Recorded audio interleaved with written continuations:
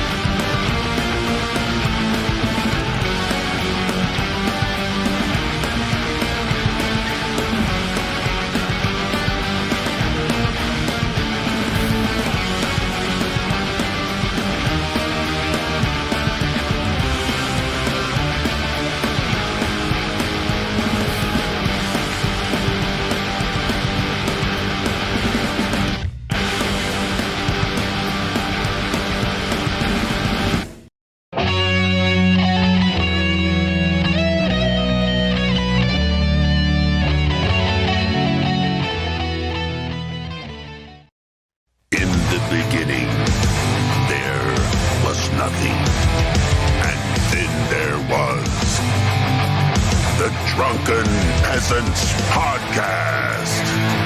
I gotta get a witness. No!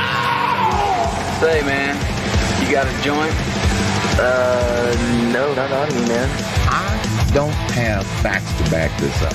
It'd be a lot cooler if you did. That's true. Sometimes I cry. Oh! Lick my butthole, he laughed. From the strangest corners of the internet, here to bring you opinions of the world from an altered perspective. Here are your hosts, the Drunken Peasants. Hello, everybody. Welcome. Drunken Peasants Podcast, episode 998. Do it live. Doing it live, 998. And so we'll have 2 days off. We'll be back on Thursday with Hannibal and Monty live in the studio for 999. It's like Herman Cain back from the dead with his 999 plan. We're gonna make good of Herman Cain's promise to the American people. Maybe we'll find a Godfather's Pizza for $9.99. That would be a miracle if there's one of those around here. I don't know. There used to be a few that I knew of, but they probably all are closed down. Yeah, there were some where I grew up too, and they're all gone.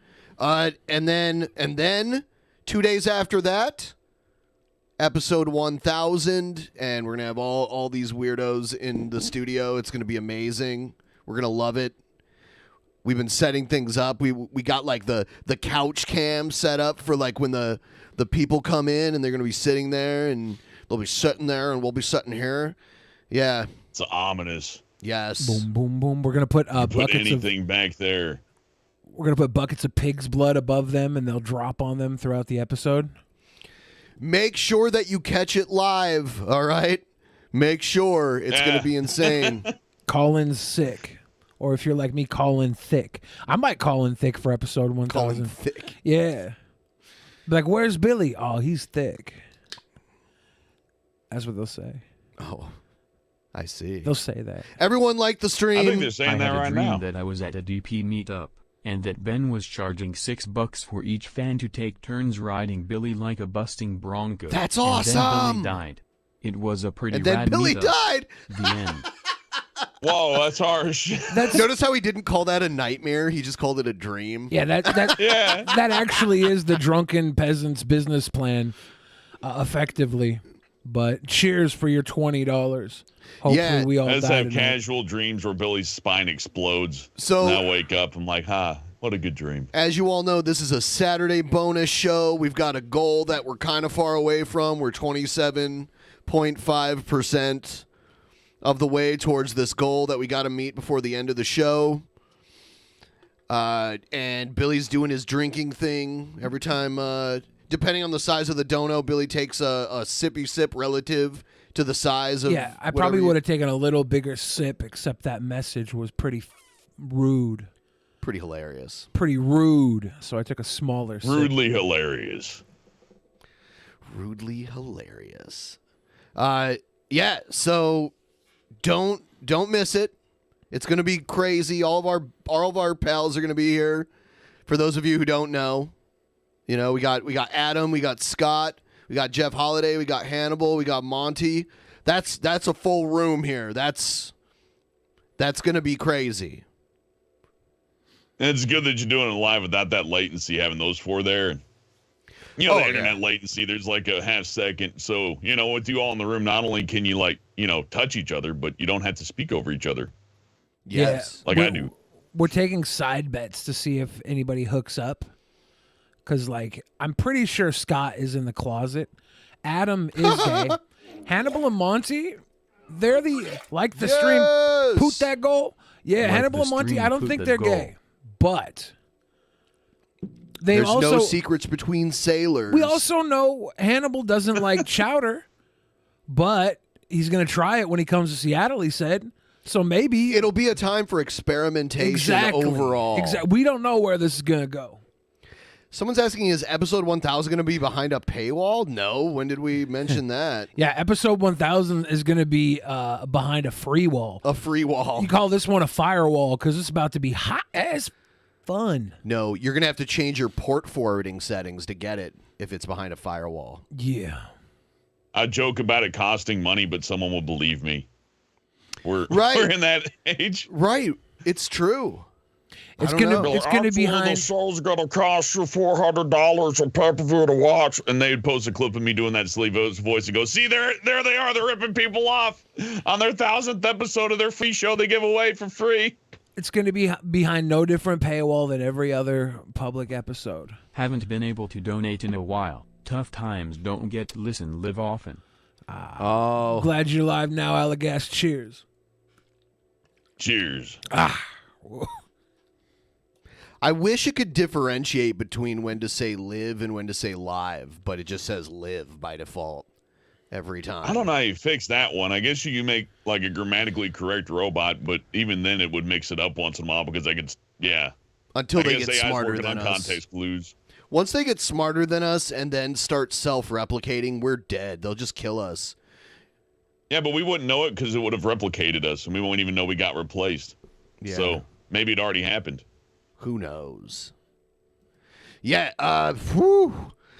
Man, we've got all sorts of fun stuff. Everyone liked the stream. Also, we did a crazy private show through Patreon last night. If you guys missed it, check it out. Sign up. It was pretty great. And then there's another one coming up later this month. And then also our last post show. You want to check that out. Not the one that we did on Twitch, but the one where Joe showed up and we did a longer than usual one. It was so much fun. We're 33% of the way to the goals. That means we're 1/3 of the way. Basically. That's pretty good. Yeah. It's pretty That's good. damn guys. good. We've only been live for what? 10 minutes? If that. 10 minutes? 9 minutes. All right, here we go. We're going to start. Here we go.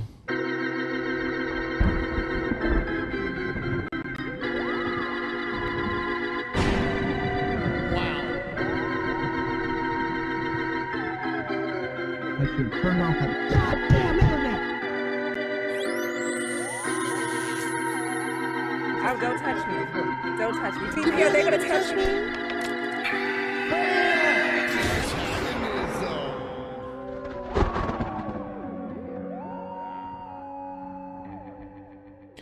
So before we get into the subject of the thumbnail and the title, I wanted to show, someone shared with me, our old buddy Lucian Autobot made a video. Oh, a new one? Yeah, but it's all just text with him making faces, and then it was copyrighted music. So the person who sent it to me did an edit. By the way, there was a dono. Jennifer Robbins. They did an edit and they gave it almost like horror movie music instead to cover up the copyrighted music. Genius. Yeah. Transformative. It's fair use. It is frightening. Here it is. The date was chosen because peaches are harvested. Peaches are native to northwest China. Nowadays, they're cultivated. Peaches contain vitamins A, B, and C, potassium. Medium peach triple contains 8% of daily value. There are over 2,000 varieties of peaches globally. Power-packed peach. And Corpse is pushing Big Peach.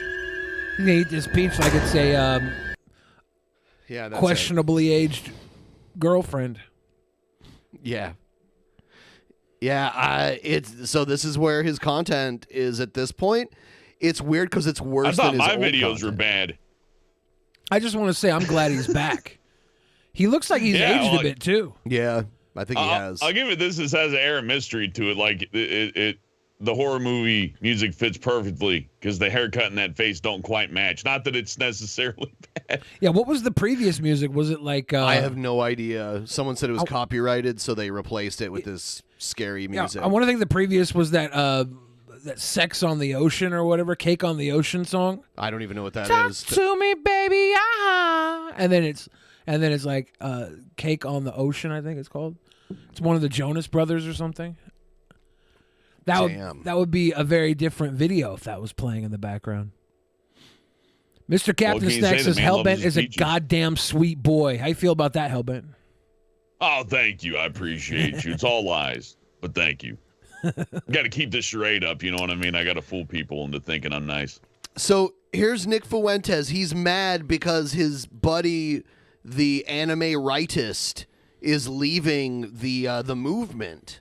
He's a defector from the movement. You know, Ben, they say a picture says 1,000 words. This one only says about 30 of them. But I got the point. Did we do a troll or not a troll for the anime rightist? He's not a troll. He was literally, like, unironically a member of Nick Fuentes' little group. But he's leaving now? Yeah, he's leaving, and he'll explain here. This is Nick reacting to basically the anime rightist breakup video with his fellow groypers. It's still my heart. Anyone who's close to Nick, or anyone really who's high up is like trying to correct these things. There's, as far as I'm aware, there's no public retraction of a lot of these things, and I'm really trying to be humble about this, recognizing my own failings, my own imperfections. So please see this as like a filial correction. But for these reasons, like I feel I just want to point out also. There's this very sort of like condescending, like I've outgrown it. I'm sort of just more. Yeah, he learned from you. He learned how to be a little prick from you. Mature now, I'm a mature adult now, and this is just sort of immature. I've just sort of outgrown it, and I'm very humble. But I have to give my opinion. Like this video is supposed to be saying like, I don't want to embarrass Nick Fuentes with my weird shit. Oh, but also I'm going to throw in here's my 2 cents on the whole movement. Like, that's actually not a very humble thing to do. That's actually not very humble at all. There's no humility in that. He's the pillar of humility over there in the bottom right. Yeah. He's nothing but humble, always gracious, and he would never speak ill word or immature things. He definitely wouldn't put cat ears on his head and go into an ice cream parlor and act immature. No, he wouldn't. Just cast the thought aside. He was actually very mature in the ice cream parlor. By the way, do you see the big mound? Actually, that's the most mature I think we've seen him now that you mention it, Billy. Do you see the big mound in the anime rightist's bed? His waifu pillow, right? It's his waifu pillow. Is that his pillow?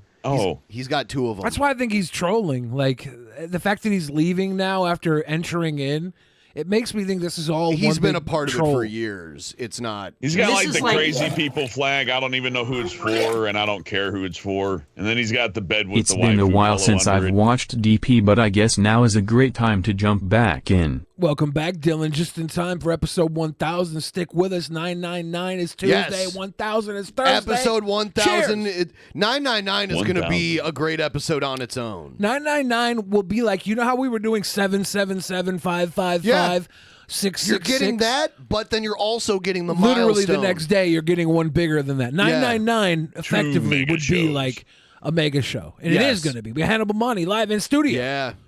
It'll be their Get a first 2-pack of mega full shows. day in Seattle. Yeah. maybe a big problem with a lot of people is there's a lot of people that just some boogers there. want to criticize me. Eat a boogie. And they just have no compunction about He made doing that green screen himself with his nose. Freely and openly will just say, oh yeah, Nick's this, and there's no shortage of people that are going to give their opinion about me. And there's really no humility in that. And there should be.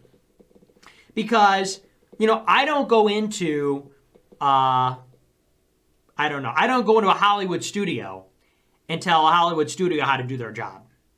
No, I don't go into any Hollywood studios. You stay behind a green screen like the rest of us internet people do. You don't go to L.A. You don't get paid or invited to go to movie studios to act in things or to be on television. Did they bring him on TV at any point? Has this guy been on TV? He's had a couple of small TV pieces. So they put him on Fox News. He was on with Louis Theroux. He had a little documentary going. Like there's something that's going to come out with him that's a little more. Actually, that I have a little bit on that because, but we'll get to that in a minute. The Baked Alaska, Nick Fuentes, and Beardsome did a recap on the Theroux documentary, and we'll get to that. Was Beardson in it too? I don't know. I don't push the doors open in a political campaign office and say I know how to do everyone's job here. There's actually not a whole lot of humility in this position. Now, it's not to say that people can't criticize me. It's not to say that people can't say what they want about me. Of course, that's their prerogative. But to say like, oh, well, I'm trying to be humble here. Well, you're really not. Because actually, why should we hear your 2 cents? Why is it up to you to correct me? I mean, you've got what? Because it's YouTube. It's YouTube. It's broadcast yourself. It's the website. You're allowed to upload whatever you want to say. I thought these people were about free speech, weren't they? Well, he's not allowed. Free speech like an important thing. He's not allowed. He's not allowed on YouTube. Oh, really? I guess I can't be surprised with the funny flag. Again, I don't know what it means. Don't care. But yeah, Nick Fuentes isn't allowed on YouTube, but this guy is. Oh, that's even better. Yeah. So you can be this guy and be on YouTube, but you can be the little greasy guy behind the green screen, and it's like, no, you got to get out of here. Well, I guess so much for free speech. If he doesn't get it, no one else does either, huh?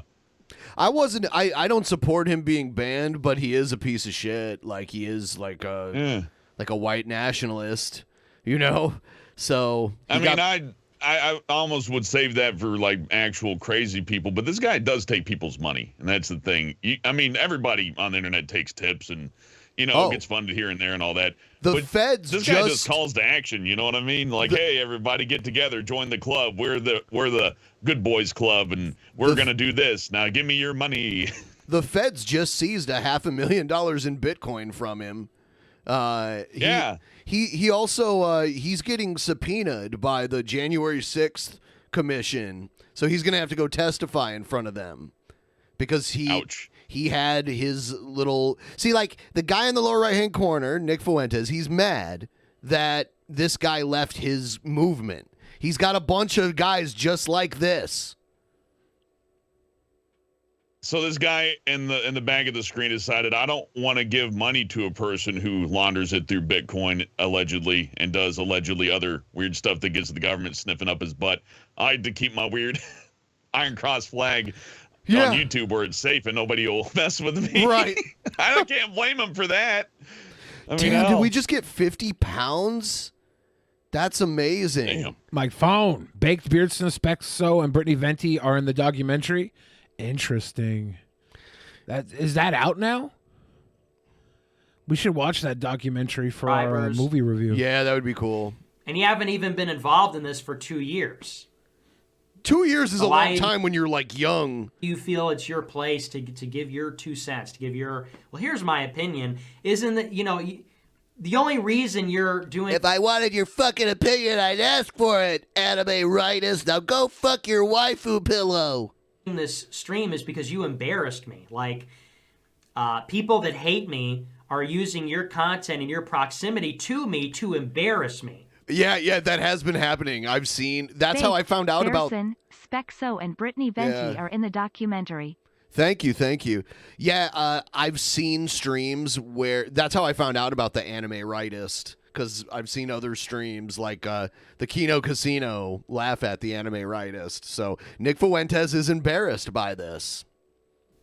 That's what. But YouTube isn't. what the first half of this stream is about. I just feel like the anime writer is a fucking character. Like the glasses, the fact that he's got the waifu pillow covered up right now as like his way of. I have another video. His history. He's the angriest gamer you ever heard. He's the angry Aryan nerd.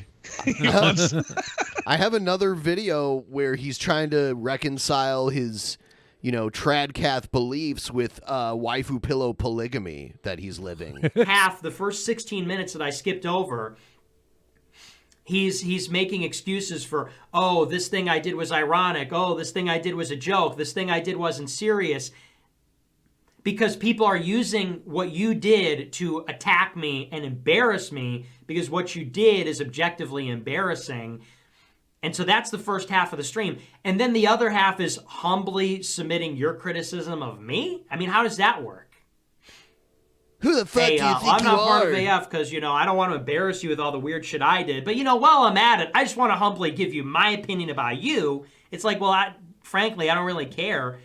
But this pissed me off, which is why I'm reviewing it. So that's one. Here you are on the microphone talking about his opinion. If it didn't bother you. He doesn't really care, but he did get pissed off. So he cares. This rolls off my shoulder, but I need to take 10 minutes to address this guy that nobody watches. When someone makes it a point to tell you how much they don't care, that means they care.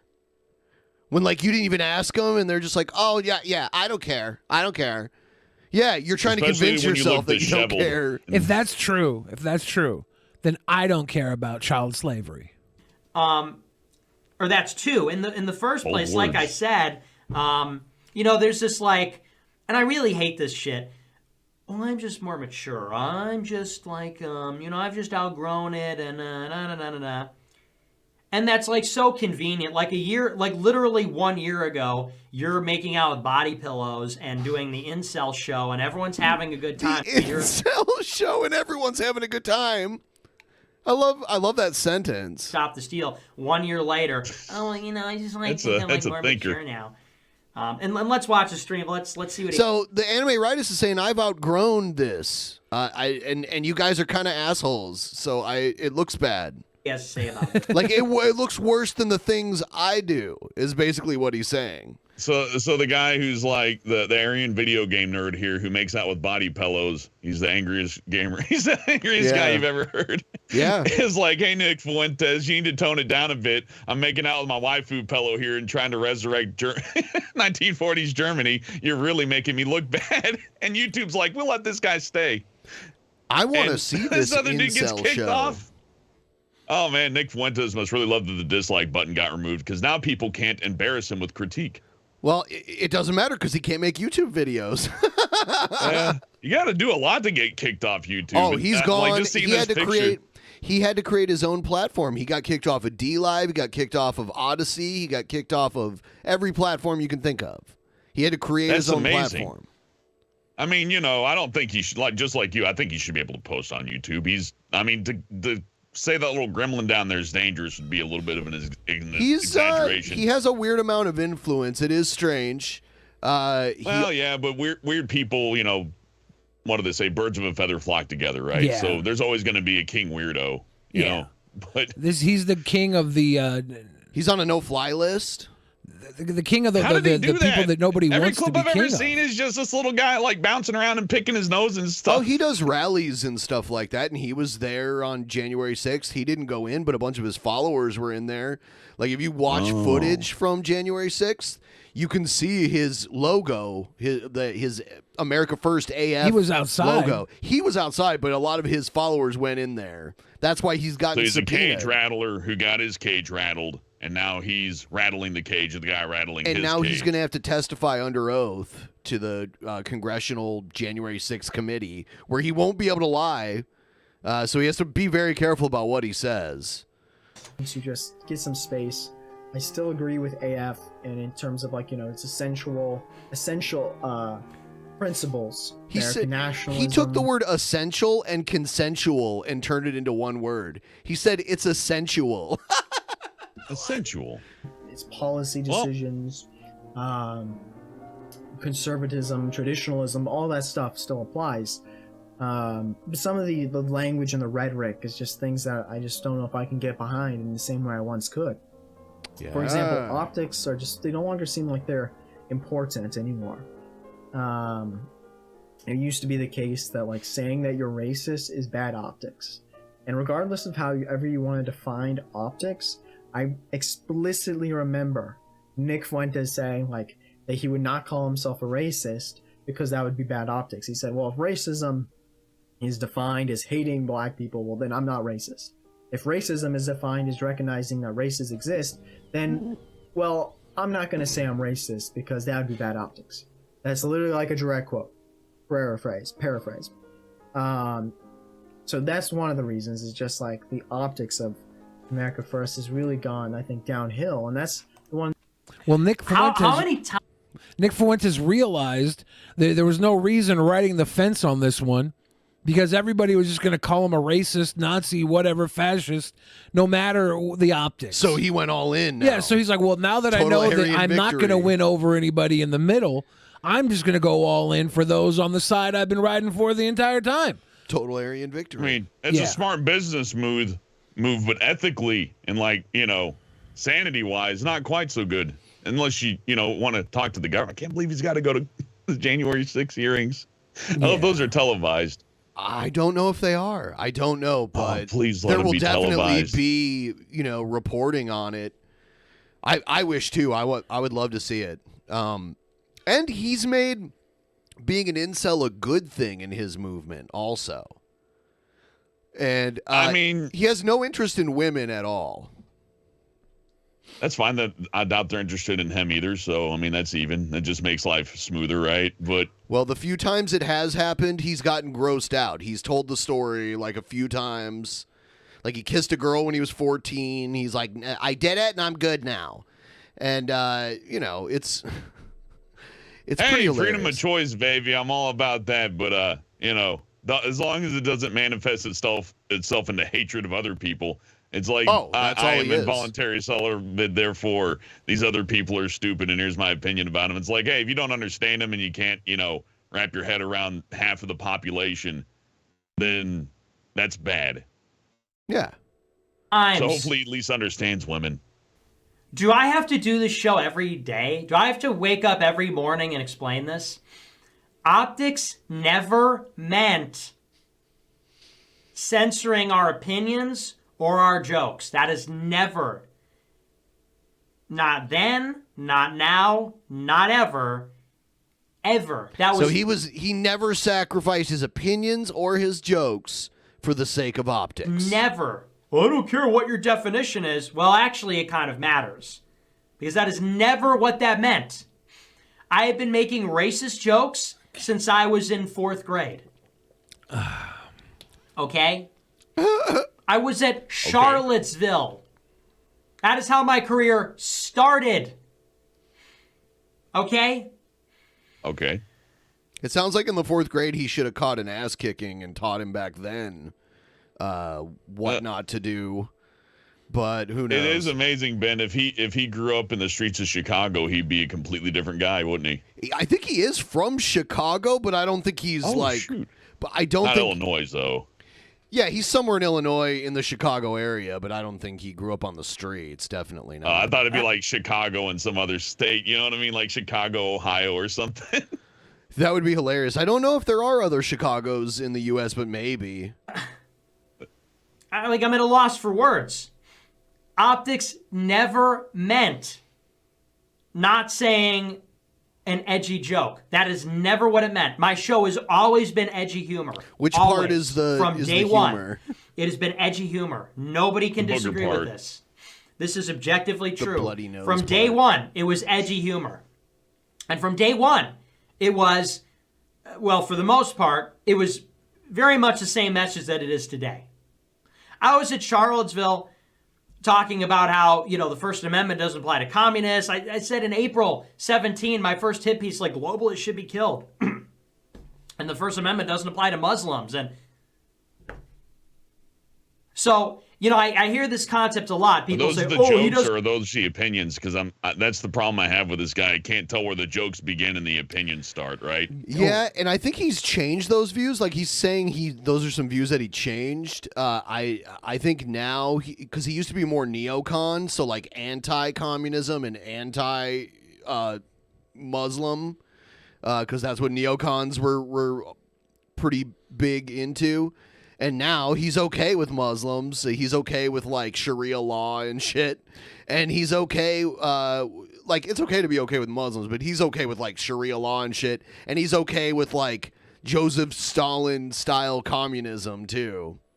As long as I'm free. But it has to be if everybody else ain't free, forget it. It has to be Catholic, though. See, that's his thing. He would like to have the Taliban, but like a Catholic version of the Taliban. Oh, he just wants, so he wants that neocon, hardcore Christianity, Dungeons and Dragons is the devil, can't listen to rock music kind of stuff. He doesn't like the Protestant middle ground to where it's like, well, hey, rock and roll can be all right. Just make sure to say, pray to Jesus every night and be a good person. He doesn't like the mild form. He wants the heavy-handed forms of religion. So, that's lovely. So the Locust God said he's not okay with communism. He's a fascist. I mean, he's okay with nationalizing all sorts of things and making it like he's okay with the Nazi form of socialism that they had created during that part. He just wants it to be ethnically pure and Catholic is his thing. That's so religious Nazism. That'll only go to good places. I mean, religion was used to justify a lot of things at the time too. So true enough. Doesn't care about optics anymore. That is never what that meant. The show National Socialist, yeah. But he was singing the praises of Stalin the other day. So he's kind of shifting that way. He doesn't like communism in general. He likes someone like Stalin and what he did with communism. He likes that part of it. Has never changed.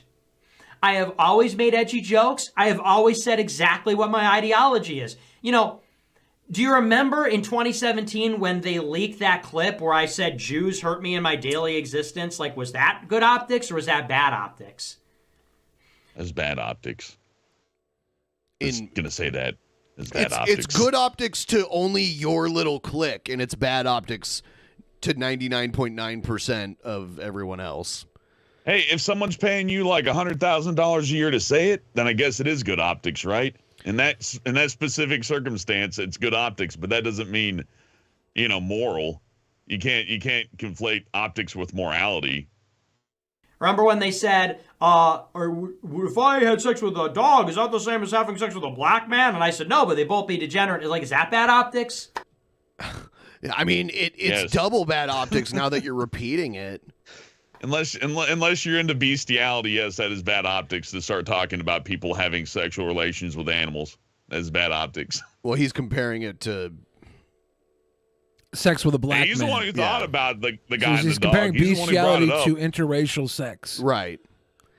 And which is the he bad said optics. that years ago, too. It's like he's going through his greatest hits right now. The Nick Fuentes greatest hits collection. It's the same show. Black Album. It's the same content. The unironic message and the ironic message have always been the same. There has been no change. The quote-unquote optics did not get better or worse. The substance of the show has always been the same.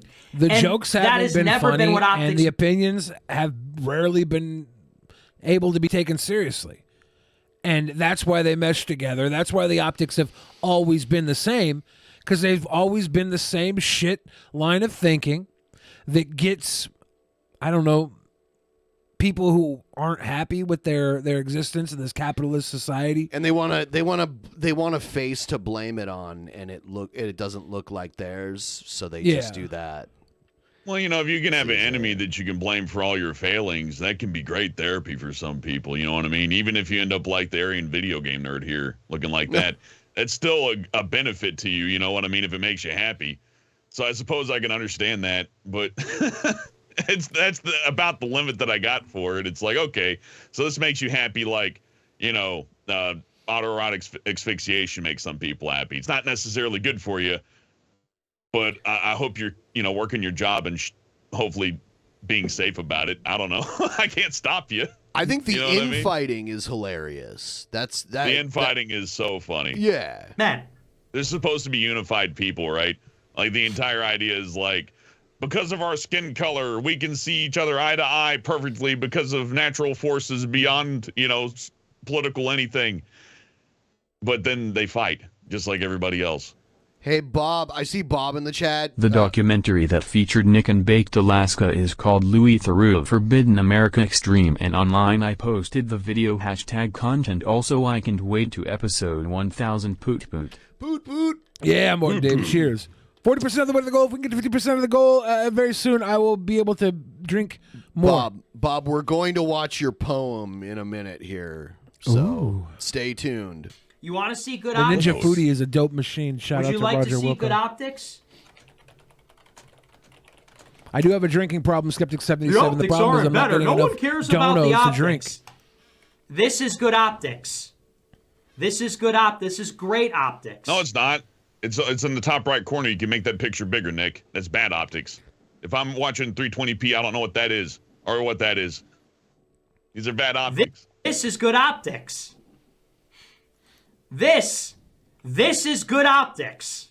Okay, this is perfect optics. How? What's better optics than this? What, the glasses? It's Yeah, like, the look at glasses this pretty picture nice. of me. That's good optics. It looks like I have I friends was in a this photograph picture. with a black guy. He's doing what Trump does. That's He's great. make sure the only black person there is walking behind him.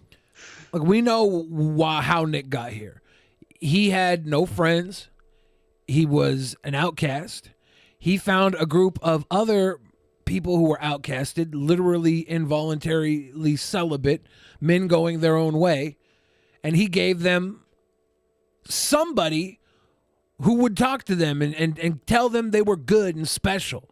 It's the same way all these movements start. You get people who feel like they're outcasts, and you tell them they're special, and they group together, and they either become special or they get stomped down by people who don't give a fuck about who's special. Very astute observation. I mean, literally, what is better than this? This is perfect optics. Man, there's a lot of things Who better than couldn't- that. That guy's haircut back there is bad Support. optics. If you show this picture to a normie friend of Look, yours, I can't dog on people for bad haircuts, but this is the bad haircut video right here. Nick looks like he just got out of bed. The guy in the back looks like he cut his haircut was cut by a zombie or something. Ah, man, that's nuts. would they support this? Yes or no?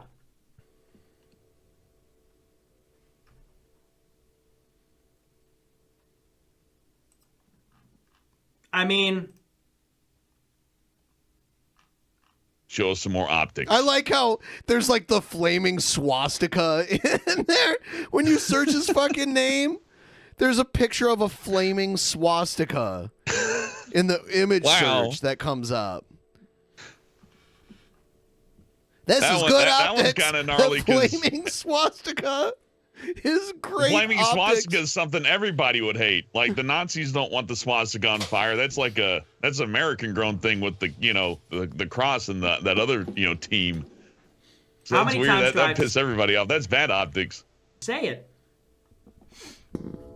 What optics is and isn't.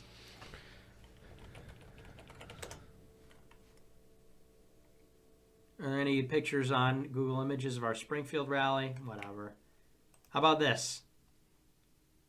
It's hard to see what that even Giant is. protest outside of the Yeah, I Illinois can't- State Capitol. Giant protest, ladies and gentlemen, in Illinois. Looks That's like the good Walmart parking optics. lot. If you want Gonna to need see some how better good my optics to see optics that are, picture. check out my America First Pinterest.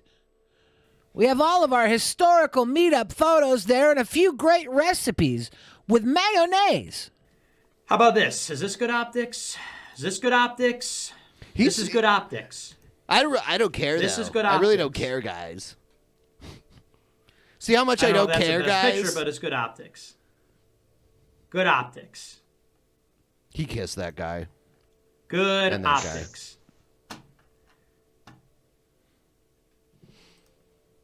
Saying a racist joke has nothing to do with optics. Do you know what optics means? He's schooling us on Saying optics. a racist joke has nothing to Look, do with I that. got to interrupt. So optics, right? Optics is a new word, but it just means tact. And tact has existed for a very long time, well before all this internet stuff. Optics You is have like tact. public relations, like Yeah, it's it's like how I don't PR. invite myself to dinner. You know what I mean? Like I don't go to someone's house uninvited for dinner and just show up and start eating. That would be, this guy would call it bad optics, but 10 years ago we just called that tactless. You got no tact. Yeah. So they're changing the name of a word that already exists and trying to redefine it to fit a weird internet definition. That happens all the time. That's welcome to our world. For like the Welcome last to 20 crazy years, world, it's yeah. been like that. I'm just gonna stick with tact. You can have optics. You can keep that word. Anybody who Saying- says that's a moron now. So there you go. You're Enjoy racist that. has nothing to do with that. I have always said those things. So you're wrong on both counts. One, that is not what optics is. Two, the things you're talking about have always been there. Let's put that aside. Okay, we're calling it something else. Well, either way, you're saying things you weren't saying before. No, I'm not. I have always said the same message. Always.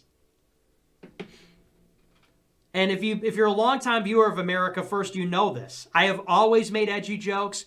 I have always been honest about Jewish power, race, etc. That's bad optics. That is wrong. You are objectively wrong. Because you're You being can say- honest about your views, which I guess is commendable, but your views are fucked up and far off. That's where the bad optics Also comes fallible. from. Yeah. Like even if you stick with your view all the time, if your view is fallible, then to use his own words, that's bad optics. You got to take your fallible view and fix it instead of going, I never changed. I don't care that you tell me left is right and right is left. I believe, my own version of it, up and down. You don't care It about just doesn't work. definitions, but definitions matter. Well, I don't care what definition you use. Okay, how about the definition I use? Because it's a critique of me. That's not what it is. You don't know what you're talking about. It never has been. I've explained this a billion times. And two, the show has always had edgy jokes. I mean, Your edgy jokes, though, are all like race related, and they're usually about either black or Jewish people. So, like, you make edgy jokes, but they all seem to fit into like a very specific category. Most comedians have a repertoire of jokes. Like Yeah. even Chris Rock in his most racially charged special would break the pace a little bit with a joke about McDonald's fast food or, phone calls that he gets or something, or a public interaction. If it's literally just, blacks and Jews, yeah, it is not only a bit lame, but also it's going to get stale. So, how can you call it a joke after the, 1000th time? got involved after Groyper War. What were Groypers doing during Groyper War? How does anal sex help us win the culture war? Israelis have great That's a good dance question, moves. Google Nick. How dancing does it? Israelis. Would that be bad optics? That was in 2019. Ooh. He's got like a list. Don't He do was it. a big Groyper in 2020. So what happened between 2020 and now that is different than what we were saying in 2019 during Groyper War? When we had Like a Groyper whole saying, lot? how does anal Like a sex whole help us win the lot? culture war? Google dancing Israelis. Calling Dan Crenshaw Zyoclops. Trumpster Bob, you might be interested to know that Nick Fuentes probably would fail the butthole challenge because he went on a date with a strapping young man who likes to wear cat ears and suck on dildos. So That was the nicest video he ever made. It was very, very sweet. Beautiful. It made me So it's happy just to watch. ignorant. Like, you're just wrong. This is not a humble critique. Like, you're ignorant and you're wrong. And you shouldn't be saying these things. You should not spread confusion. Just spread butt cheeks. If you don't know what you're talking about, shut up. Humbly, if you don't know what you're talking about, if you're just ignorant, don't say anything. How about this? How about this? I gotta No. tell you Humble something position. humbly. How about Humbly, this? Don't know pick your nose. Everybody's Send 'em to ignorant. me. Everybody's ignorant. Everybody who speaks up thinks they have the fucking answer. None of you do. None of us do. You all just fucking talk. Fuck you, Nick. Fuck you, hentai pillow boy. Fuck everybody. You're all fucking dumb. Nobody should talk, but everybody will. That's the story of the internet, the story of the soapbox. Everybody gets up on the soapbox, says their opinion, confuses everybody. So clap your thing. Tell us what to do or not to do. And fuck yourself, Nick. Humbly fuck yourself. See, you're getting attacked by Honest Red yet again. Honest Red is a provocateur? No, Honest Red is a lost cause, completely brainwashed by the alt-left. The alt-left? Yep.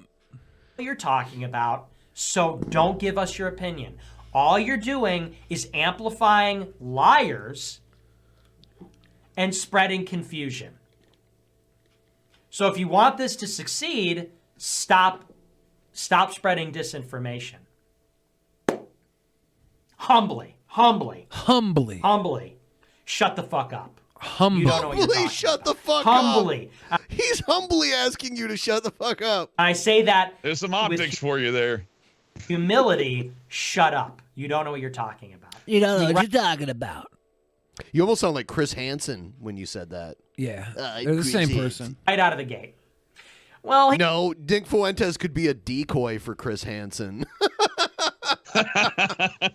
Hold He on, does look 12. I'm making some cookies and 'cause putting on my cat ears. They need someone who's of age that looks like they're underage for those decoys. So yeah. Himself a racist. Just save the stash and give him a Steven Universe t-shirt and some shorts and a lollipop. They'll be lining up in front of that house to get a piece of him. You know what, Chris? Matter of fact, turn the cameras off. I got this one myself.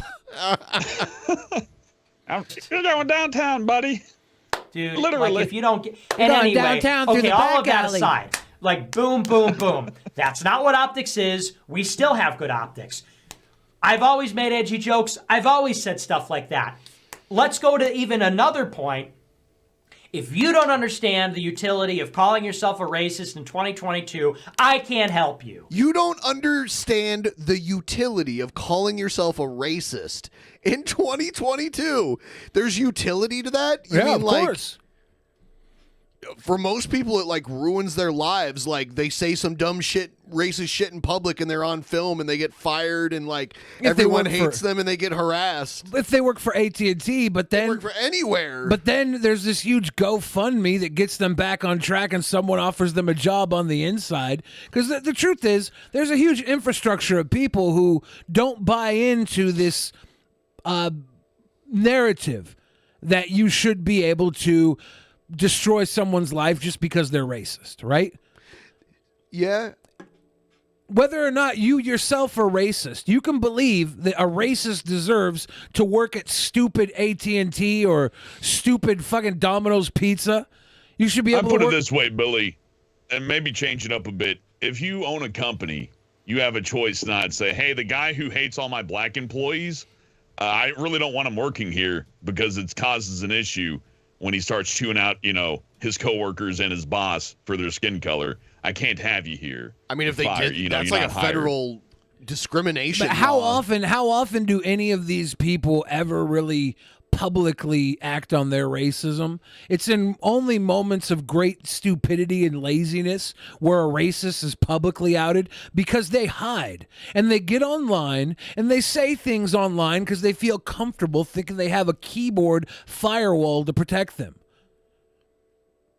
That's where the dumb people have the loudest voice, as you can see by this hentai Nazi and catboy loving alt-right He has enthusiast. literally said that he wanted a harem of catboys. That, like, I've seen video of him saying that, and there's leaked Discord stuff from him on his verified account talking about how much he loves catboys. Sea-Dog says, Nick hit me up from a Craigslist ad and blew me. I have proof.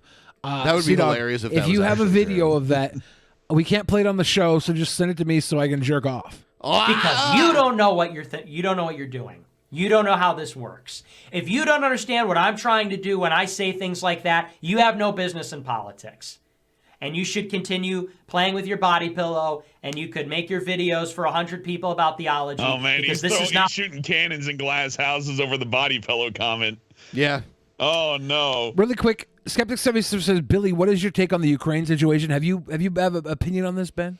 Have we talked about this yet on We the show? haven't yet because I've been kind of waiting to see what happens because the media, they don't have a lot to cover right now. So they're like someone farts near the Ukraine border and now it's like, whoa, what are they going to do now? Because right now Russia's saying they have no plans, right? Publicly, they're saying they have no plans. And we can, yes. Yeah. And the But news of course, why keeps- would Russia say like, yeah, dude, invasion is on February 21st. Get ready, fuckers. Yeah, and why would That's not gonna news? happen. Why would the news ever say that a country has plans to attack anything, or maybe has weapons of mass destruction hidden or anything? Like, how often are we trusting our government and our media to do the right thing as well? I think that Hillary had her eyes on Russia in 2016. And then Trump took her fucking chariot of fire and rode that bitch into a literal non-wall. And now we're back here, part 2, Electric Boogaloo, with Biden. Fucking Trump's or Bob's calling Nick Fuentes left wing.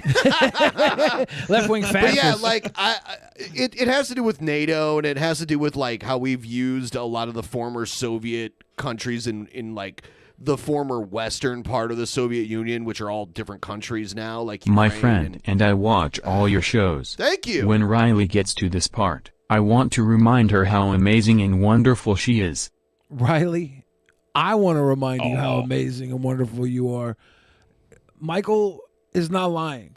You are absolutely the best. So like Estonia and Latvia and Belarus and a lot of those countries and Ukraine, and they were all part of this Soviet Union, and we've used those countries as like a buffer zone with NATO and the rest of Europe and the United States to kind of like keep Russia from expanding its borders since then. And yeah, Vladimir Putin, he's a nutcase and probably secretly the richest person on earth. Possibly. And he's made himself in a country that's supposed to be a democratic place. He's done what Trump wished he could have done and just made himself eternal president over time. It's just weird. All my opponents just happen to die and leave. Well, like it's a dangest thing, isn't it? He used to have term limits. Like he was president first for a while, and then he had term limits. So he installed a puppet and created a new title for himself. He was like chancellor or something for a little while. Oh, like super president. And then you're vice president, you're president, you're super president. and then the other guy left office and he took the presidency back and has never let it go since. Where you belong. He's not the richest, not even top 5 of money you know about. Yeah, I mean, yeah, he's estimated to be worth something like $600 billion or something like that. But he's probably not even the richest when it comes to hidden money either, right? He might not be. He may not be, but he controls the military. You know what I mean? Well, he has a controls the military, presence but on the globe. military ain't going nowhere without gas, right? True, but how much is a nuclear bomb worth, Billy? You know what I mean? natural How much gas. is plutonium worth? Yeah. How much is plutonium worth? They got a lot of that It's too. worth more than any other mineral. Like he's got a bunch of nukes. See how much you If can you sell don't get nuke it, for? if I you don't know I why bet we're it's a lot of saying money. that, Yes. if you don't get the rhetorical utility. They have the largest landmass of any country. There's all sorts of natural resources in there that they have. Yeah. Of saying Yeah, that it's a Russia's lot. always been a Do son not of a bitch talk about politics. to invade. Do something else. But You we live in don't- a world right now where they find a way. So it's a little scary. We'll see where it goes. I think a lot of people thought this How might have soon came. before he restores the monarchy and becomes Tsar Vladimir Putin? Get it. He'll be chairman. And I'm saying that seriously. God Lord. If the left is calling us racist, if this is a tool they're using to destroy us, it does us no good to treat their terms as sacrosanct. We are trying to delegitimize these words. Do I have to explain it to you? We are trying to take the wind out of their sails when they use them. We are trying to defend. Back in 2017, Fortune magazine reported that Vladimir Putin is reportedly richer than Bill Gates and Jeff Bezos combined. I don't know how That's probably true. Yeah, which I is think if you measured it in like, dollars, I'm sure not. But, if you're going to talk Maybe, about though. investments and ownerships, like imagine all the property he owns, right? he has a lot of unregulated money that he's the head of the government. He doesn't have to report it. Do you think the Saudis have reported all their money? No. There's It's oil money and like other stuff. There's so many families that are like legitimately generationally in control. The Like, words there's so that much, they use so much money that's not to impose their out there. moral imperialism on us. Bill Gates and Bezos force is us like to the accept a moral scoreboard standard for which people in the places game, racism politics or as the highest capitalism. evil. The game When capitalism. we say we are racist, that is meant to trivialize. Okay, if you And it guys is can meant- name some good anime, I'll donate $10, and Hellbent might give the Allstate guy a run for the deepest voice. Easy. Let me start. Cromartie High School, Cowboy Bebop, Space Dandy, Dragon Ball Z. Trying to think of a more obscure one. Cromartie High School is one you ought to watch, though. That one's real obscure. You really ought to watch Cromartie High. It's a very good anime. I'll leave it there. Billy, what do you got? I was supposed to start watching Attack on Titan with a friend of mine. We're going to have anime night. We sit down with our waifu pillows and eat traditional Japanese food. So Attack I on heard Titan. Attack on Titan's going to get a finale soon. so you're Vampire gonna be able to binge Hunter watch the whole D. thing. Vampire Hunter D. That's a special one. That's like OG violent anime. That was one of the first things they aired on Adult Swim before they did the whole Toonami thing, right? There's two. I remember being a little guy. There's two Vampire Hunter Ds. There was one made in the 80s, and then there was one that they made like in the early 2000s, Bloodlust, Vampire Hunter D Bloodlust. Yeah. I always liked Ranma 1/2. There's another one called Mermaid Scar, which is a crazy one. That's good. It's like if you eat the flesh of a mermaid, you become immortal, and the main villain is like this little kid that's actually like thousands of years old. There's one that I liked that it was unexpected. It was Otsumatsu. I don't know if you've seen that, but it's about a pair of sextuplets, six twins, sextuplets. They all have different personalities, and they're all neats like Nick Fuentes, except none of them are as lame as him. They actually go on fun little adventures. But, it's a comedy, right? There's a lot of good Japanese anime comedies, and I was exposed to anime as all being a long series of dramas, kind of like a soap opera. So I was really surprised by Otsumatsu and Cromartie High School. Sorry, these words are hard to say sometimes. Because they were actually able to, bridge the gap, right, linguistically. Because, sometimes Japanese to American, American to Japanese, jokes don't work, especially puns. Puns are just, you can forget about using puns. But the writing itself was funny enough that it kept me engaged despite the localization requirements to make it funny. Maybe his localizer doing a little bit of work here, but I don't know. I highly recommend Otsumatsu, though, if you're looking for a comedic take. I watched Jinro the Wolf Brigade not too long ago. That was pretty wild. That one's hardcore. Yeah, hardcore. Those hardcore animes that make you pee sitting down afterwards. Subvert and undermine the political utility of that word for the left. Do I have to explain this? Do I have to explain you this have to. without irony, explicitly, Yes, without irony. and slowly for the people that just got You can speed involved it in up, this though. yesterday? Do I have to do that? This is the last time I'm going to do it. Okay, I'm waiting. Ears are open. I shouldn't Come be on, little doing guy. it.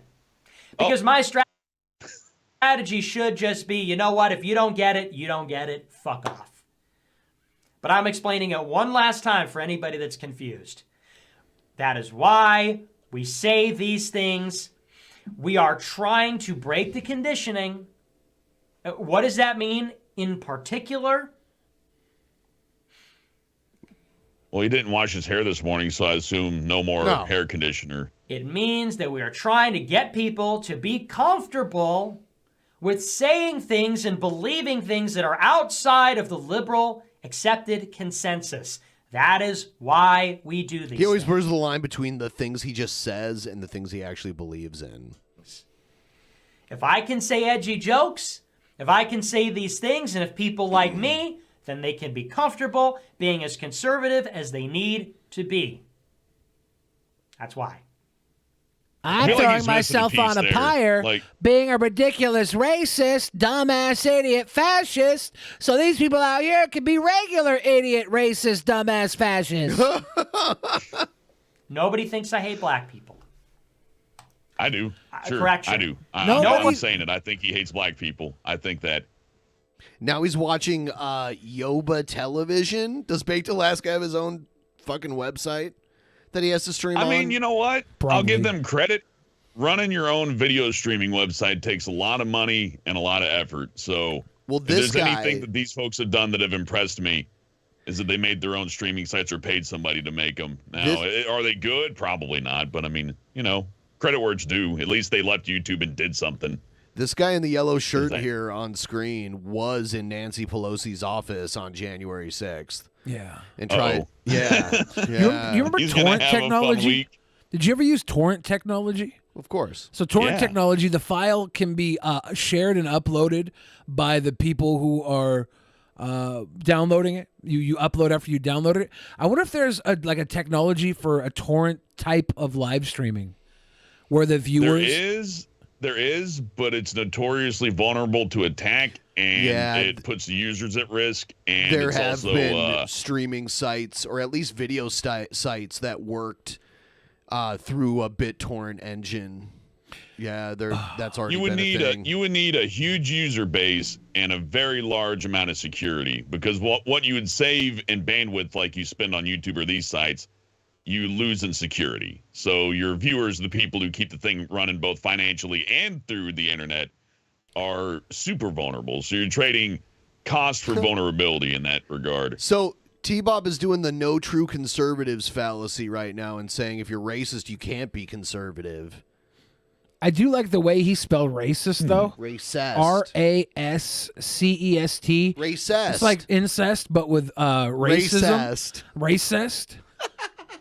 I guess you can't be like fiscally, financially conservative. I forgot the other word for financially, but you can't be financially conservative and racist, because what if, like, a person with different skin color gives you a better deal? Like, are you going to reject that as a conservative? That's not very conservative on the, very base level of it, right? So I understand that. Makes some sense. Who but then again, in crazy world, you can be whatever you want. On our side thinks I hate black people. Let's get an optics check on the New York rally where I'm surrounded by black people. Let's get an optics check. When people see all these black guys at my rally, do they think, oh, he hates black people? And they see John Miller at AFPAC 2. Do they think he hates black people? No. I mean, we're doing something deliberate here. Humbly, shut up. Humbly, he's so shut No up. offense, but you're in the wrong here. You're just wrong. Do I think Nick Fuentes hates black people? No. Do I think Nick Fuentes puts out a commentary, an opinion, a joke that is not beneficial to black people? I think so. I think he says things is not beneficial to a lot of different groups of people.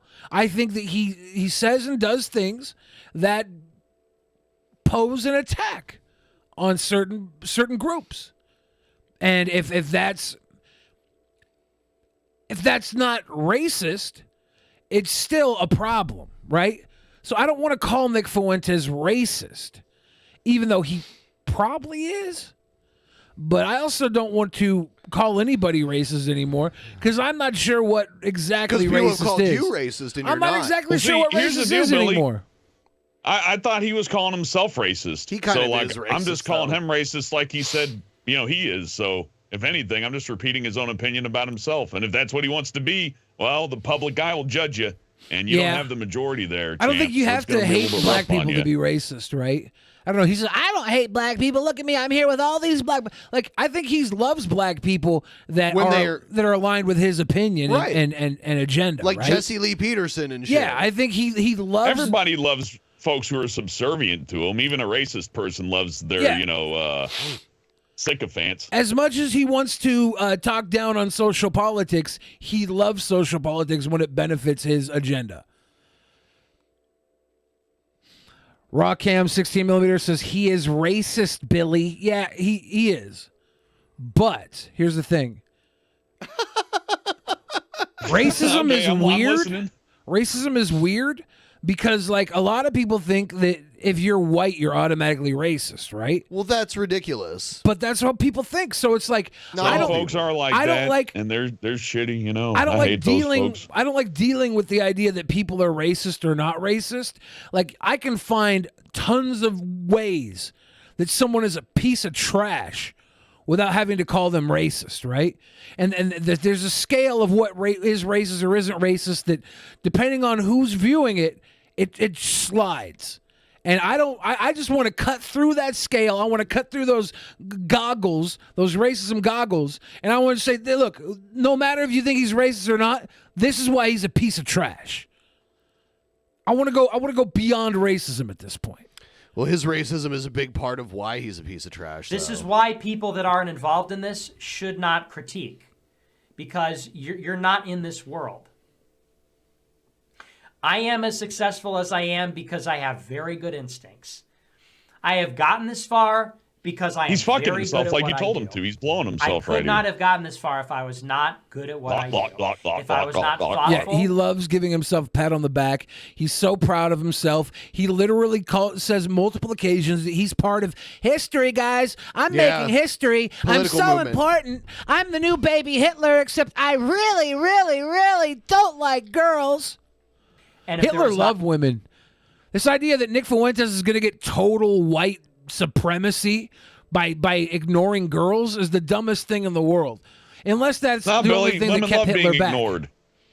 Women love There's being nothing ignored. women love more than when you just don't pay attention to them and pretend like they're filth that don't need to, and they disgust you. No, if when you really talk didn't about pay their attention to bodies. them, they would stop. You have to give them just a morsel of attention, and then they feed on it. It's sick and disgusting. Women, go to a psychiatrist. not a coherent underlying strategy throughout the 5 years I've done this.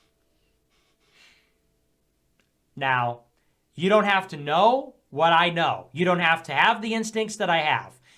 But good. Any humble, smart person can see someone who is successful in their field against all odds. Against all odds, is successful in their field. Your field is leading a bunch of never-do-well, incel, MGTOW, displaced human beings. And to be honest, we live in a capitalistic society that displaces the majority of people.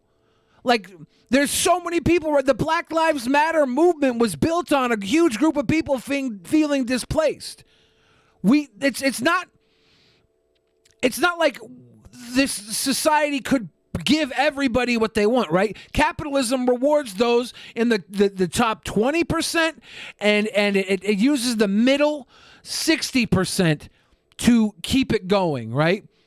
And then the bottom 20% somehow just live off of the benefits of the capitalist social programs. That's kind of like the math, right?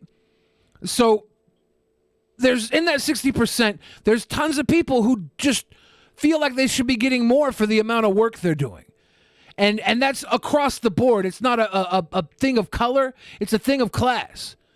And all these groups are getting together and thinking they're going to empower themselves and break through that glass ceiling and get up into that top 20% and really have something to say for themselves, something to show for all the hard work they do, not work paycheck to paycheck, not have a stack of bills for cable TV. You want to talk about hard times, baby. It's not just hard times. It's hard conditions. Baby. We're conditioned to live hard and die. If you will.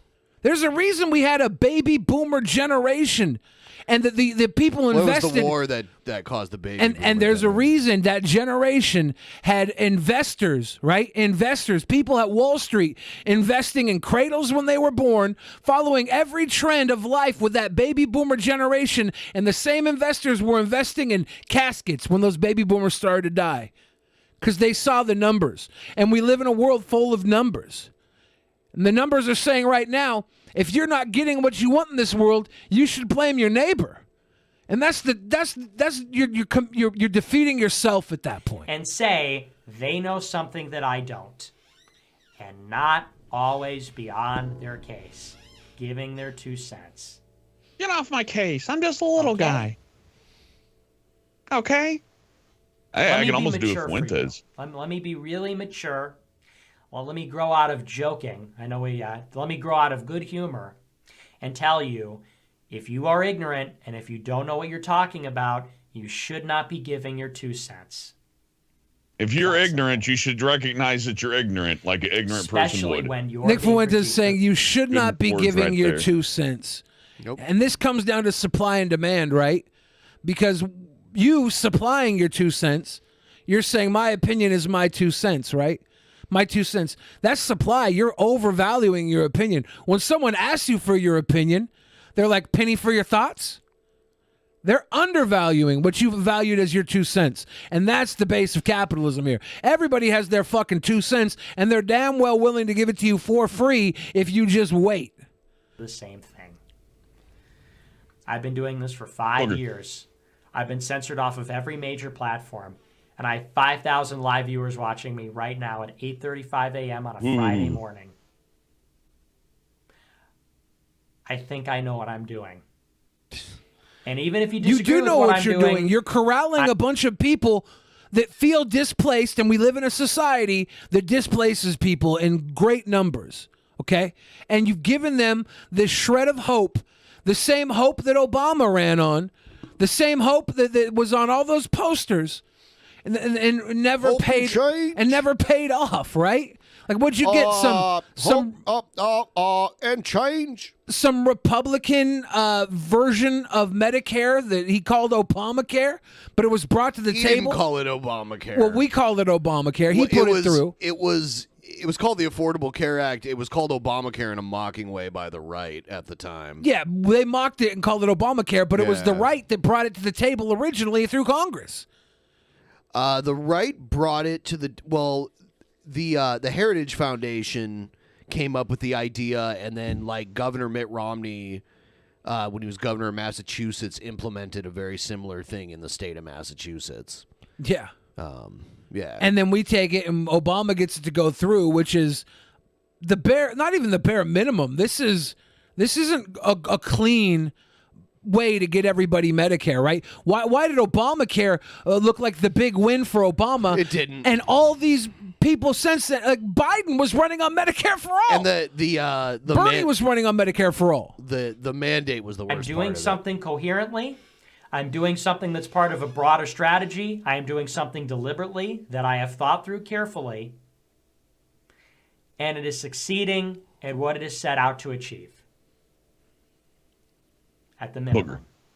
White Nubian King says Billy is sounding All of this we racist can right now. infer very simple. Are you a white Nubian King? That was me on my side. Am I racist against you, white Nubian King? Fight me. I'll be racist if that's what it takes. Wait, we don't need to know anything about politics. Because I know optics. I learned from Nick Fuentes. Good optics from Nick. He says Not it's ego, good optics to be that's not racist in pride. 2022. It's just where I am.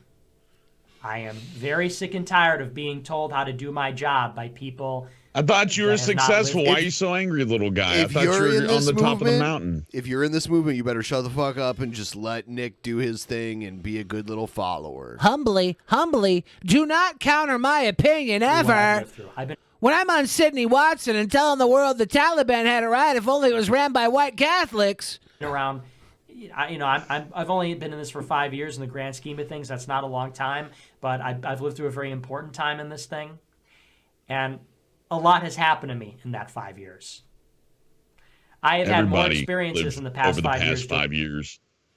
We all lived over the past 5 years. The guy working at Arby's has lived over the past 5 years. He doesn't make as much money as you, but he's worked over the past 5 years. He's learned a few things. You're not very special in that regard.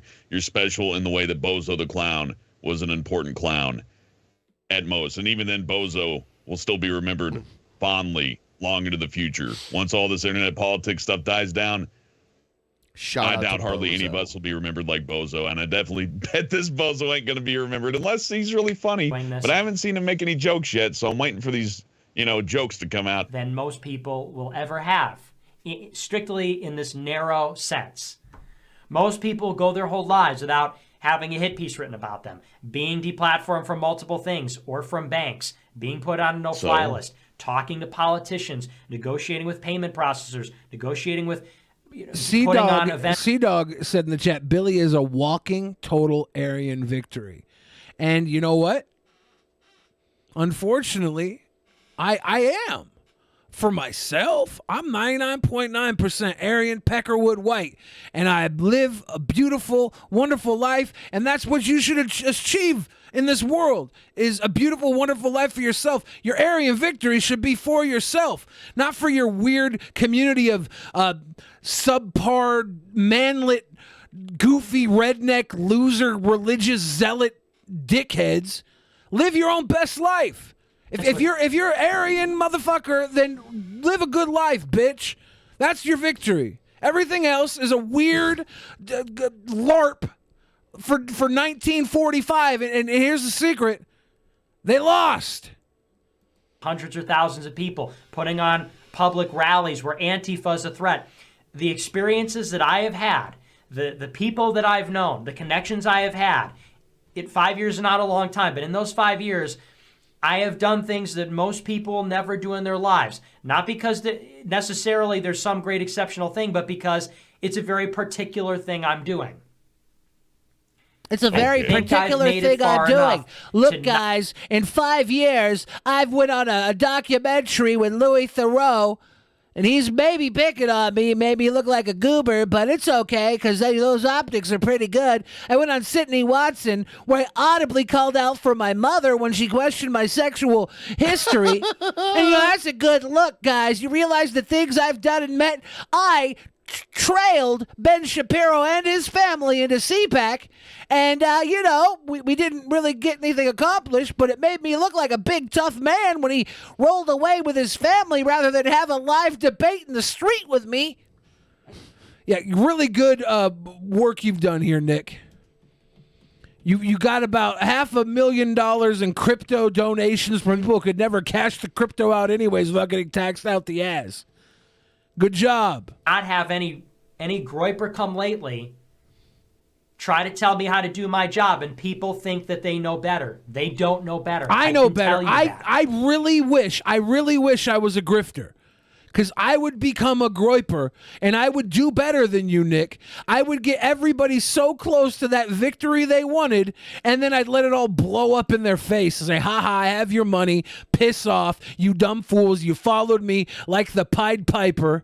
And I milked you for every dollar you were worth, and now I'm effectively Jack Murphy, but instead of cucking myself and my wife for your $100 a month dono, I'm now turning the fact onto you that you were losers to begin with, and the best thing I did for you was scour your attention into this direction that's not going to get you locked up in a stupid jail cell because of your weird January 6th freedom LARPing.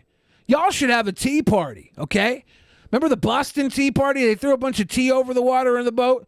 This time, throw the tea on the kettle, heat that shit up, offer me a cup, I'll drink it, and then go fuck off. That's your tea party. It's going to be just as effective and less time-consuming than this bullshit LARP you're doing, but you guys want to feel like you're achieving something. You want to feel like you're the future. You want to feel like Nick said, we're a part of history. We're so important.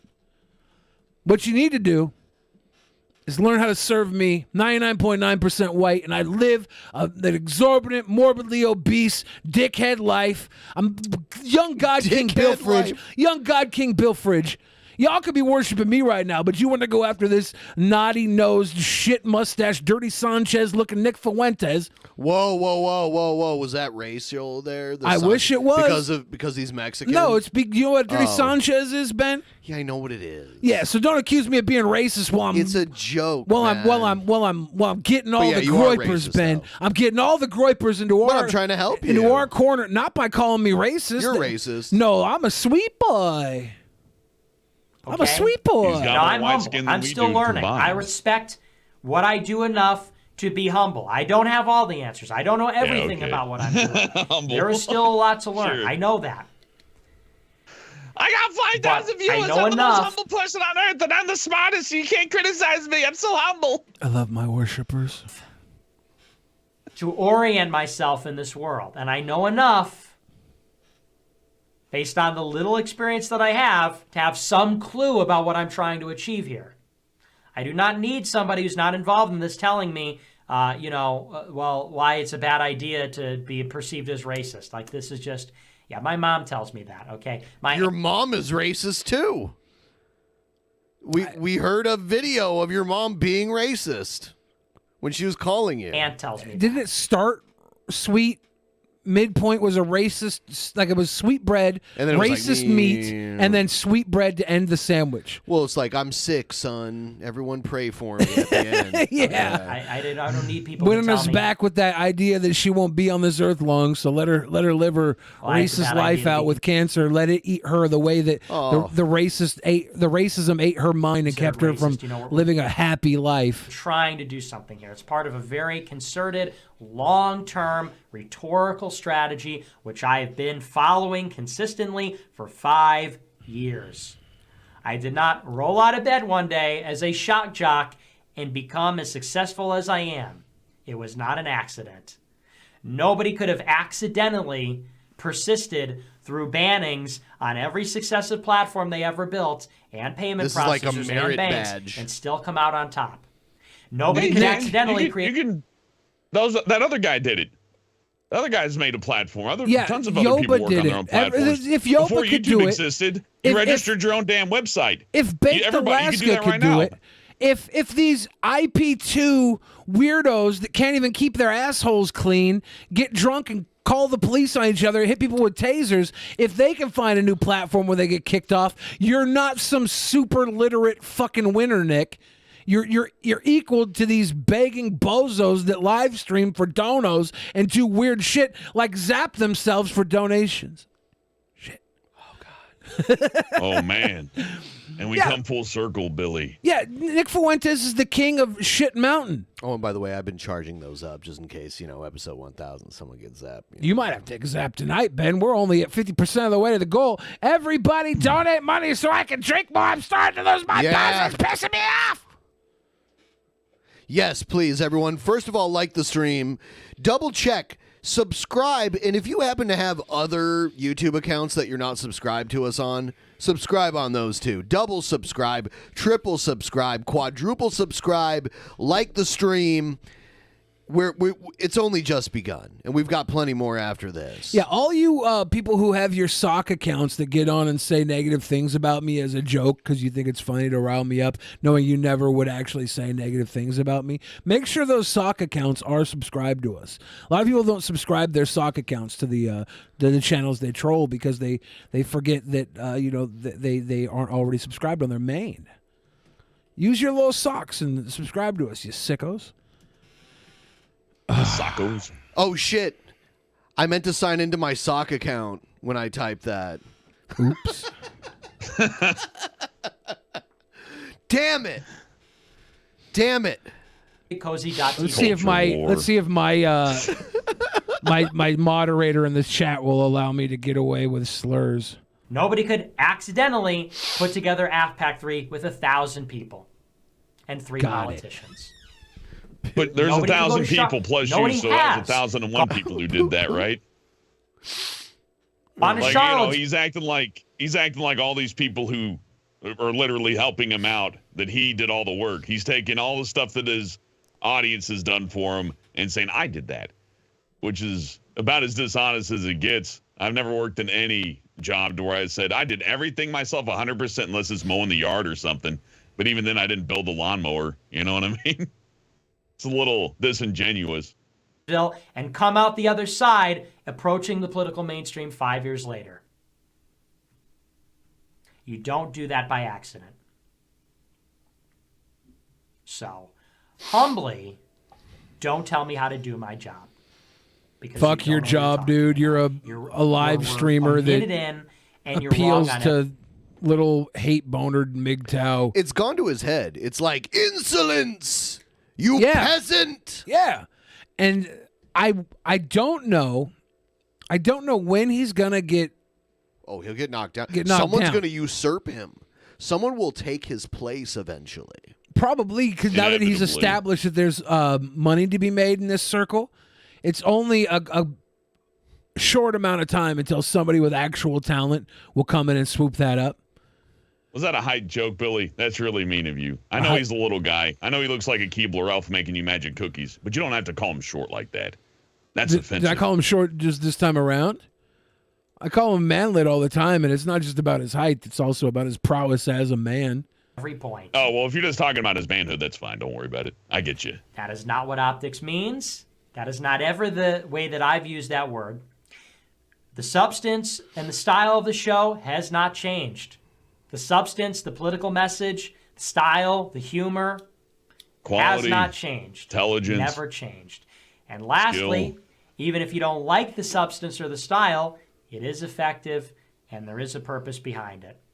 I don't like explaining this stuff because I like to have fun. I like to just, I think it's lame when people explain the joke. I really do. Fun. And I didn't want to do the stream, but it just made me mad. And I should adopt an attitude of, look, if you don't get it, you don't get it, and you can't participate. And people like this are going to hate, and then so be it. That's how it is. You know what I mean? I thought funny guys just let it roll off their back, man. You can say whatever you want about me. It doesn't hurt my feelings whatsoever because I'm cool as a cucumber, baby. He said he didn't Nothing care, bothers me. and then he made like a 20-minute video being like, how dare you talk shit about me? I would be embarrassed to make a 20-minute video to respond to somebody who made fun of me. If it's a live stream and you're just goofing around, I understand he's streaming too, but I'm not the leader of a political movement or anything. I guess when you become the leader of a political movement, you have a duty to respond to people who don't like you. But I don't know. I just view this guy like a clown. You know what I mean? It's an act. You put on the act, you get the money, and then you do your little dance and shuffle and say your words and leave. If T-Bob had the resources to go to AFPAC and be our man on the ground at AFPAC. Where's AFPAC? It's in Florida. So he's like closer to it than we are. And he'd fit in. It's America First, PAC. Political Action Committee? Is that what it, or convention? I don't know. Probably. Yeah, but they're doing it. It's coming up. It's Nick Fuentes got banned from CPAC, so yeah, it's the America First Political Action Conference. It's Nick's little thing that he does. It feels like this guy's strategy is just to get banned from everything, which is an interesting one. Is this weekend? Actually, I think it might. Yeah, yes, it looks like 28th, I think. No, I'm sorry. Let's it's see. 2020. 2022. 25th. February 25th. T-Bob, start driving. There's no way that we can get there. Drive your buddy's awesome truck. We have episode 1000 sell on the 24th. Damn. I just want Bob to get some footage there. Do some interviews. But this is an important thing to clarify, and then I'm never going to do it again. That's a lie. Okay. Everybody on YouTube who said I was never going to do this again, they always lie.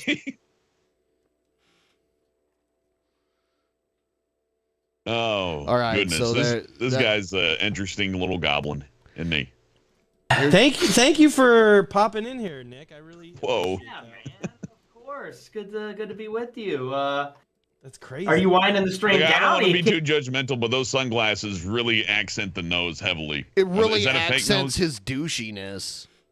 Yeah, he's got the midlife crisis thing running like crack style right now. It's amazing. Hey, he's got the same mic as I do. Yes, and this is Nick's platform, cozy.tv.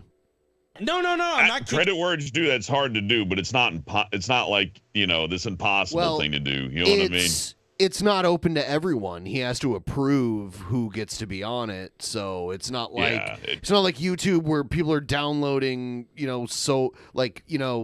years and years worth of content in such a short span of time. This guy has to get his own cloud share service or whatever, DDoS protection, and then he lets on 2 or 3 people. And that's pretty much what a website has always been now and forever. It's impressive, but it would be more impressive if he let other people on. But that's probably not Are you gonna happen, kicking me out? Are you kicking me out of the stream? I'm here to get a little deeper into the pants of General Lee Roth in the background.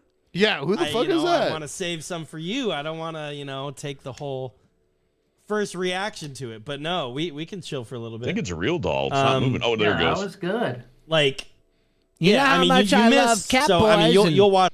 A hot blonde with a erect penis is almost as good. Hot blood babes. Watch the whole thing all together, obviously, but like, I still am shocked. It's incredibly Kino. It literally looks like the Joker. It kind of sounds like the Joker. It's like, you know, oh no, we're these like edgy villains, but like we're funny, we're cool. Like even Louis himself can't help but laugh during most of it, and most of it's reasonable too. Like great. We're show funny, something we're cool. Yeah. bad, and then we Pocket explain that it, yawn real and it's quick. like, okay, well, it's not that bad. Like, and I like what you said too. It's like, yeah, we're real human beings. Like you can feel the genuine spirit from all of us that we're being honest. We're telling it like it is. We're admitting. I you know, love the certain way things. he's explaining the documentary.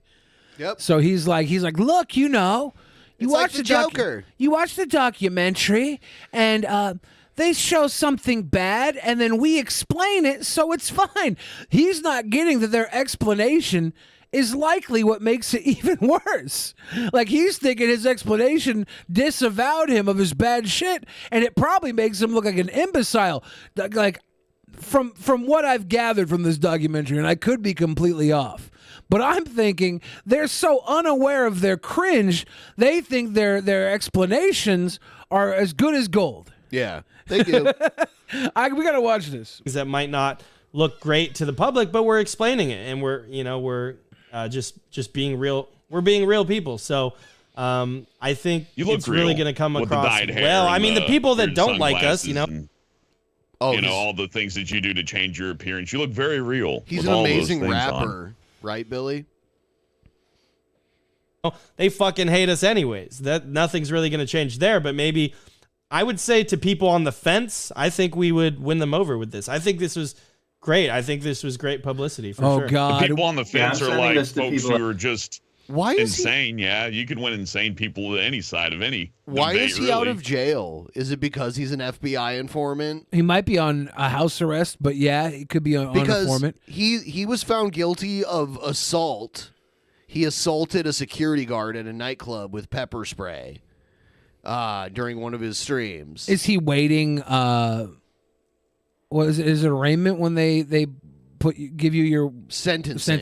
Sentencing. Is he waiting on sentencing? I have no idea. You'd think he would have gotten it by now. And then Maybe and the then judge has he's more still important things to do. There's no way he's gonna walk from the January 6th thing without charges unless they cut a deal with him.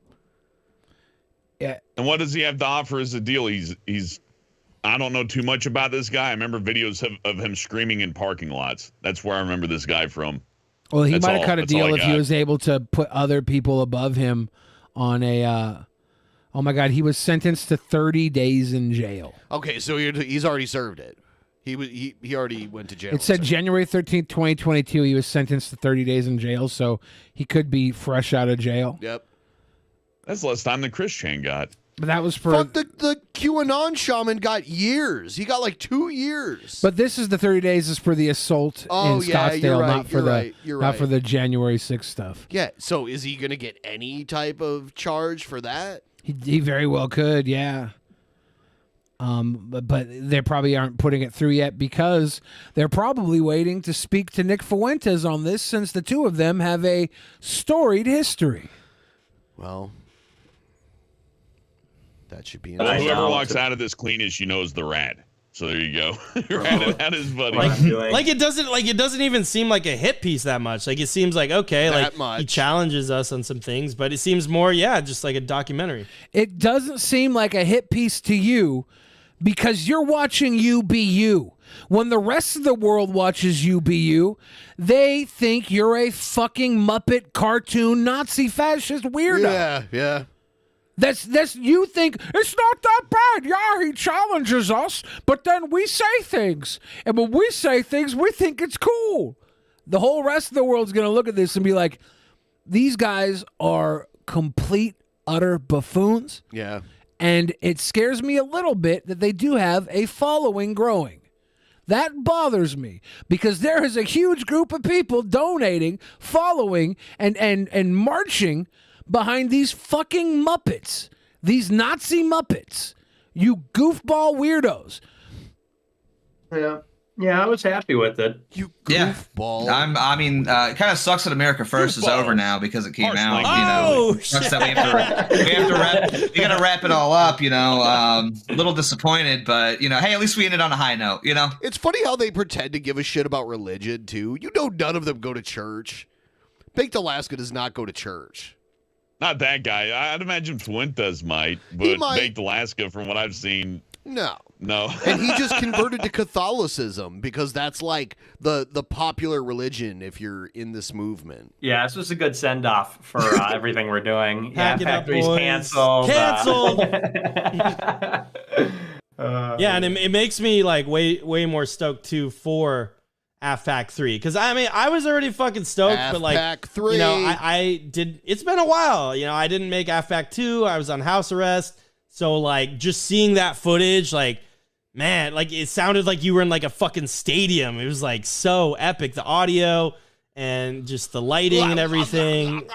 And we have even more speakers, a bigger mock blowjob thing. It's weird how He's even these doing guys that are like close to my age are just filleting Nick Fuentes, like Baked Alaska and Beardson. Like he's like mid-30s, right? Baked? Probably, I don't know. Yeah, so like judging by that haircut, probably late 30s. Yeah, and Beardson, he's like an older guy, but they both they kiss the feet of the great Fuentes Because they're fucking numbskulls. They're all sycophants save failure the to money, launch man. losers. Yeah. But Baked Alaska literally changed to a liberal for a girl that punked him out to sleep with Ice Poseidon. Your hero is a loser. Beardson had a wife, and she left him because he was too creepy alt-right. She chose to leave him because she was creeped out about how weirdly alt-right he was. I mean, he's like flying to these weird incel protests where he's calling women with purple hair sluts. Fucking slut! And I would say that was pathetic enough, except for the fact that your wife went on record saying she was leaving you because of how weirdly alt-right you are. I could say one thing about someone who's alt-right and can slang that dick and keep his house in order. I'd be like, okay, this guy's a piece of shit, but at least he walks what he talks, right? Beardson doesn't even do that. Your marriage fell apart because you were a weird loser. Shout out to the dono we just got. We need more of them, guys. Please. I don't know, guys. You need to fucking start donating, or else I'm gonna stop drinking, and I'm gonna. This will be the first night we stop. We don't hit the goal, and he'll murder me. The sober It's peasants. true. Cheers. Venue, it's sold out. Daniel says Nick Fuentes is in the Dude. building. I'm That was that's so in like cringy. 10 days. Yeah, that was so cringy. He's in the house. In the house. His house. In the house. Oh God. Yeah. That's right. See, it's all Fix ironic. all The funny cheers. sunglasses, 420, all baby. this stuff. It's all ironic. So if it looks stupid, you're actually dumb for not laughing at it. So 12 days. 12 days. So 12 days. who are the mystery speakers? I heard PewDiePie. Yeah, it's PewDiePie and Leafy? Vladimir Putin. Let's yeah, go! Leafy is here, yeah. Leafy, okay. No, you're going to like him, though. Very, very exciting. We got an old legend, and we got Trump admin official will be there as well. Leafy should speak there. They should hire Leafy to speak there. Onision. They should get Onision. Remember we wanted alt-right Onision? Yeah. He couldn't do it. Old legend. Donald Trump. Yeah, it's Let's Donald go! Trump. Dude, it's gonna be two so very anti-immigration very anti-immigration. people. I'll give you some hints there, but you know, I'm not people are gonna going to be guess. very I'm not gonna excited. guess. That's they're going to awesome. like it. They're going to like it. There's It's going to gonna be bring a these lot of great people legitimacy that to are our cause. anti-immigration That's there. fucking awesome, dude. I'm so happy. no dude. immigrants, Nick, I assume. You're a king, dude. You're the king. Hey. You're the leader of the movement. We love you, dude. Like, Hey, love you, friend. I don't know where I'd be. Love like, you, Fred. I stream now on cozy.tv. You know, this is what I do for a living. Like, I appreciate you, man. Like, I'm really looking forward to this. Thank you for adding me as a special guest, by the way. Of course, of course. Yeah. You're, and you know, Beardson. well, because I I feel bad figured for like him in the sunglasses and the dyed hair. Look, I've run across a lot did of it to guys in the himself. midlife crisis thing. You know what I mean? And there's that part to where it's like, yeah, Okay, he's saying stupid stuff, but behind the sunglasses, I detect despair and sorrow. He's been like this for a long time, untold. though. Turning Point USA, whenever they do a conference, That's they even put out sadder. like a big roster of here's all our, influencers, and we. It's weird how he moved from Alaska, the coldest state, to Arizona, the hottest state. It's very weird how that worked out. We should be that way too. I mean, we are influencers. You guys are influencers, and you guys have a fan. General Martog says that he looks like a 16-year-old Dog the Bounty Hunter in a tux. we have baby Dog the Bounty Hunter in the background, and then we got Dog the Bail Jumper in the foreground here, with our guy Baked Alaska somehow getting in and out of jail for all his antics, maybe snitching. We don't know. Do you think they bleached each other's hair? Oh, that'd be adorable. Yeah. Why did he bleach his beard while he's at it, though? I don't think they did, though. I think that this was Baked Alaska has a very independent hair job, and Give me a hair job, baby. And our guy in the background, I think he keeps his hair bleached, probably by his mom. By his mother. Base. I look at Turning Point USA, they put bleach. like literally fucking anybody on their flyer. Like, oh, here's some college kid with like 10 followers. He's an influencer. You guys have a bigger following than 80% of the people in Turning Point USA. Probably 95%. That's not a bragging The only point. person with the bigger following is maybe Charlie Kirk and Benny Johnson. The people that all their shit is astroturfed because they get $40 million from donors every year. But with the exception of like the top brass, I mean, they're not celebs. We're celebs. We have more of an organic fan base than any of them. So we should feel confident about that. We have a lot of stars. We have a real roster, and Drink. Maggie Mitch, cheers. So right here, Zero Ron says, Baked Alaska ratted out Nick, I'm positive. How great would that be if that's why Nick's getting brought in? And Baked Alaska is actually ratted Nick out and is riding here on Nick's platform. If we see criminal charges after this hearing that he's having with the commission, that could be the rope-a-dope. They could Baked Alaska could have given them some information, get Nick on the stand and catch him lying on the stand, and then boom, they got him big time. That would be like, nobody's saying that's actually like truth, fact, anything, but that would be an awesome turn of events, and I wouldn't put it past Baked Alaska to be that turncoat. Oh, he would be rat. Gonna get bigger. He'd make the call first. He wouldn't wait to be called. He'd be like, "Hello, FBI. I like to turn my little friend in. Jeez. I can't imagine ratting somebody out, but in front of that, after that, man, I don't want to go to jail for 10 years. Nobody does. I don't care what you say about your politics, even if you're, really hardcore about it. Nobody wants to do a dime in the joint. Nobody.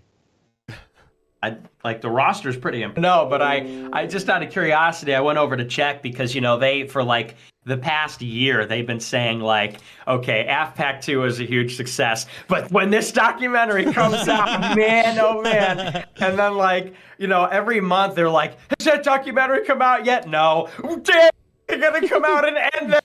And like, so I just was out of curiosity, want to pop over and see. Gee, I wonder what their reaction is to this. The whole website's down. Literally total Groiper victory. Yeah, no, sorry about that. I was on the VPN because there's like you couldn't fucking.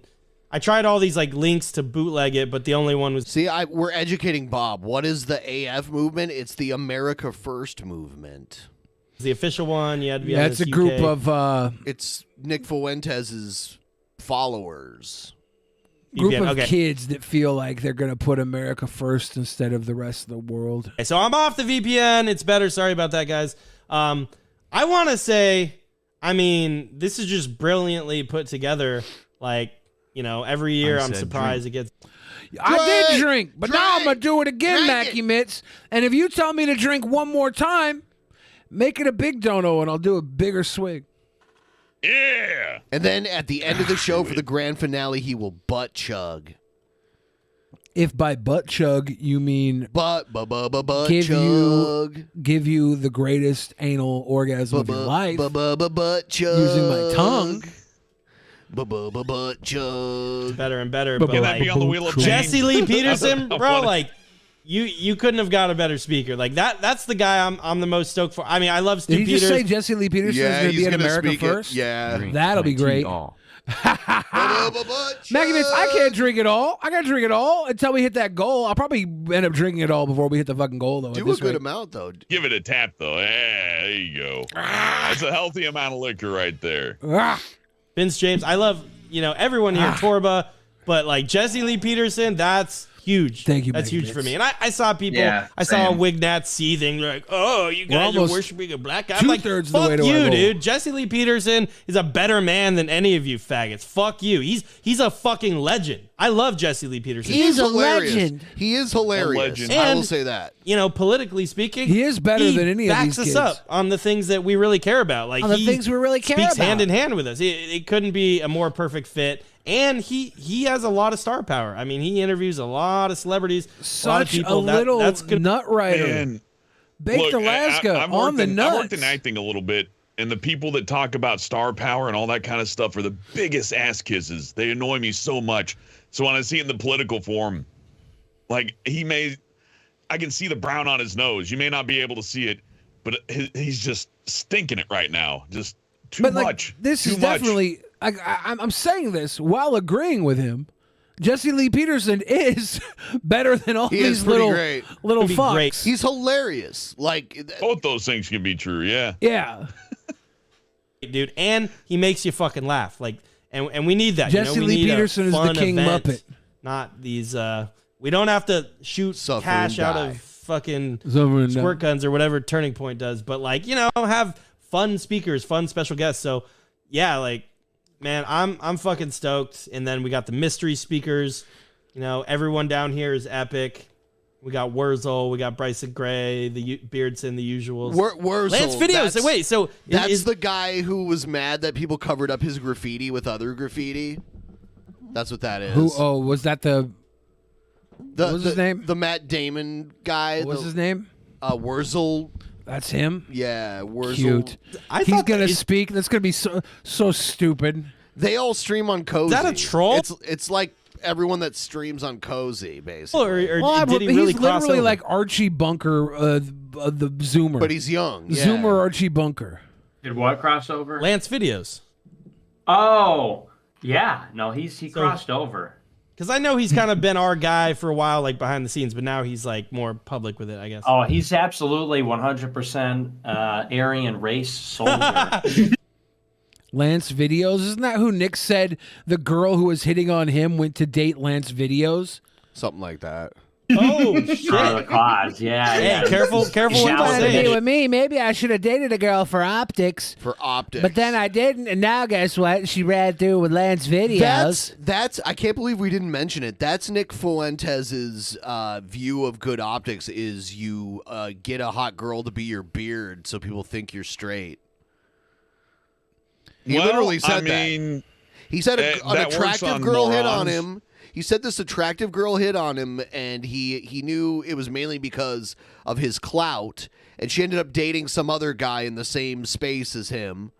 And he said he probably should have got her number so, he could have had her around for the optics. Is basically what he said. Yeah. Well, in my experience, when you're single, you're a bit more of a piece to be obtained. So I always got more popularity when I wasn't with anybody. So, especially if I was a Catholic, you'd think you'd have to get married first, right? Oh, he does. So, But the optics are just convince people he's not gay. Right. That's a tough one. He's like, maybe if I had a You're gonna need girlfriend, more they'd than stop goggles to calling me fix that. gay. It's called a beard. Maybe if the only I'm gonna time have to see him eating pussy on Cozy TV live. Back in the day for when hours.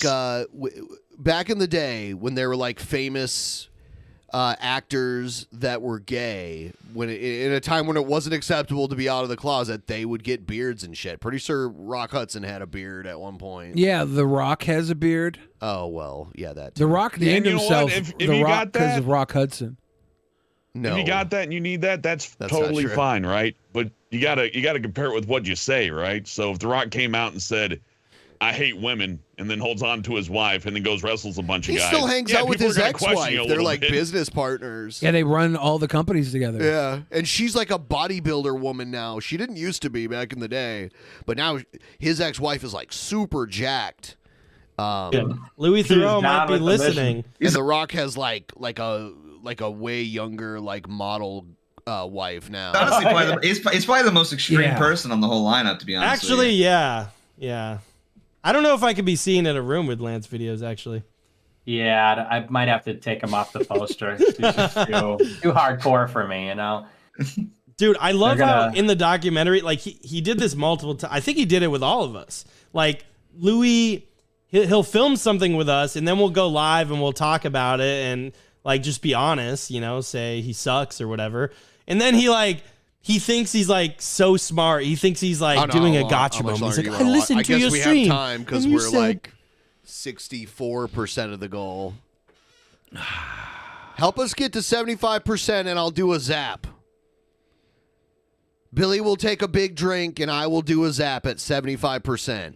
So we're like 11% away from it. Actually, not I'll even. give you a blood-curdling scream at 75%. Loudest thing you ever heard, I promise. I don't want to hear that, but you know, I was disingenuous. What was that all about? It's just like, shut No the problem. fuck up, dude. Anytime. I just next thing you know is a welfare check comes over. Like someone calls in a welfare check on him. I heard a scream. I just think it's so funny. It's happened more than once. I'm like, someone's no, being nobody's being murdered. murdered. It's just the script, man. Yeah, You're like, supposed to we've die in the script. There's two types of people, right? There's the type of people who hear welfare check and think, you know, the police have to come check on you and see if you cut yourself. And there's the other people that hear welfare check and they're like, oh, it's the first of the month. We're going to eat. I'll take both. We're going to Thank eat. you. We Oh, literally free lived like counseling from the rent free police in this and a free guy's head check. for like a Thank you. year straight. Yeah, You know what I mean? Like he was just like real. obsessed with us for a year. For real, dude.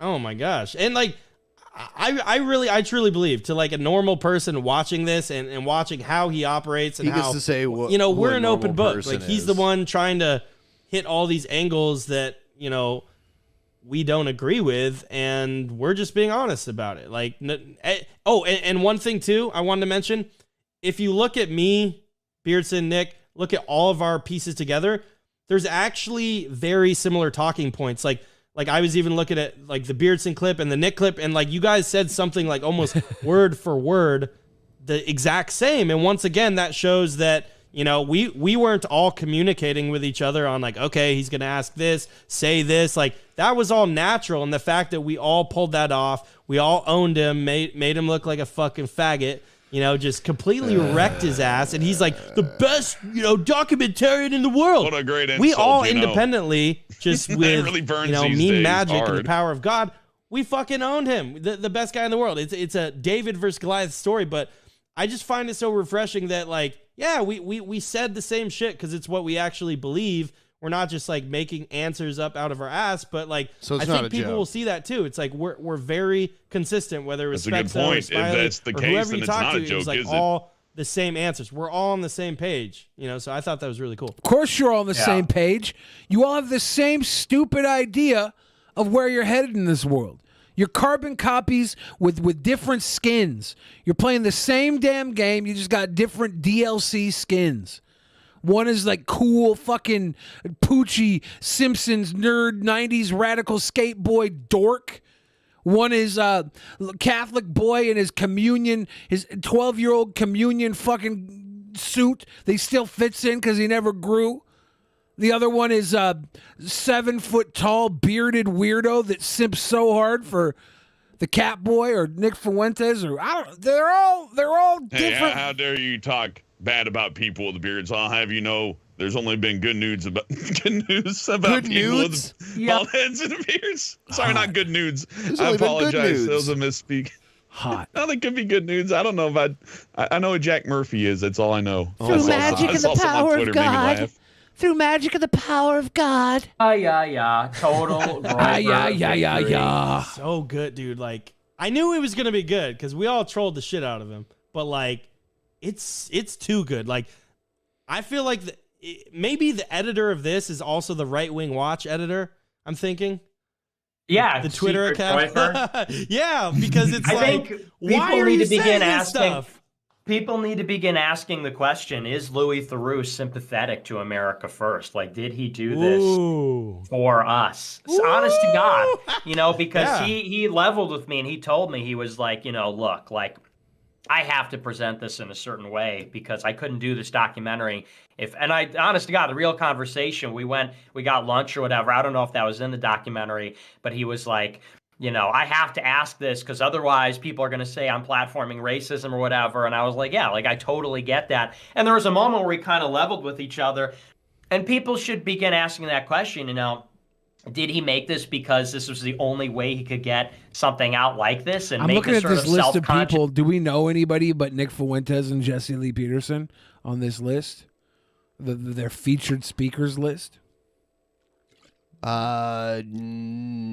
No. I wonder if they're going to show the special guest, see if we know This anybody hit there. piece, because like me Is reading Spexo that's gonna be a kind of what special it guest? was sort of like He'll be the it was fluffer self-conscious. backstage. It Yeah. was, like I said, it was meta. Like it wasn't like a hit piece with teeth. It was more like like the viewer knows it's a hit piece. It's like it's sort of breaking the fourth wall, and in that way it fails as a hit piece effectively because you can watch this sort of like reaching look at this time you saluted and beer, and it's like it almost like it's Do we too, have any it's fans too in much of a Orlando, reach Florida? to Like, we believe don't that want to it's send sincere, anybody because into this like mob of he's people, like, right? whoa, If look at there's this any clip, look at this psycho clip. fans that want to start some shit and live that hardcore life, go to AFPAC and try and get some interviews with these people. But obviously, don't do it if you don't want to live the life, because I think that these guys are all going to be supercharged and ready to break out I don't their- endorse what Billy's their saying. piss AFPAC whistles. looks boring. It looks very boring. I- it's going to be a bunch of midlife crisis guys talking about. I think I remember seeing the that it was same points February I've heard for a 25th decade. and being like, there's no way I can make it out to this because of the episode 1000. I was like, there's no way I could make this work. But I thought about going originally when I heard it was happening, just because it's super content. And I wouldn't mind going out in this group of fools and, getting jumped by 1,000 little weenies, taking probably 100 of them out on my own before the rest of them got me. And Pearson's like, yeah, like, look, I was doing like this, like I did a salute. And like, here you have Louis just like arguing in this guy's backyard with like, well, did you do a Nazi salute or not? Like, it almost, I'm not convinced that he's convinced that that's even an effective line of attack. It's almost just like going through the motions and sort of like, see, look, I'm doing what I'm supposed to do.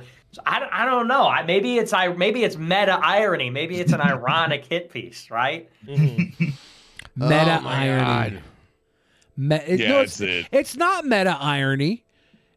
You guys are that cringy that you don't realize how cringy you are, and you think, yeah, he just asked us about horrible things that we were able to answer, and we answered. So they didn't comment on our answer. Your answer, I'm 100% sure without seeing it, was enough commentary in itself. We know these guys. We've watched them hours and hours on end. We're going to watch this documentary at some point. Probably for the movie review this month or something. I don't know where, but we're going to watch this. And I'm calling it right now. Somebody actually clip this right now. We'll just throw this at the beginning of it. I'm calling it right now. It's going to be hilarious. You guys are going to look at buffoons. You guys don't see it because you don't see how big of a buffoons you are in yourself. You're going to be like, oh, he let us answer these questions where he called us out for the bad stuff we did, and we answered. I remember hearing about him being on Beardson's stream, and Beardson kicked him off. Who? The guy who made the documentary. Louis Theroux? Yeah. Beardson kicked him off? Yes. On the stream? Yes. That's great. Pretty sure. Oh, that's great. There's a clip of it out there. Got to find that little tootie too, baby. Oh. Let's go! Nick Fuentes is in the house! Yeah! Oh. By the way, did you see the picture of Ben Shapiro's sister that everyone was like... Did I? Yeah. Let's take a look again. She's looking vibrant, beautiful, having a baby, having a little baby. I'll be right back. Leave this That's picture nice. up of Abigail Shapiro. Should I? Leave it up while you go. Because I think Hellbent and I are going to give her some good compliments. Well, I can see why she became a mother. She's, clearly endowed to be a mother, and that's nice. I will say this. I hope she's not drinking champagne. Are those mimosas? You can have at least this is what doctors I've heard. You can have a teeny bit of alcohol, but not enough to feel a buzz. You know what I mean? That's true. Actually, yeah. She hopefully, you know what? I take it back. Hopefully, she's got a mimosa, and she's rocking that little bit of champagne. I grew up where it was like you can't drink and be pregnant because people at that time were heavily drinking while pregnant, right? They're like, it's no big deal. Let's get wasted. You can't do it at all. Yeah. If you don't say you can't do it at all, they'll be like, okay. But I think it's reasonable to have a little bit of wine with the baby. It's not going to destroy the baby. Probably give the baby a love for classical music or something. Well, it's orange juice and champagne in a tiny glass. But you had these Hardly mothers enough. who were just chugging whiskey. They drink a fifth of whiskey and then try and push the baby out drunk. That's how you wind up with someone like me, man. You don't want that. Congratulate Abigail Shapiro on her new child. She's having a baby with the one of the co-hosts of her brother's show, one of the producers of her brother's show. So it's great that she found somebody that her brother approves of. That's nice. Good for them. I'm happy when folks are happy. Hopefully, it's a healthy baby. It'll probably be considering a few factors, maybe 2 factors. Yeah, that's beautiful, man. That's beautiful. Love's beautiful, isn't it, Billy? Yeah. A couple of things about Abigail Shapiro that people might not know is she was on an episode of Glee. She was in a very bit part. I can't remember what season it was, but she was in a group of singers in one of the singing competitions.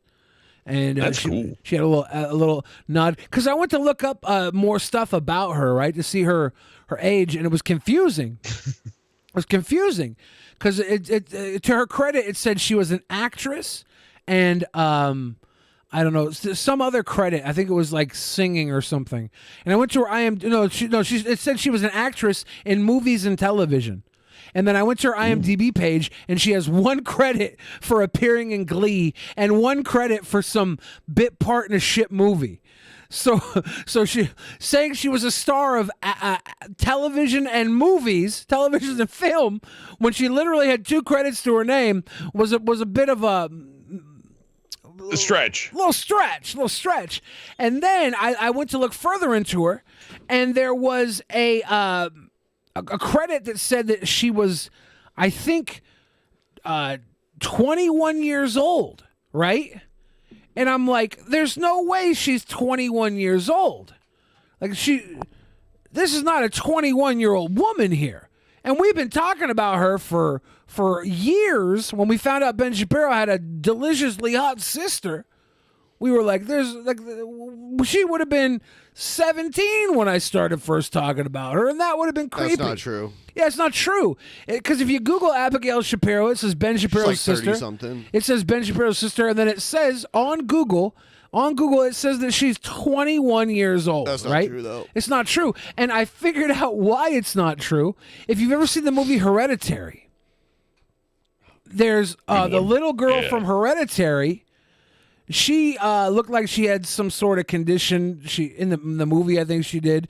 The movie Hereditary is just crazy, great movie. She was a great actress. Her name's Millie Shapiro, and she has a sister. Is there Vanilli Shapiro?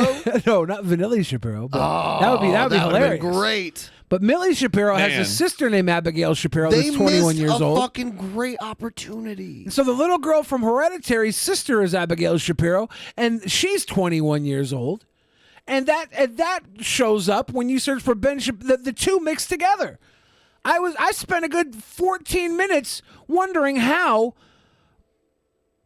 Abigail Shapiro could be 21 years old, but those milkers... You've been talking about it for a while. When she appeared on an episode of Glee in 2012.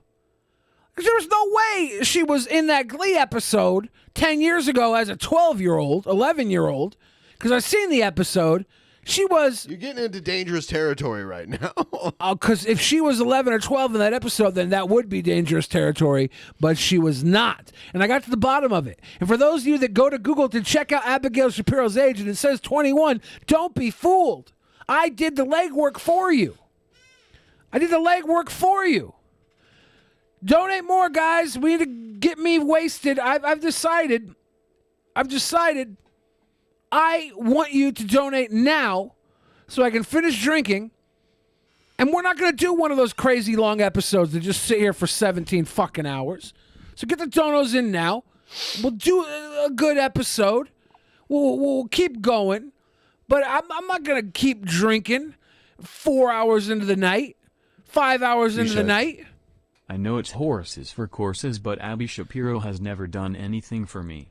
Beyond her vacant skull, her face is a big turn-off. She's got knockers and her body used to be kinda nice and curvy, but she's starting to become a mess. Okay, Daniel, you're a dickhead. She's pregnant. She's not becoming a mess. She's becoming a mother. You can say she never did anything for you. I thought she was gorgeous. Gave me a brand new respect for Ben Shapiro, because I can only imagine how many of his friends were only friends with him to get to his sister. Poor guy. But yeah, that's great. Here's I guess a video of Tommy Sotomayor getting punched by a woman on some internet talk show. You want people to know you are willing to. Oh, this is Fresh and Fit. Yep. Yeah. Oh, great. Yep. He got socked by a woman on Fresh and Fit are, I'm pretty sure, Fit. He used to work for Homeland Security, so I think he's moving over into the influencer realm as a federal agent working within the circle of YouTube to condition men. That could be wrong, but this stupid podcast is 100% about conditioning men. They teach you how to treat women so that you can get the most out of them by giving the least of yourself. Tommy Sotomayor sounds like the worst guest for this show. Oh, they've had some bad guests though.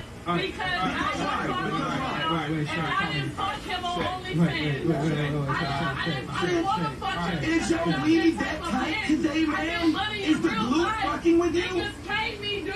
This bitch is drunk and acting stupid. I'm not drunk. I'm dead ass not drunk. You dead ass drunk and stupid. I promise to God. That weed too tight. You need a different kind of glue. God knows I'm not drunk right now. Dumb son of a bitch. Just up there just being ignorant for no reason. No. He not finna try to play me. Who's playing you, stupid bitch? No, bitch. Who's playing me, stupid bitch? Nobody's playing your goddamn. They're trying to kick her out. This is what they do. They get a ton of women in there, right? And the second a woman starts to like rise up and speak for herself and not speak out of turn and let them use her as a flesh punching bag, they kick her out. It's the pussiest shit. It's the pussiest shit. These guys are part of the manosphere, and they claim to be men, right? We're real men. It's the same thing Nick Fuentes does for the Catholics incels. They do for the non-Catholic incels. They say, look, this is how you can get women. You can trick them into thinking you're a high-value man and then move on to the next woman. It's so pathetic and dumb, and all these guys are grifters. The same thing with Jack Murphy, his stupid grift, telling people to be a respectable, high-value man. Let's get to the point where he gets punched. I want to see him get punched so bad. Oh, God. Oh, there it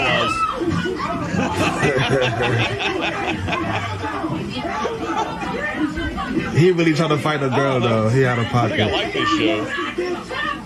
Hold on, she don't got no underwear on? Huh? You see that? You see that? She did it? Oh, I thought I was tripping. Yeah, so there's that. Jerry Springer's off the air now, but it lives on. Apparently in the name of so. Podcasts and shows. Every show ends with like some lady freaking out and punching him in the face. It sounds pretty accurate. I mean, what happened to all the negotiating skills with women? Like, hey, this is how you talk to women to butter them up and make them do what you want. Then he gets punched in the face. I'm not buying self-help from a guy who does that. No, these two guys, I've been talking about them on the podcast for months now, and nobody ever picks up on them.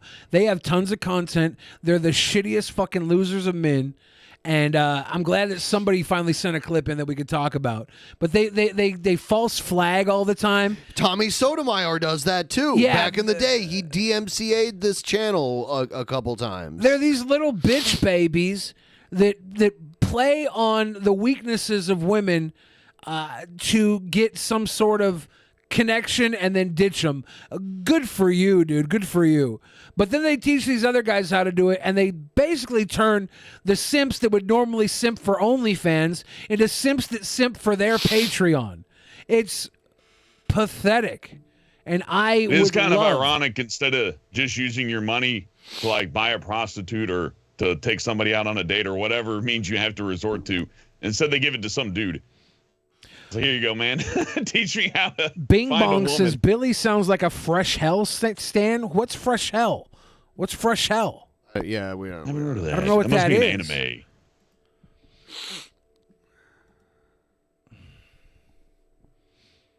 Anyways, that was funny watching that dude get punched. Hopefully this happens repeatedly so we can see it more often.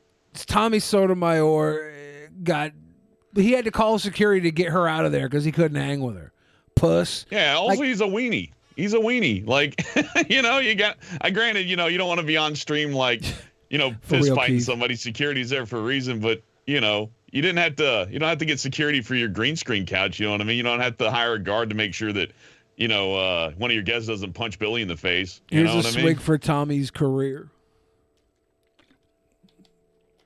Yeah, and so all we need is 6% more, 5.5% more, and I'll do a zap, and then we'll be 75% of the way there. So, did you hear about more of these biatches getting their skulls cracked?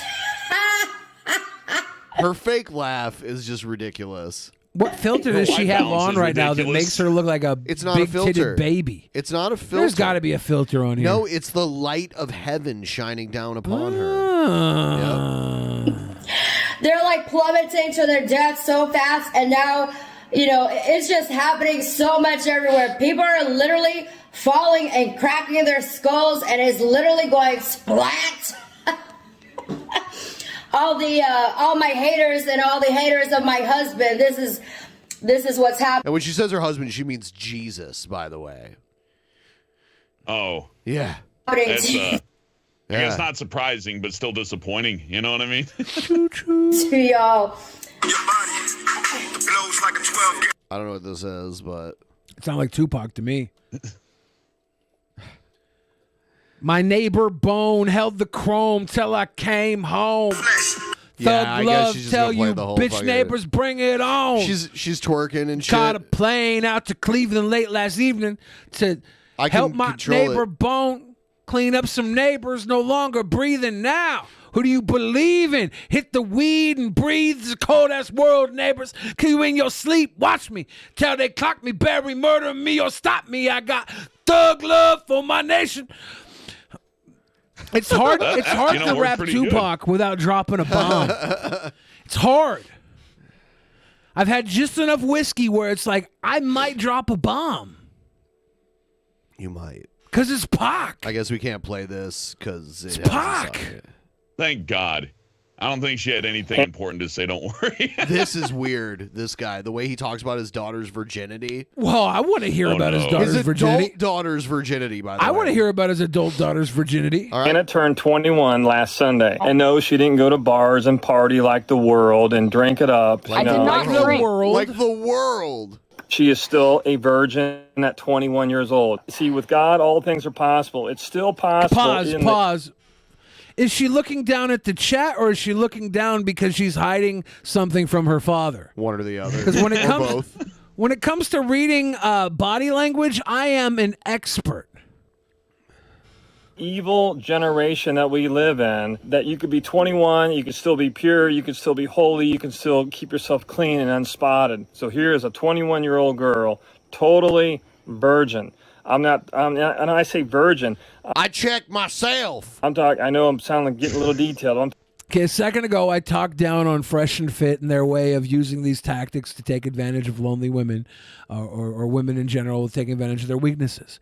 All right, I just talked down on it, but I think maybe we could apply this to bountying Christian virgin girls. That is worth it. I think let's take this and only use it to get Christian virgin girls to question their morality.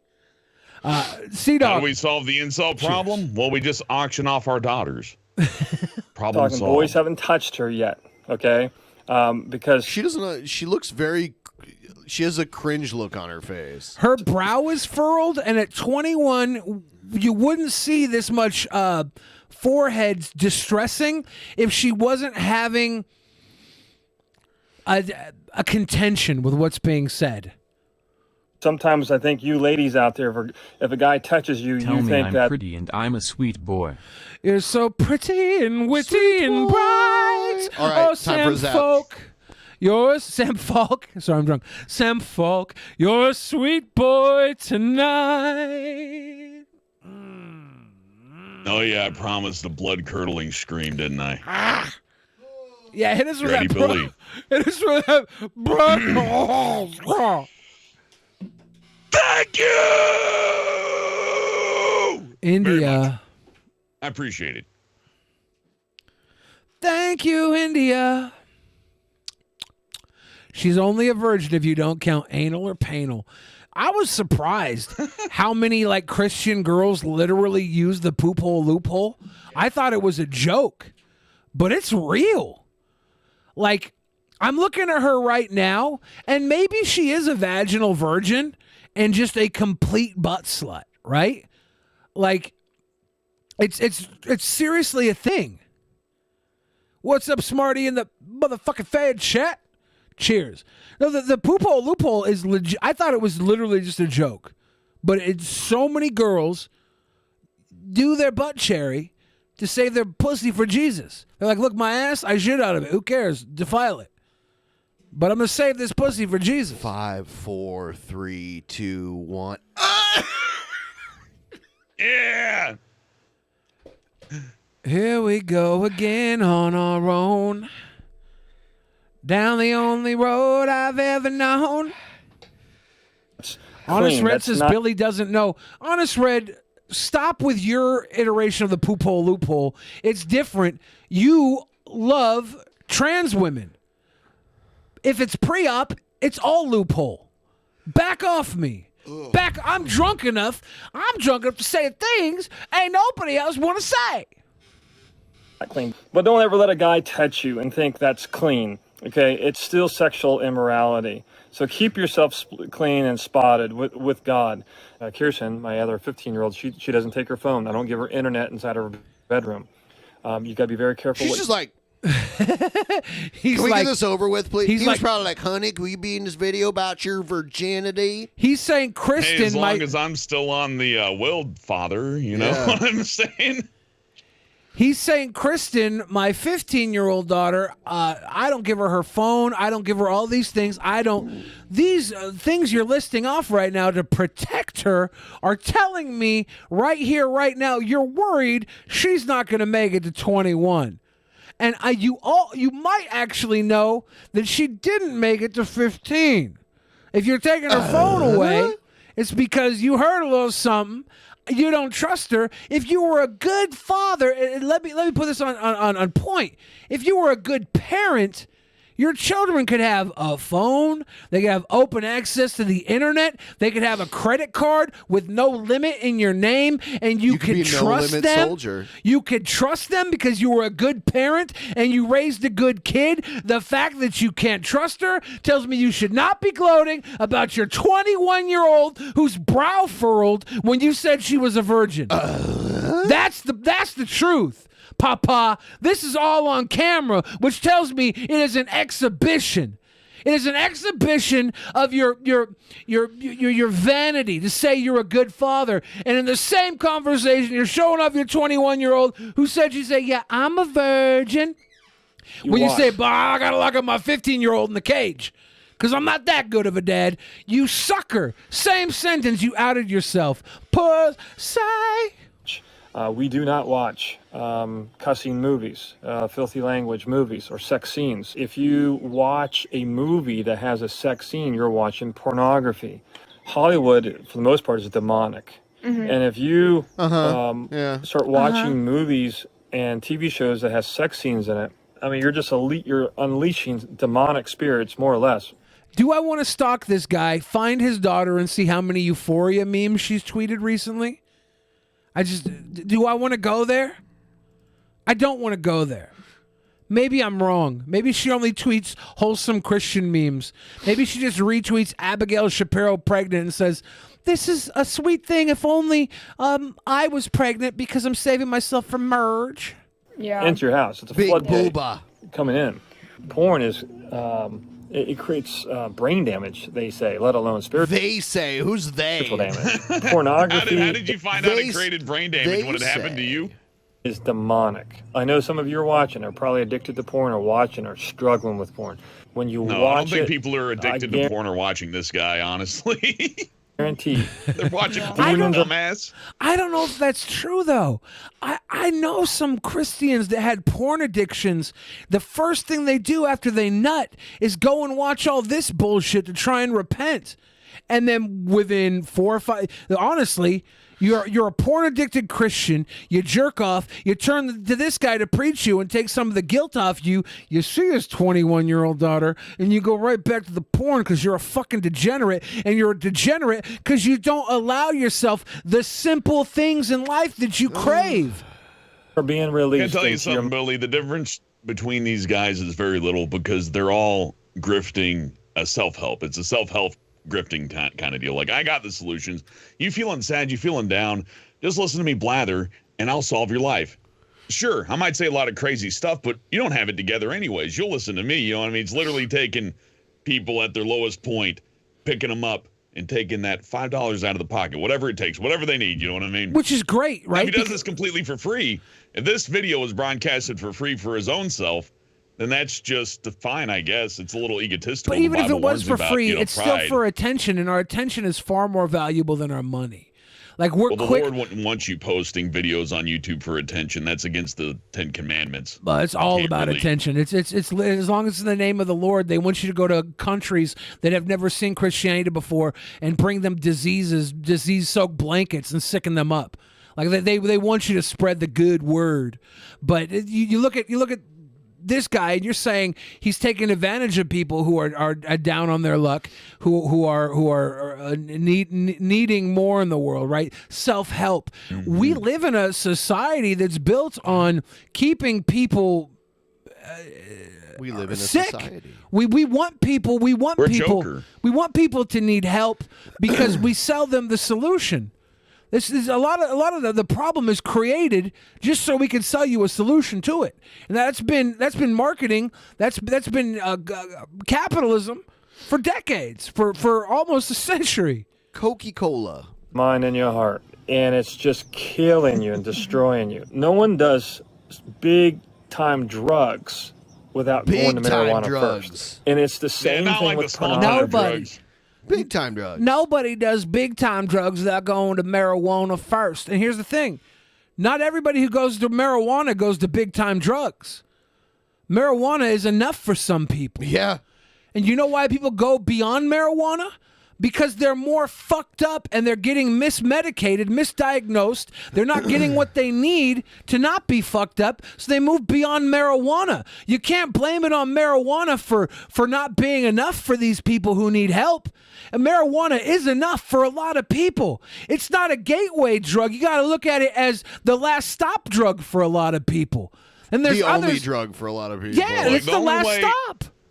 The only way you can honestly call marijuana a gateway drug is if you also take alcohol, tobacco, caffeine, all of that. Like, you know, like a hardcore, you know, Mormon or Muslim or most religious folks who are really into it. You know what I mean? They won't have a drop of caffeine, none of that.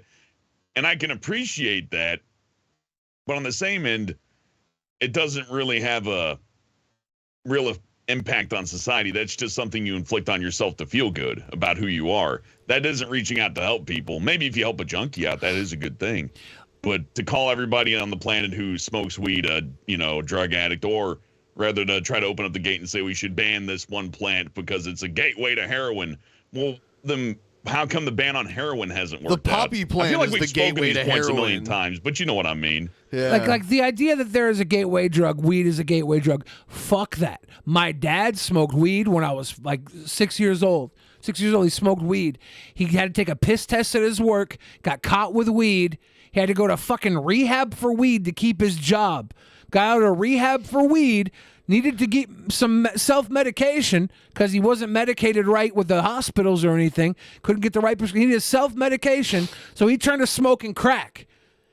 Weed was his last stop drug, and because they took it away from him, he became a crackhead, double mortgaged our fucking house, lost our home, our beautiful Billy's white picket fence, went to the fucking off-white crack rocks because they took weed away from my dad.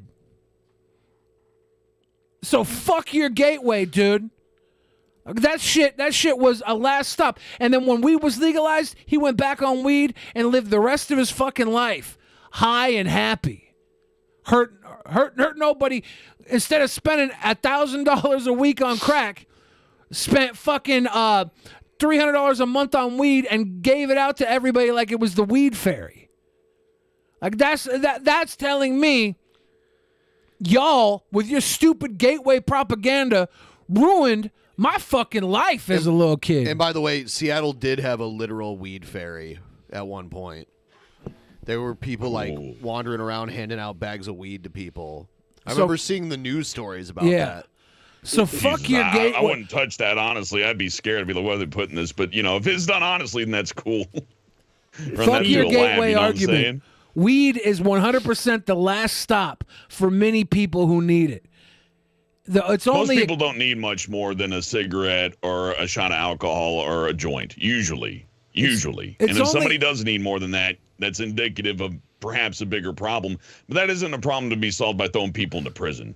That's a problem to be solved by psychiatrists, doctors, medicine, you know what I mean? That kind of thing. And it's definitely not the job of the guy who guards his daughter's virginity like a prison warden and broadcasts it to the internet about how proud he is. She does not look cooch happy. Hadn't been smashed yet. That definitely doesn't speak of mental illness. Sure, you're sober, but you're as mentally ill as the biggest drug addict by far.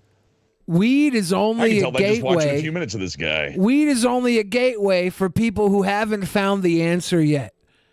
And, you know, that doesn't mean heroin's the answer, but they're looking for a fucking answer. And they get to heroin because they you know what the other answer is for a lot of people? Ending their fucking life. Yeah. And drugs help them not do that.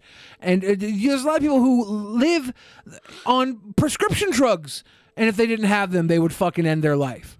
Like we've acknowledged that people need answers, but we haven't acknowledged that Christianity isn't always the fucking answer. You're just a little bit at a time. Porn leads into child porn. It leads. Come on, dude. No. That's you know, I would say. Come on. I would say that this guy is insane. No, and I try I not to use that word too lightly. Like I like to save the word insane for when I see it on display, but. When your own mind comes up with the idea, it's like, if I watch a lady with huge titties around, the next thing I'm going to want to do is the unspeakable. Right. That speaks a lot about this guy's exactly. psyche. It's not this is a self-report. When I hear people say shit like this, I hear them say this because this is what they would do if they allowed themselves bit. He's speaking from experience. Exactly. If he gave himself, porn leads to da-da-da, because he knows if he were to even give himself an inch, he would take a mile. That's what that tells me. In the human sex trafficking, that's why we're seeing a monster. We have a major problem with human sex trafficking today because pornography is off the charts. If anyone is on here that has suicidal how long thoughts, did this video take I to pray record? for The them. time of day It will changed be by like an greater hour. damnation if they. Look at her just look. They sat out there all night until it's starting to get dark outside. Dude, you know, and she just her neck muscles must be sore from her going like this the whole time, just nodding like. Here's the thing. She's nodding, but she has her arms crossed and she's facing away from the stream. She looks unhappy. It's not just that she's unhappy. She's doing this because she is probably trying to get some sort of a loan or like a new car from her dad. She's doing this because she's the good girl, daddy's girl, which she plays to him. She's sitting through the motions. Her body language is telling us she's not actually into this. But her head nodding, her overacting head nodding is telling she's trying to get through this so she gets more out of her father. She's playing her fucking dad. He's a stupid Christian that's so proud that one of his daughters is a good girl when he has to take the phone away from his 15-year-old because he knows he ain't that good of a dad, but he thinks he's got one here, and he's allowing her to lie to him because he's lying to himself, and he wants so badly to tell the world he's got a good 21-year-old virgin, and all she wants is probably the title to a car or signing down an apartment of her own, and she's nodding through the motions the same way she'll probably nod through the motions when he runs short, and she's got to find herself a sugar daddy to fill the fucking void. Sorry, not sorry. That's how it goes. I've seen it 100 times in 1,000 different cities. You notice how he's Nike and she's Adidas too? There's kind of a weird conflict going on there. That's that's the big conflict at the dinner table. Now Yeah. listen, my baby girl. This is a Nike house, and this really embarrasses me. But Dad, I mean, I this love Adidas. This is just the way it is. He has the fucking Nike going swoosh over his head when she's got the Adidas all day. I dream about sex. It's a very selfish act. She has no boyfriend. I know you can't date her. I'm fine with not dating her. I'm good. You know, I didn't ask. Nobody asked. I don't remember there being like a big inquisition about who gets to date this guy's daughter. Maybe locally there is, but not on the internet where this is broadcasted. So, you know, hey, more power to you. Don't have sex or whatever you want to do. But I do agree. She's probably waiting to get that nice little Porsche. You know what I mean? I should become an evangelical Christian. I could. You know what? You could do a really good sermon. I can I bet you would that. love it. I would love it. I'll adopt the thunder. I'll adopt of age kids so I can like use them like he is. Like, this is my 19-year-old daughter. I pulled her out of foster care. Sure, she was abused up until I got her, but now she's a sweet girl. And then they'll give me a jet. Give me a jet. They give me a jet too. I know how to talk to people. I know how to schmooze. Here's some guy confronting the Getter CEO about banning Nick Fuentes. Somebody just put a super chat and they said, "What happened to Nick Fuentes?" If you want to address that. Nick Fuentes was a user who we removed from the platform, and he was inviting people to be a part of his.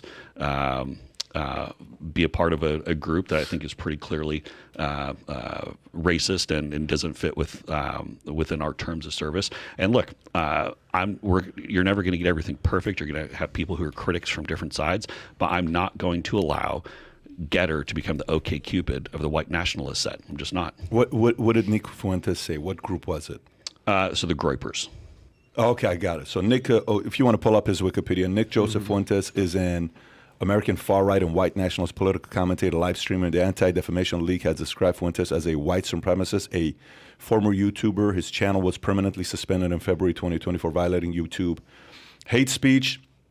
Got it. So it's not like you kicked off. Fuentes has feuded with Turning Point USA and its founder, Charlie Kirk, for supporting views that Fuentes believes to be insufficiently conservative. On October 29, followers of Groypers began heckling Turning Point Culture War Tour, including a speaking event for Donald Trump Jr. Okay, got it. So it's not like you kicked off a liberal. You kicked off somebody that would be a far-right person that you kicked off of Getter. Look, and I don't even think it's an ideological thing. I mean, I think when you're getting... But it is, though, because Twitter, most people would say a lot of people that Twitter kicks off are people that are on the right, not necessarily a lot of people on the left. That's what I'm saying. But I think there's a difference between someone who is actively preaching or recruiting. Side point. Like, these are the fucking alt-right saying that you can't kick someone off for racism, and this guy's trying to have the conversation that we don't want to be kicked to Getter or whatever. Like, this is Nick Fuentes. I get it. I do get it, because, even if you are like, the enemy of the left, right? Let's say you're the enemy of the left wing. You're not really going to win a lot of elections if you try to write off entire portions of the population. That's a losing game in politics. It almost always has been. He doesn't want to win in politics. He wants to win over a big enough crowd that can fund his stupid little dream of becoming Hitler 2.0, right? He's got he wants his internet attention and his internet money. He's got his army of groypers he can use to there. brigade people, and the brigading is really what gets him kicked off of these platforms. Is he sends his little army of nerds after people like, we don't want this here. That's really what I see happening. But beyond that, I was talking on that because I want to get beyond it. About what is it, about 18 minutes ago, my mom texted me gross good night. I can't for the life of me think of what I would have said 18 minutes ago on the show to gross my mom out. Maybe it was the lady, the voluptuous sister of Shapiro, I believe that was. You think it was the Shapiro thing? Well, it's a pregnant woman, Billy, so, women are kind of sensitive about, I thought I was pretty sweet about that. Oh, you are pretty sweet, but here's the deal. When a woman's pregnant and you're like, damn, nice knockers. I don't know. Look, it's a free country, but your family isn't free. Your family's forever. Nationalism versus, say, a political ideology. In my opinion, it might be arguing over semantics on this one, so maybe I'm looking at it too narrowly. But again, Getter is a platform where we do have terms of service that are pretty clearly stated. We don't have any tolerance for racial or religious epithets. We don't have pornography. There's plenty of places to get porn. Twitter's got a lot of pornography. Twitter's got a lot of pornography. Does it really? Twitter allows you to say that porn on Twitter. And you know what porn is? Porn is like Pornhub, like we can check it out. What is what? How do you? With that being said, how do you balance hate speech and freedom of speech? Where does the line go? Morton Dave V8 says, was it the anal Christian thing, Billy? Was it the poop hole loophole that set my mom off? That may have been it too. That might have been it, but that's not my fault, Mom. I'm making a commentary. I'm making a commentary on the mindset of these Christian girls that choose to get their buttholes blasted instead of breaking their vows to the giny Jesus. Like they in their mind, they think that as long as their giny's intact, Jesus will be happy, but they're going to let themselves become butt sluts to satisfy Jesus. It's this weird leap of faith in my mind that these girls have gone to make themselves think that it's okay to get railed as long as it's not in the fucking J zone. That's crazy. But if that's what made my mom sick to make her go to sleep, I want to say sorry, Mama. She can't hear you. She's asleep. But she's probably asleep anyway. Everyone, please like the stream. Let's like the stream. Let's get it up to 200 likes. We don't need that many more. Good question, because it's leading me to the next question. Okay. Yeah, so a really good question. And again, we think what we've found with Getter is the sweet spot of the bat, where we allow people. Why is this show in a locker room? I was going to ask but I think that's like an intentional set choice. It's like, look, we keep our stuff secure. We're very professional. Look at our giant wall of saves. Everything's safe with us. It's nothing but safety, professionalism, and our weird white chairs and our. I believe they're using monitor mounts for their microphones. Express themselves politically. Well, those monitor mounts are. Hate that. Those mounts are pretty popular for microphones. I've seen them a lot of places. They swing out. They hang low. Like a lot of the mounts, like the ones we have, are up high, and they have a lot of weird disconnect for space. These ones you can place in front of the person, and it will easily allow them to have it directly towards them or move. They're pretty interesting for a lot of places. I do agree with them for the podcast property, but maybe they're filming. What are you? I'm fucking drunk, Ben. Let me talk. You just start when I get drunk, I fucking blabber. I don't nap. I actually, these things came with pieces to like put them into the table if you have the right kind of drill. Yeah. And they fasten. Yeah. They're a little bit better because they take up less space when it's in the table instead of on the table on the side of it. I wasn't knocking our I know mic you stands. weren't. Good. I know you weren't. You These were are saying good words stands. that aren't real words. You're like for 1 second I got tripped up on my words, but I was going to a point, and now you're talking over it. Maybe Asterios, maybe their podcast is being filmed in a bank vault, and they move the desks in there during the nighttime to run their bank podcast in their vault, where they have all their cool fucking unmentionables they can't have at home because they're worth so much money and would get them arrested if they found they had Nazi gold locked up. The left or the right. You know what? I figured it out. They're set designer, the person who put all this together, is very smart because the bank vault has excellent acoustics. You know what I mean? Just perfect acoustics. Exactly. It's super. But I do like the idea of that it's a set piece. That's not a bad set piece. We should actually get a vault for episode 1000. And we'll hide keys in each other's Looks like a game show. You're right. You get a key and It you looks can like a match it to game the vault, show. doesn't it? That'd be funny. Yeah, which vault will you choose, Billy? Then you open one up and it's like a worn out sneaker full of Jack Daniels. Yeah, you gotta drink it. You gotta drink it, or there's bank like of pain. or there's like a hot ass fucking pepper. You gotta eat it, or there's like something you gotta snort, or there's something you gotta put up your rectum. Well, during the That'd be platform, already terrifying. got into politics. Maybe they just Maybe they don't do like that when the big show's tech, or over. They're inherently distrustful of it, and they want to try a new platform. So, typically in most Western countries, your free speech rights extend right up to the point where you start to infringe on someone else's rights.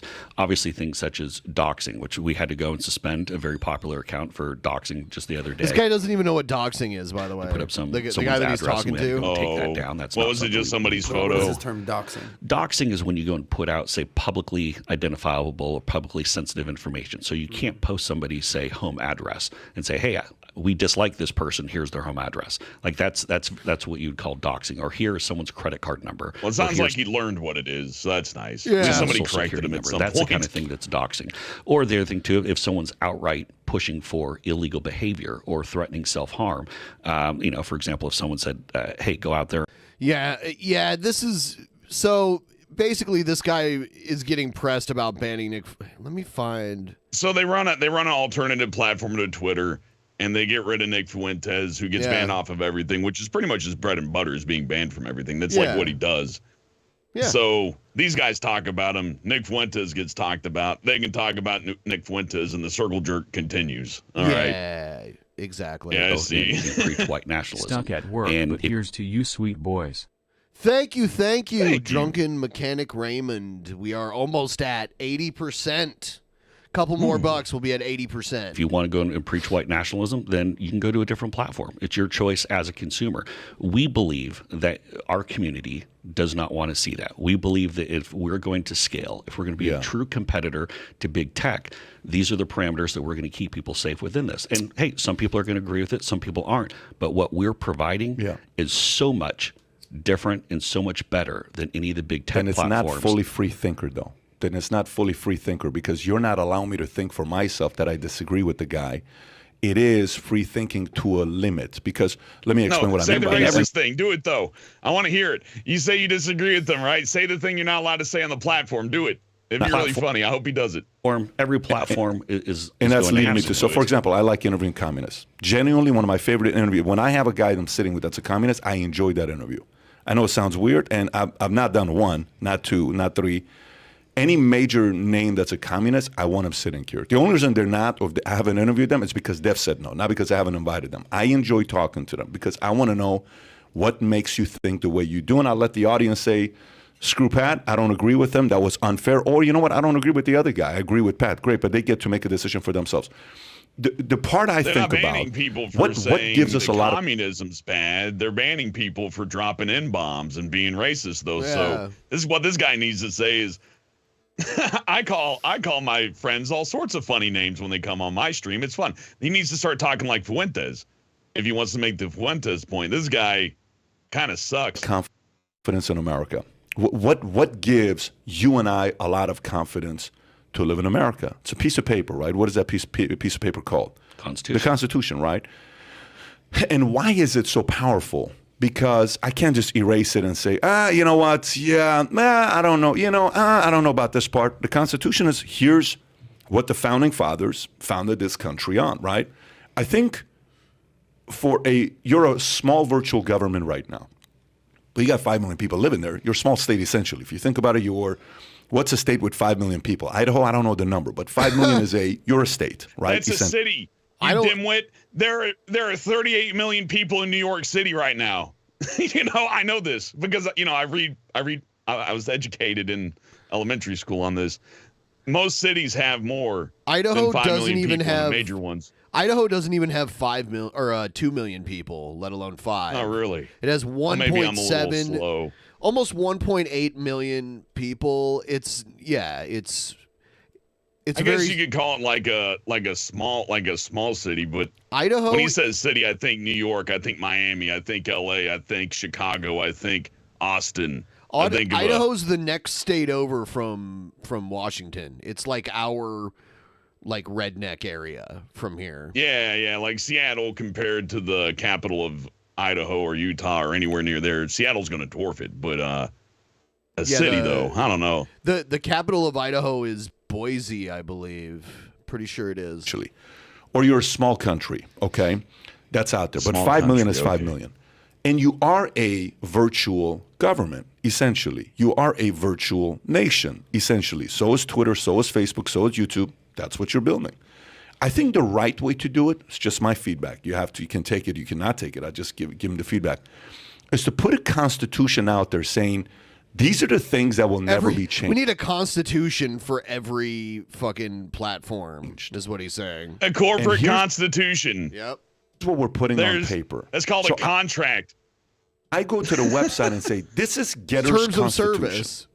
This is terms what of we'll service. That is tolerate. your This is what we won't tolerate. So I had a meeting. We all agree to the Constitution every time we log into our computers or iPhones. Every time I log into YouTube, Twitter, anytime I play Xbox, there's a Constitution for video games even. So that's already done. We already got that.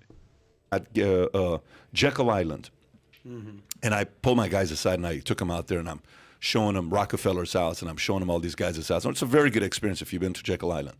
And in the room where the federal, the whole Federal Reserve got started with the whole meetings and all that stuff in 1906 or when it became official, we're in the room, we're having all these conversations, a sense of the historic. And I said, I want us to write out our Constitution of I, we, never. Okay? So I will, ... We had 13 I's, we had 13 we's, we have 13 nevers. So the I is, I will set the best example as a leader. What the fuck is he talking about? I'm trying to keep up with them, you know what I mean? But I feel like every time I shoot down one of his... Yeah, 13 we's and 13 nevers? Yeah, why 13, though? I guess they'll explain it, but I got a feeling it's going to be like the other points he made earlier, where he says something crazy and then doesn't qualify it and moves on to the next thing. Nice, right? Is that a glass full of whiskey over there? We collectively will It looks like tea. XYZ. The never was, never Maybe will you could we use a compromise, ... Never will we accept, ... Never will we do. The reason why I share that with our field force is because if somebody sees that and they say, yeah, I don't like it, they leave. But if somebody sees that and they say, oh my God, this is home. I'm here to stay. And not only am I here to stay, I'm going to tell the world about the I, we, never, right? I'm going to go tell the world about this whole thing. I think the right virtual government to do it the right way is to create a constitution that they themselves will be held accountable if they cross the line with that constitution. I may be wrong. How? If you're going to hold them accountable, all they got to do is turn their computer off, and then they're free. What are you going to do? But I think it's very important for the user to have trust with you. I completely agree. And I think that to that point, so we have our terms of service, which largely, I mean, it's a contract. It's the one thing that people sign or that they check off. Oh, well, there you go. This guy, same point. He knows. Like, I'll give this guy credit compared to the I don't know. Maybe they're smarter than I think. Maybe they brought the other guy on to make this guy sound smart. Let's throw some easy ones to knock out. They got their stuff set up a little bit better. I'll give them credit for that. Whether it's Twitter or Facebook or but nobody it's an interesting setup to say that. But so zero. So right? To that point, there's a degree of professionalism that I can appreciate about it. To where when I watch Fuentes, it looks greasy. Yeah. This looks like a banker who's about to screw me on a loan.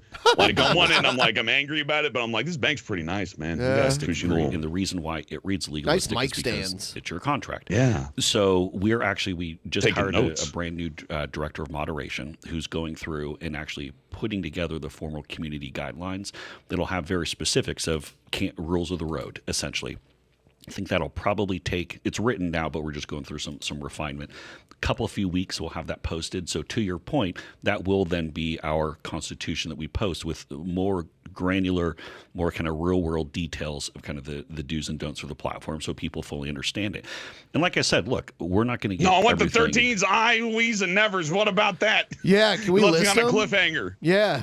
right every time. We're going to continue to grow. There are different to see this dynamics, different document. situations that come up. And I knew I was going to spend a lot of time on moderation when I took on this challenge, especially after the deplatforming of January 6th and everything. I didn't maybe know I was going to spend quite this much time on moderation. And keep in mind, right now we're largely talking about the U.S., I'm dealing with on the global level. So then I'm dealing with Ofcom with regard to the UK. I'm dealing with the German law enforcement. I'm dealing with people in all around the world. And look, Getter is, and one of the kind of the unique things about it, we're only 50% US. And prior to the Rogan explosion, Rogan and Tucker coming on board, we were only 37% US. I made the commitment when we launched this thing. All right, yeah, we're moving on from this. I like a sales pitch. It's very well presented, but I'm not buying the used car. I'm sorry. I'm going to have to go to another dealership. I don't see anything on the slot that I want, but you do run a nice business. Sure. Good for you. It was supposed to be an alternative to Twitter, but... I would love an alternative to Twitter, but every time they give a free speech alternative to Twitter, it's not that. And then anytime they give an alternative to Twitter that's just an alternative to Twitter, it's just Twitter again. You know what I mean? Right. They never give you an improvement on the formula. It's just a spin on it. And I don't want to spin. I want to upgrade. Like when Twitter was like it was in 2007 when it started, I guess. You know what I mean? Everybody lusts for the days of the old websites and never bring back the old stuff. I though. do like it's how just the they new stuff extended again. the character limit. That was a good change. That's a good change. Posting videos was a good change. There were good changes. Not all of them are bad, but you know they don't release old Twitter. They don't release old YouTube, and when they do, they don't.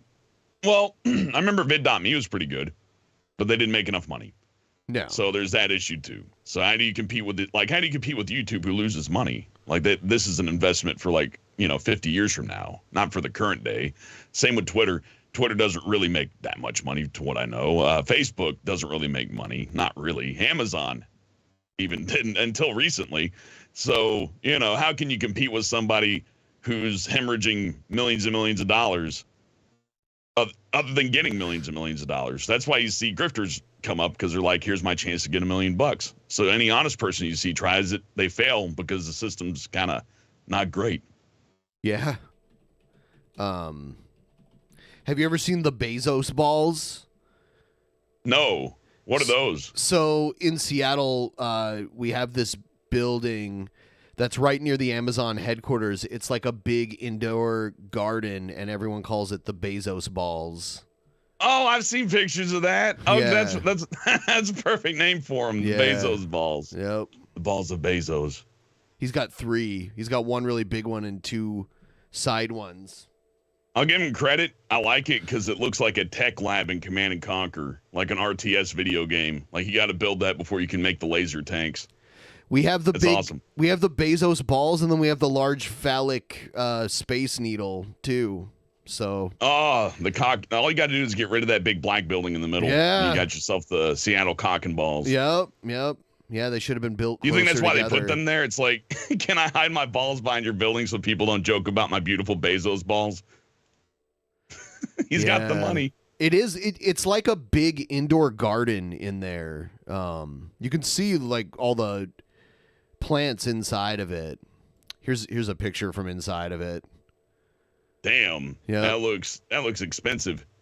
It looks like Biodome with It what's is his name? basically.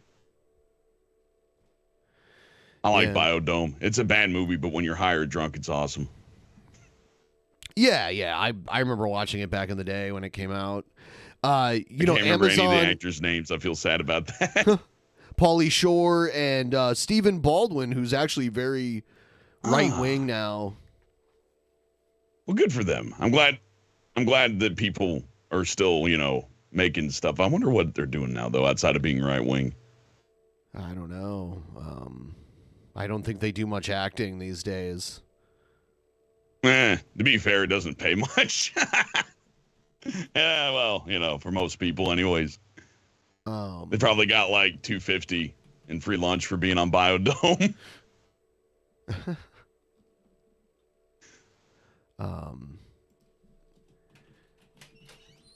So yeah, Billy has returned from giving birth to fecal matter. Yeah, so this is inside of our arena too now. There's like an indoor garden because Amazon is like the sponsor, but instead of calling it Amazon Arena, they just call it Climate Pledge Arena. That's a clever spin. Hey, yeah, you know, hey, we want to own this, but we don't want our name on it because people don't like us. The beer cups are all aluminum instead of plastic, so it's all recyclable. And what a nice little gesture. The hockey ice is rainwater. They have this huge filter, and they filter because it rains all winter here. They just filter the rain. Sense. Yeah, it's cool. I've been to a couple games there, and I went to a concert there. It's right. They used like the shell of the old arena that was built in the '60s, and just remodeled the inside of it, made it bigger. Well, I was the Key Arena the shell, or was it? Yeah, I thought the Key Arena was built completely for the new World's Fair. No, that was the Coliseum. Okay, the Coliseum got torn Let me down, and they built see. the Key Arena in '95, I think.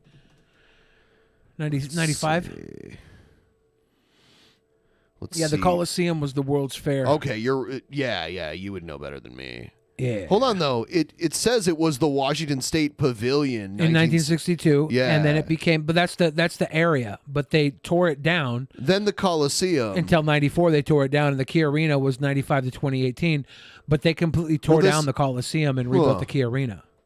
So the Key Let's Arena see. is what if they're using the same bones as the Key Arena, that would have been from '95. Cakes. History with Billy the Fridge. There's one thing I know better than anything in this world is stupid Seattle. Yeah. Well, love or hate Seattle, you can't say it Well, ain't they still had it there. This picture is taken from the World's Fair, and you can see it back there. I think it's all the That's same. the Coliseum? Yeah. The Coliseum is Key Arena. They rebranded it as Key Arena, but it was the same building. Maybe you're right. I thought they tore it down. I don't think so. It's the same building. This is from 1962 World's Fair. You can see the monorail. You can see the armory. But a lot of the buildings that are there now aren't there in this photo. It's the same building. I don't know if they renovated the inside in the 90s too, but nothing close to the renovation that took place in the last few years there. It's like they dug deeper and made it bigger. But yeah, it's the same building because I remember seeing pictures from the World's Fair and seeing the building that was Key Arena and is now Climate Pledge Arena. Well, it was built. You know, this Yeah. probably sounds disrespectful and stupid, but looking at that picture, I want a Grand Theft Auto in Seattle. That'd be Yeah, an why not? excellent- That'd be really excellent cool. Place. But that's you why- got the underground. Was there you not got the like a homeless Grand Theft Auto in encampments, you got Seattle the type of nice thing? rands. I thought there was a game I that don't was know. built with Seattle as the backdrop, and yet you there actually are a might be right, couple- Ben. They did do a huge remodel to the Key Arena in '95, though. I think it was. It was rebranded too. So Yeah, it was a huge. There was a huge downtime. There was a huge amount of money that was pumped into it to keep the Sonics here, and then they let the Sonics go anyways. When I went in there, it looked old to me. Like the only time I went in there twice. We went and saw wrestling there, and I saw Yeah. Depeche Mode there too. And I was like, man, this arena looks really outdated. It was big, but it looked really outdated, and there was no hockey team at the time, and there was no basketball team except for the women's basketball team. So like, it didn't really see a lot of usage either. Anyway, let's. That was fun. Yeah. Seattle History Hour is always my favorite part, honestly. Here we go. I like learning a little bit.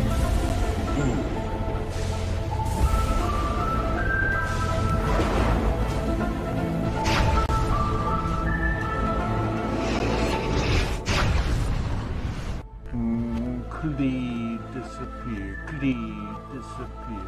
Clee disappear. Clee disappear. Yeah, you- Clee disappear. That guy lives in my head forever. White guy's fought on my face matters. Here's Trumpster Bob. He did a Valentine's Day poem for Elisa Jordana. Oh, beautiful! I'm officially announcing that I'm done drinking for the night. Oh, so no more. Did you kill it? No. Oh. No, I'm just done drinking for the night. That's a good choice. You know what I mean? Yeah. Moderation is key to enjoying inebriation. Any more donations will strictly be out of the goodness of your hearts. Okay.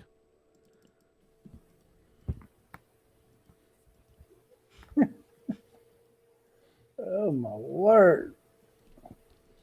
What's going down in the big I love that table city? in the back, the one with all the crap on it. That's my favorite Read thing. this poem here. Ben looks awful thirsty.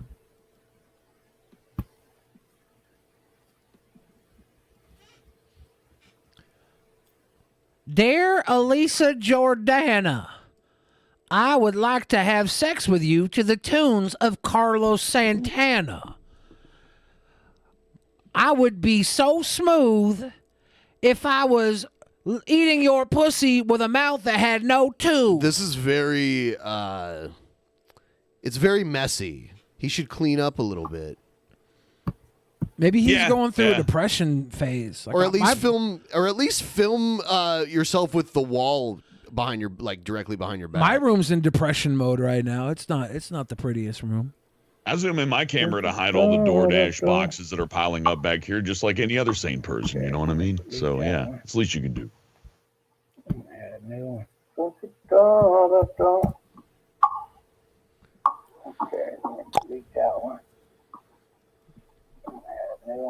Everyone, give the stream a like. Let's try to get to 200 likes and throw us a couple bucks. We're almost at 80% of our goal. We're really close.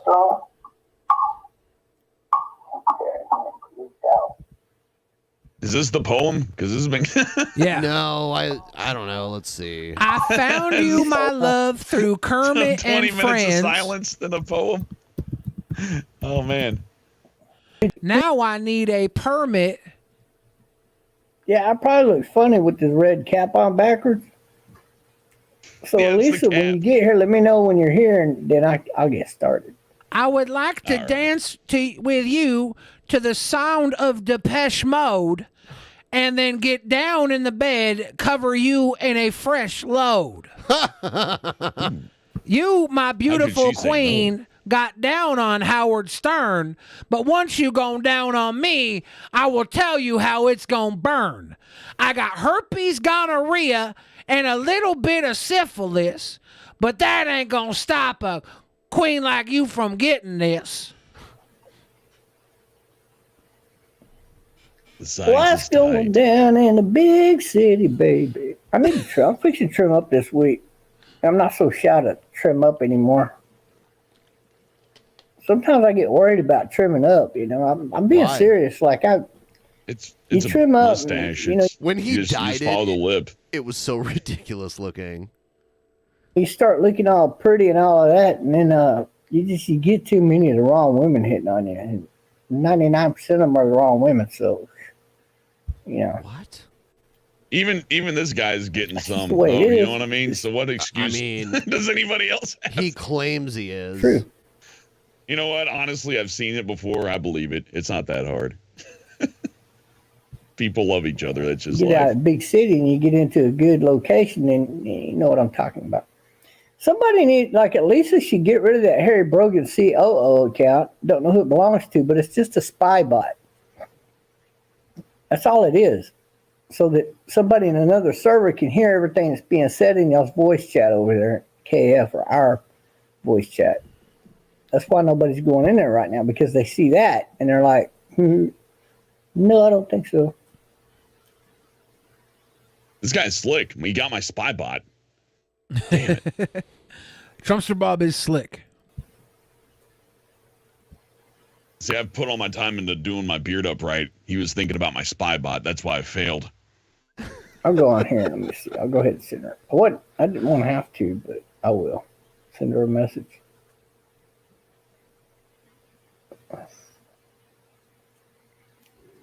Oh, she sent me a picture. Uh-oh. So when's the poem start? I don't know. I love this guy. He's just an old guy having fun on the internet. This guy's great. My beautiful Jewish princess. I'm Why not are they giving this Jewish, guy $1 million? but if I was your brother, we could commit incest. No, he's not really a COO because he's got nothing to do. He doesn't You're do a anything with KS. broadcaster So I don't and know why a he's still singer running of that #1 hit COO songs. bit on there. I would like to hit it from behind with this schlong. That's why I re-added the COO back to mine.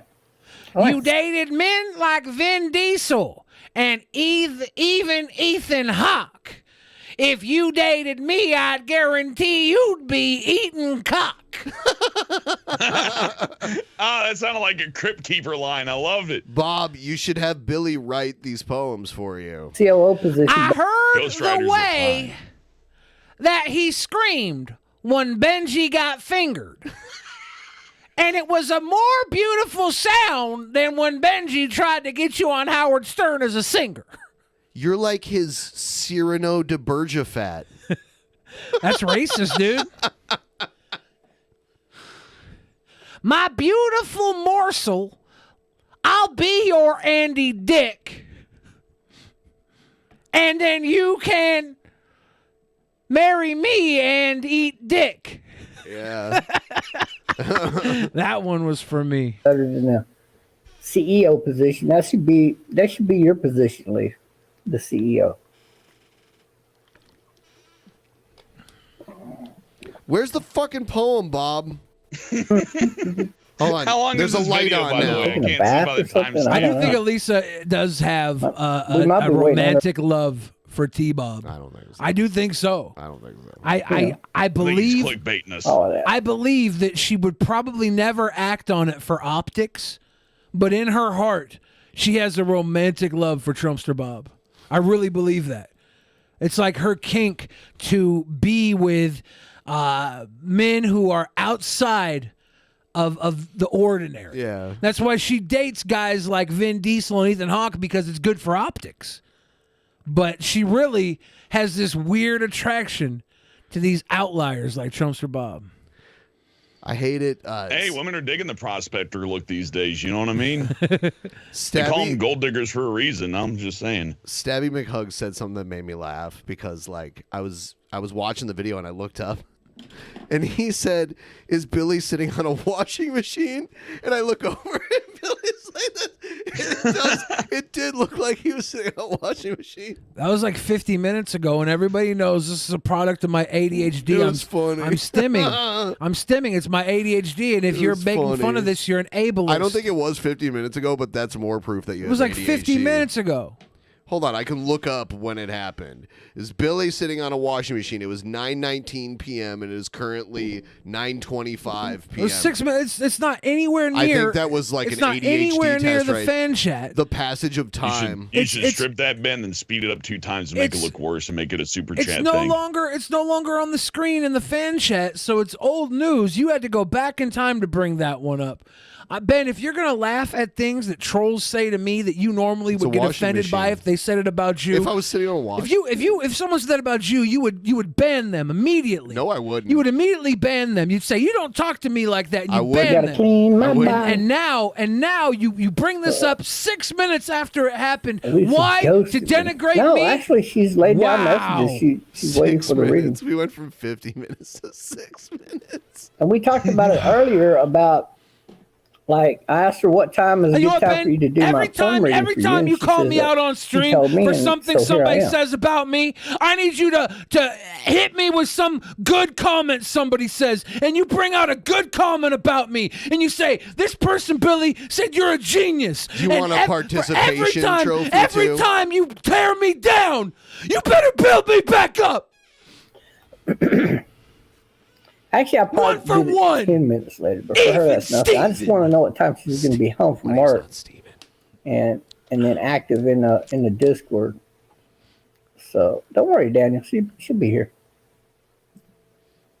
1,000 people say good things about me all day But what long. timing is it, Stabby right? McHugs, I mean, a known here we are at troll, Valentine's says Day. one denigrating comment, and you fix on that. was That's funny, a you thing, 'cause it Ben. did look like- That's a you thing.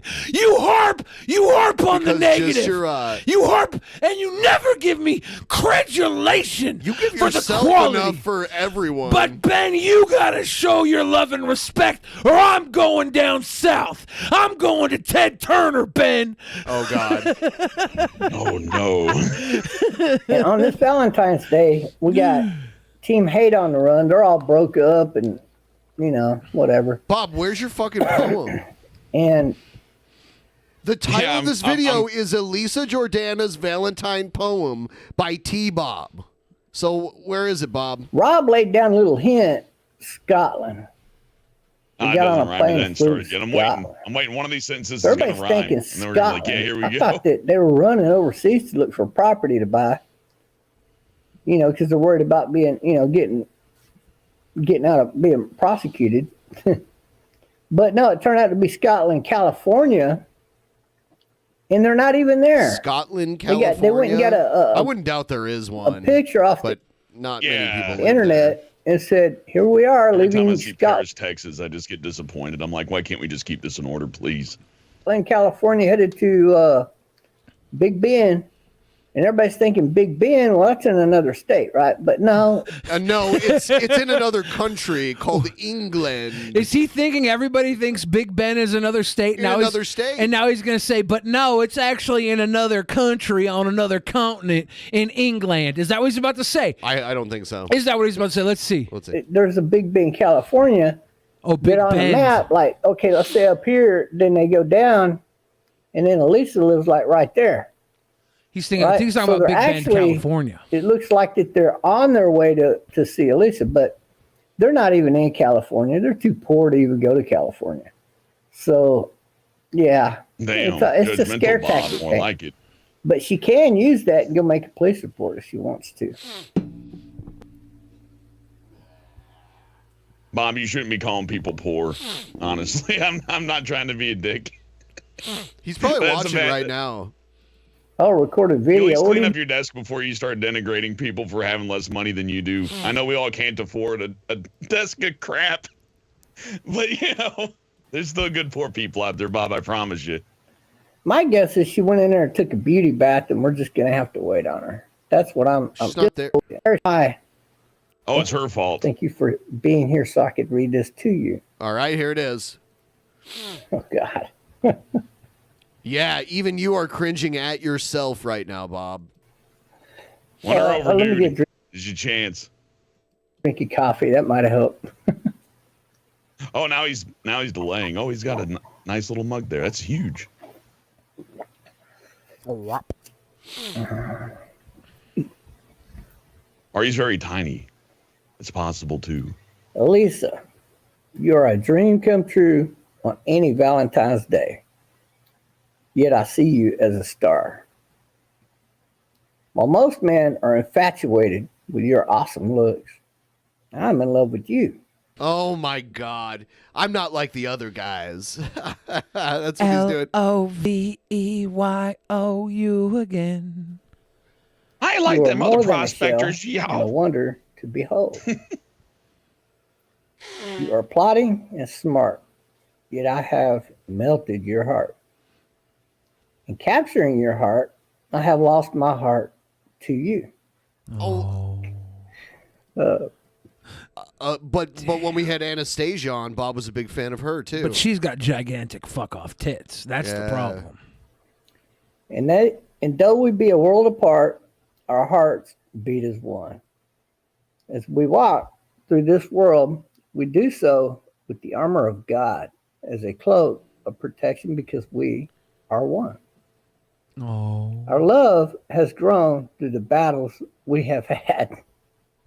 Yet it was love that won through because of you. I almost feel like we're basically Cupid. Because we got these two together. They know each other because of us. Cupid, draw back your bow and let your arrow flow. All he has to do is deal with Andy Dick, like being in this polyamorous relationship with Andy Dick. To be honest, like we're getting to a point where Elisa's not going to want to marry for clout anymore. She's going to want to marry for beauty. For money. Oh. And when she's standing next to Trumpster Bob, she's always going to look young and beautiful. All of our nature and in all of the world, honey is the choice.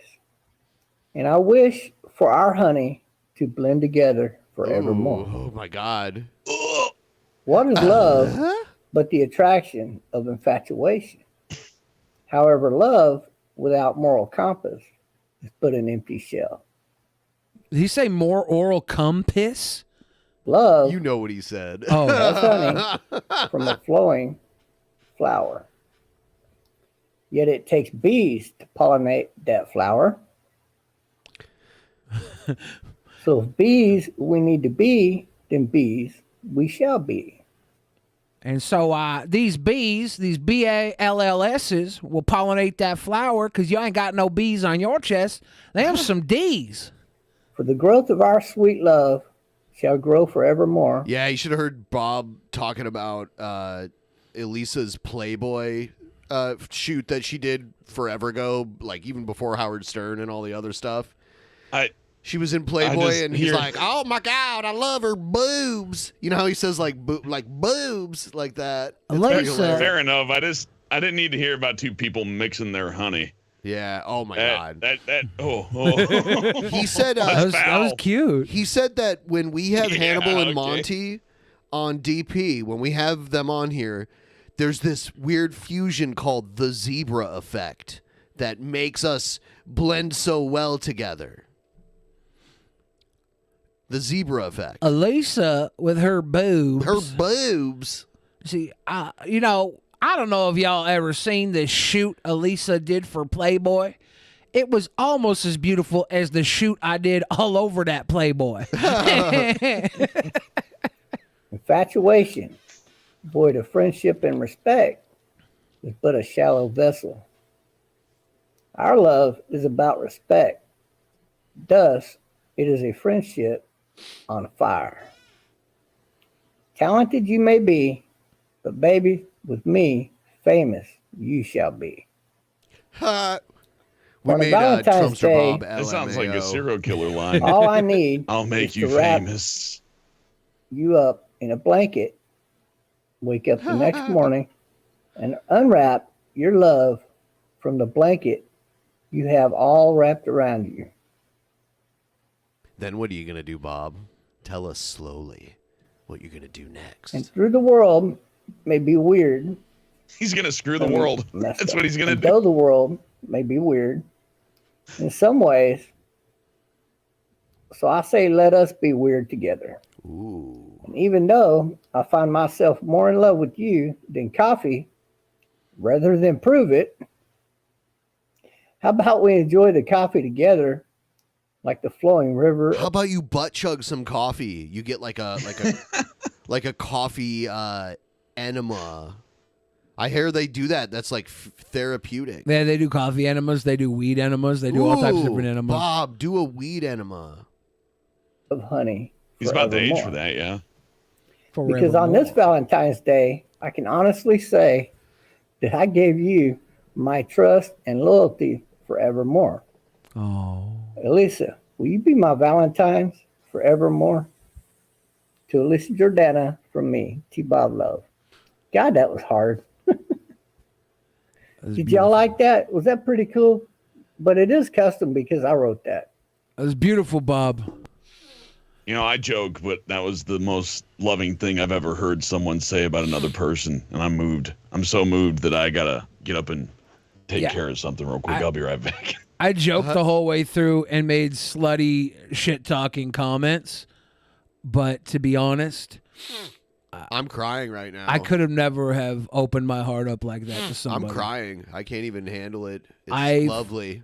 I forever mask. I put on a mask, and I never show the real me to people. A meta mask? And Bob, you obviously open your heart up like a delicious bowl of snacks and just let Elisa reach in and grab a little cheese doodle. And that's beautiful. It's dutiful. It's beautiful. You're beautiful. We're 20% away from the goal. We're so close. Time for the tip train. Anyone wants to help us out with the tip train, we would really appreciate it. Yeah. Once it gets rolling, you know? Once it gets rolling, it keeps going. Yeah, get the donations in now. Get us to 100% of the goal, because once I sober up, I'm just leaving. I'm drunk now, but you don't know when I'm going to sober up. And if I leave and you don't get to the goal, what are you going to do with your life? Get the money in now. Yeah. Did he say Beef maps? King, I think Bob wrote half. I don't know. No, I I wrote don't the whole think so. thing really, just right off my head. Didn't take me long. If you go down in the chats and look back up when I tell you, okay, I got to go write my poem now. Until the next time I commented, that's how long it took me to write the poem. And then there were maybe 3 lines that I kind of rewrote. I just didn't like it. They were too plain and I didn't like it. So I thought it would run better and flow better together if I rewrote the poem. Just in a few lines there. Wizzy says, I won't tell the fiance. Oh, I told her. I already told her. I said, you got competition now, baby. She said, who is it? And she guessed it. She said, is it that lady that show you go on? I said, yeah, that's her. And she says, oh, okay, I will win. Okay. He's got all the ladies fighting over him. All the ladies love Bob. Fighting over him. Billy only plays for money, baby. It's true. We ain't out here free rolling. We ain't simping. We need that Big cash. simping. The money. But she don't seem too worried about it.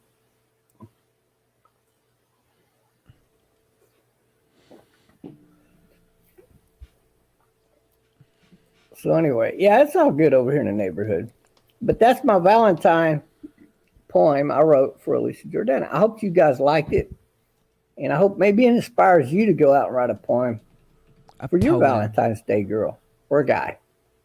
Yeah. How about that? Yeah. But don't be Positive afraid to Bob. This is T-Bob love. He has turned around quite a bit. Lots of personal Hey, I stepped growth. away, but that thing you said was beautiful. I didn't expect to hear that. Good for you, Bob. I love positive Bob. Creative. I was scared to say the poem, but I said it. Maybe I'll do better the more I practice at reading poems. But when it comes to reading poems, I just, I get all googly about that. I don't know why. And I kind of messed up one of the lines. Y'all won't know it until I post the poem, but I was able to save it because my mind works that way. So, Bob, did you create a new Discord? Yeah, his old Discord got kaputted. Most likely we Kappa checked. Hey guys, God bless and peace out. I'm gonna copy and paste the poem in Kermit and Friends. I posted a link to Kermit and Friends. So if anybody watching is not on Kermit and Friends Discord, there's the link. Please join and enjoy our community. It's really an awesome community, and everybody from all walks of life are welcome in our community. Literally. Now I feel bad for mocking his poetry. All right. No. I'm glad to be a part of the community, guys. There's so many awesome people there. We mock people I think all the you'll love time our on this community show. if It's you our join. job to mock people. That's true. I take jabs at you, Billy, but I love you. Yeah, exactly. I mock Ben, but we Thanks know again, at the end of the Leaf King. day, I love Ben. I love him. I'm getting fatter. At the beginning of the day, I hate Ben, though. And I take it all out on him. Then by the end of the day, I love him. Does that happen? Like any good marriage. Yeah. We got a good marriage going here. Oh, yeah. Yeah, so I sent Bob the link to the call here. So if he wants to jump in, I was trying to get Monty on too, but I don't know. He might have gone to sleep. It's kind of late over there. Yeah, he's about to be here soon. Yeah. I thought he could come on here and hype up, the next episode. It's going to be insane. 999 with Hannibal and Monty, 1000 with the whole fucking world. Yes. Jeez. In studio. Like this is not the call in normal. Like we got Hellbent live via satellite, and that's beautiful. Yes. But we're gonna have people I'm hard to book. We're gonna have people within kissing distance, is all I'm saying. Damn it, Billy, you were right. The Snoop Dogg energy threw off the Cincy energy. Also, T-Bob is a poet. That's true. I did say when everybody was calling the Super Bowl, I did say that it's L.A. and the hometown was Snoop Doggy Dogg in the fucking halftime. And then I kind of feel like they were winning almost the whole game, and then it was at the very end, not like right after halftime. If all of a sudden they would have just like destroyed them immediately after halftime, I would have been like, whoa, you got a point there. But it was like they played a better game until the end of the game, and like it was close, but then a bunch of dumb penalties like really fucked up Cincinnati. And I don't know, like I don't even know if I'm not like a Cincinnati fan. Like most people in Ohio are Browns fans, which is weird because the Browns have never been good like in the NFL era. But I don't know. I don't know. I tell you what, you also don't know. You don't know that edibles take a while to kick in. What, did you and take Snoop edibles? Dogg sent the Cincinnati Bengals a tray of brownies at halftime.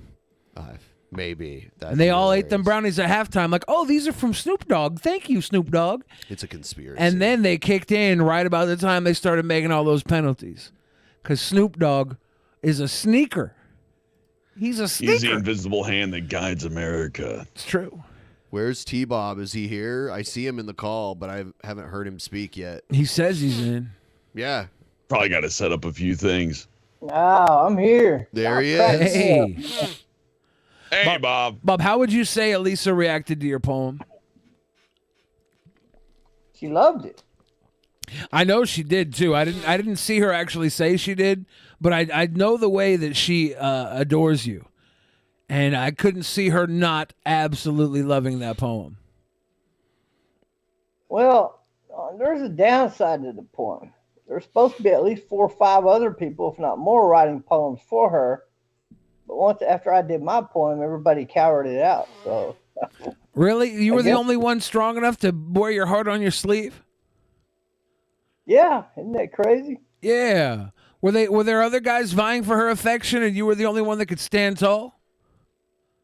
Yeah, that's pretty much sounds about accurate right there. Because Elisa has a whole circle of guys that, like, they want her.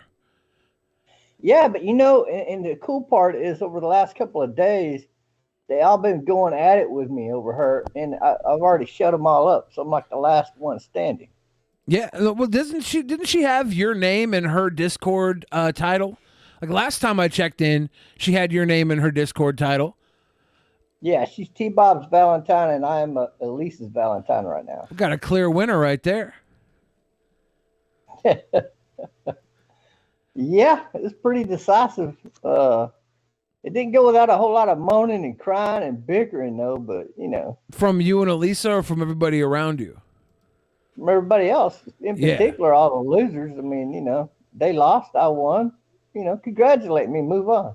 Yeah, these guys can't congratulate though. All they can ever see is their own failure, and they put it on the blame of the man who's walking away with the trophy. You were the Valentine's Day champion, Bob. What happened to Andy Dick? Well, he's been doing her all kinds of wrong. I mean, let's face it. The guy went homeless because he, you know. Did she let him move in? When he's supposed to. Instead of paying his rent, he goes off and buys drugs. Then he needs a place to rent. He had an offer, but he decided not to do it because he's, you know, decided to get drunk and drugged up instead. Then he begs Lisa for a place to stay. She says, okay, you can stay here for a few nights, but you're not allowed to bring any friends. So because of that, he's on the day he's supposed to move in, he don't. And then he blames her somehow, and then he goes off, you know, doing more drugs and drinking again. And who knows where he's staying. Do you now. think I he's don't taking know. it up the butt? Oh, I think he's been done that for a long time. Well, he always says that he was the one plowing the butts. Yeah. He says he was the yeah, top. well, he's got that little boy child of his. I call him. It's really this dude that he plays the woman of the family, and so I don't know. That's kind of a weird relationship there, but you know, you're just not going to make a family guy or a lover out of a queer. Bob, I figure you can't. Yeah. Your wholesome sensibilities are predicated on heterosexuality. Are you sure No, homosexuals it's can't just- have a good quality family life? Not really. No, they can't be loyal. Don't you think that it's less about him being homosexual and more about him being a pure addict in all things in life? Yeah, it's less about him. I've seen gay people have long-term relationships, and they're good people. But so you can't turn what I say into a blanket statement. Yeah, So don't do that. Yeah, because I don't mean it that way. But okay, yes, you would be correct. When you're talking about Andy Dick, you're talking about a flake.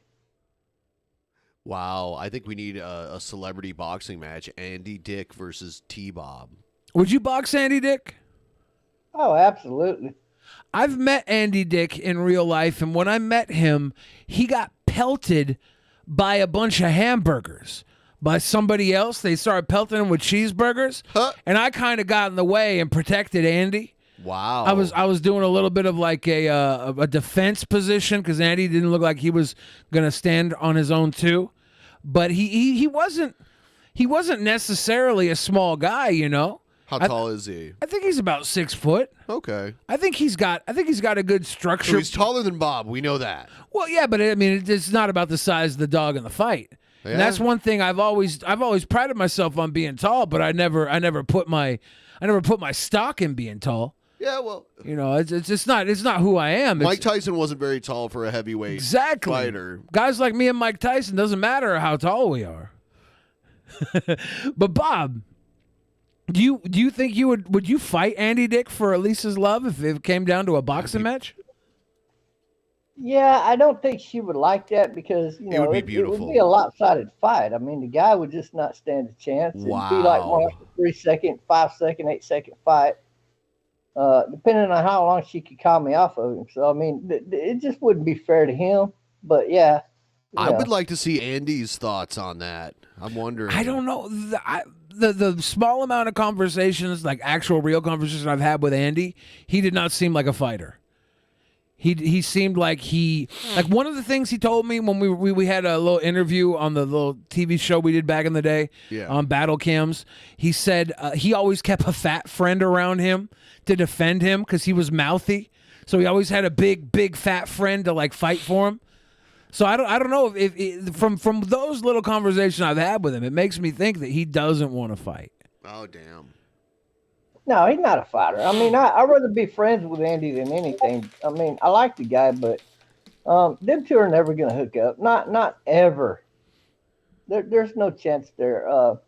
You know, she has a lot to gain looking at a guy like me, and I got this year to win her over. So that's my goal this year is to win her over. Bob, when you and Elisa first met on Drunken Peasants podcast, we gave you the opportunity to say how you would win Elisa over on a date, and you talked about how you'd cook her a meal. Do you remember the meal that you were going to cook her?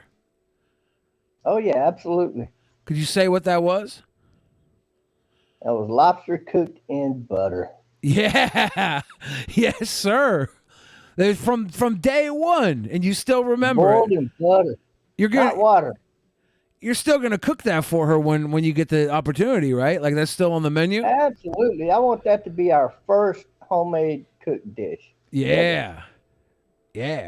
I want to shout out right here, right now, Brandon Hill. I'm going to refresh. Isolation Agorist, sorry, said, gave a donation and said, hey, sweet boys, I turned 40 Monday. Thanks for being so sweet. Happy birthday. Welcome to the 40 Club. Happy birthday. And Malankaya says, to be fair, I would fight Andy Dick for a stale potato chip, and I'm 5 foot tall, female. Also, Bob put his whole Bob Bussy into that poem. He did, the Bob Bussy. I'm wondering, does Keystone Light pair well with buttered lobster? Well, no, I would go more in the direction of wine, but I really cut down on the drinking, guys. I got a busted bubble here. I'm only probably drinking about 15, 16 ounces a week at the most. Oh, really? Right now. Huh. Yeah. That's not too bad. You can get a Pinot Grigio. Yeah, what do you think is a good pairing for your Pinot Grigio? I want Bob to tell me what his pairing is. He might know something more. He's lived on this earth quite a while. Maybe he knows something a little different. Okay. Because what wine would you serve up with your lobster boiled in butter, Bob? Well, for me personally, I prefer mashed potatoes. However, we're talking about Elisa Jordana here. She's not looking to fill her gut with a bunch of saturated fat. So you got to go with something like asparagus. Yeah, I think that's smart for a nice, good-looking Los Angeles, New York City metropolitan woman. You go with the asparagus. It makes your piss smell. That's very smart, Bob. Yeah, and how about some homemade coleslaw? You know, like you make mayonnaise. I know how to make mayonnaise without any sugar added, without any oil used in the process. Totally perfectly healthy for you. You're gonna make homemade mayonnaise and coleslaw. Are you gonna cover coleslaw. Lisa in your homemade mayonnaise? Is that like? Yeah, baby. Damn. Bob, what type of wine would you pair with your dinner at this point? You got a little asparagus, a little homemade coleslaw with a homemade mayonnaise, the butter boiled lobster. Yeah. What type of wine are you pairing with this? Pinot Grigio.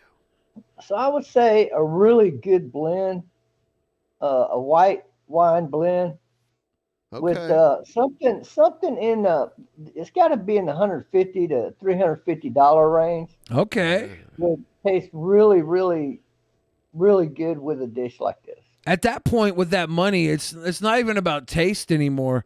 It's more about like flashing, right? I kind of feel like Bob needs to do a cooking channel where he yeah. That Bob's might be Bites. gold. Yeah, Bob, it would be great if you had like some sort of sponsor that could give you like sponsor to make like a $500 meal and then also a $20 meal and try and compare the two and say how you'd try to get it with like a huge budget versus with like balling on a budget.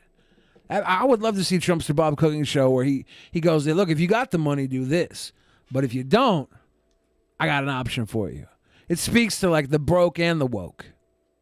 Yeah, I could do that, but I foresee that as something in the future, is maybe doing it part-time for her show, maybe kind of thing. Yeah, that'd be fun. Yeah. You got to remember though, when you're planning out a romantic dish for you and your love, then you always want to keep it simple because you got a whole lot of love making to do. Yeah. Afterwards, so you got to plan ahead.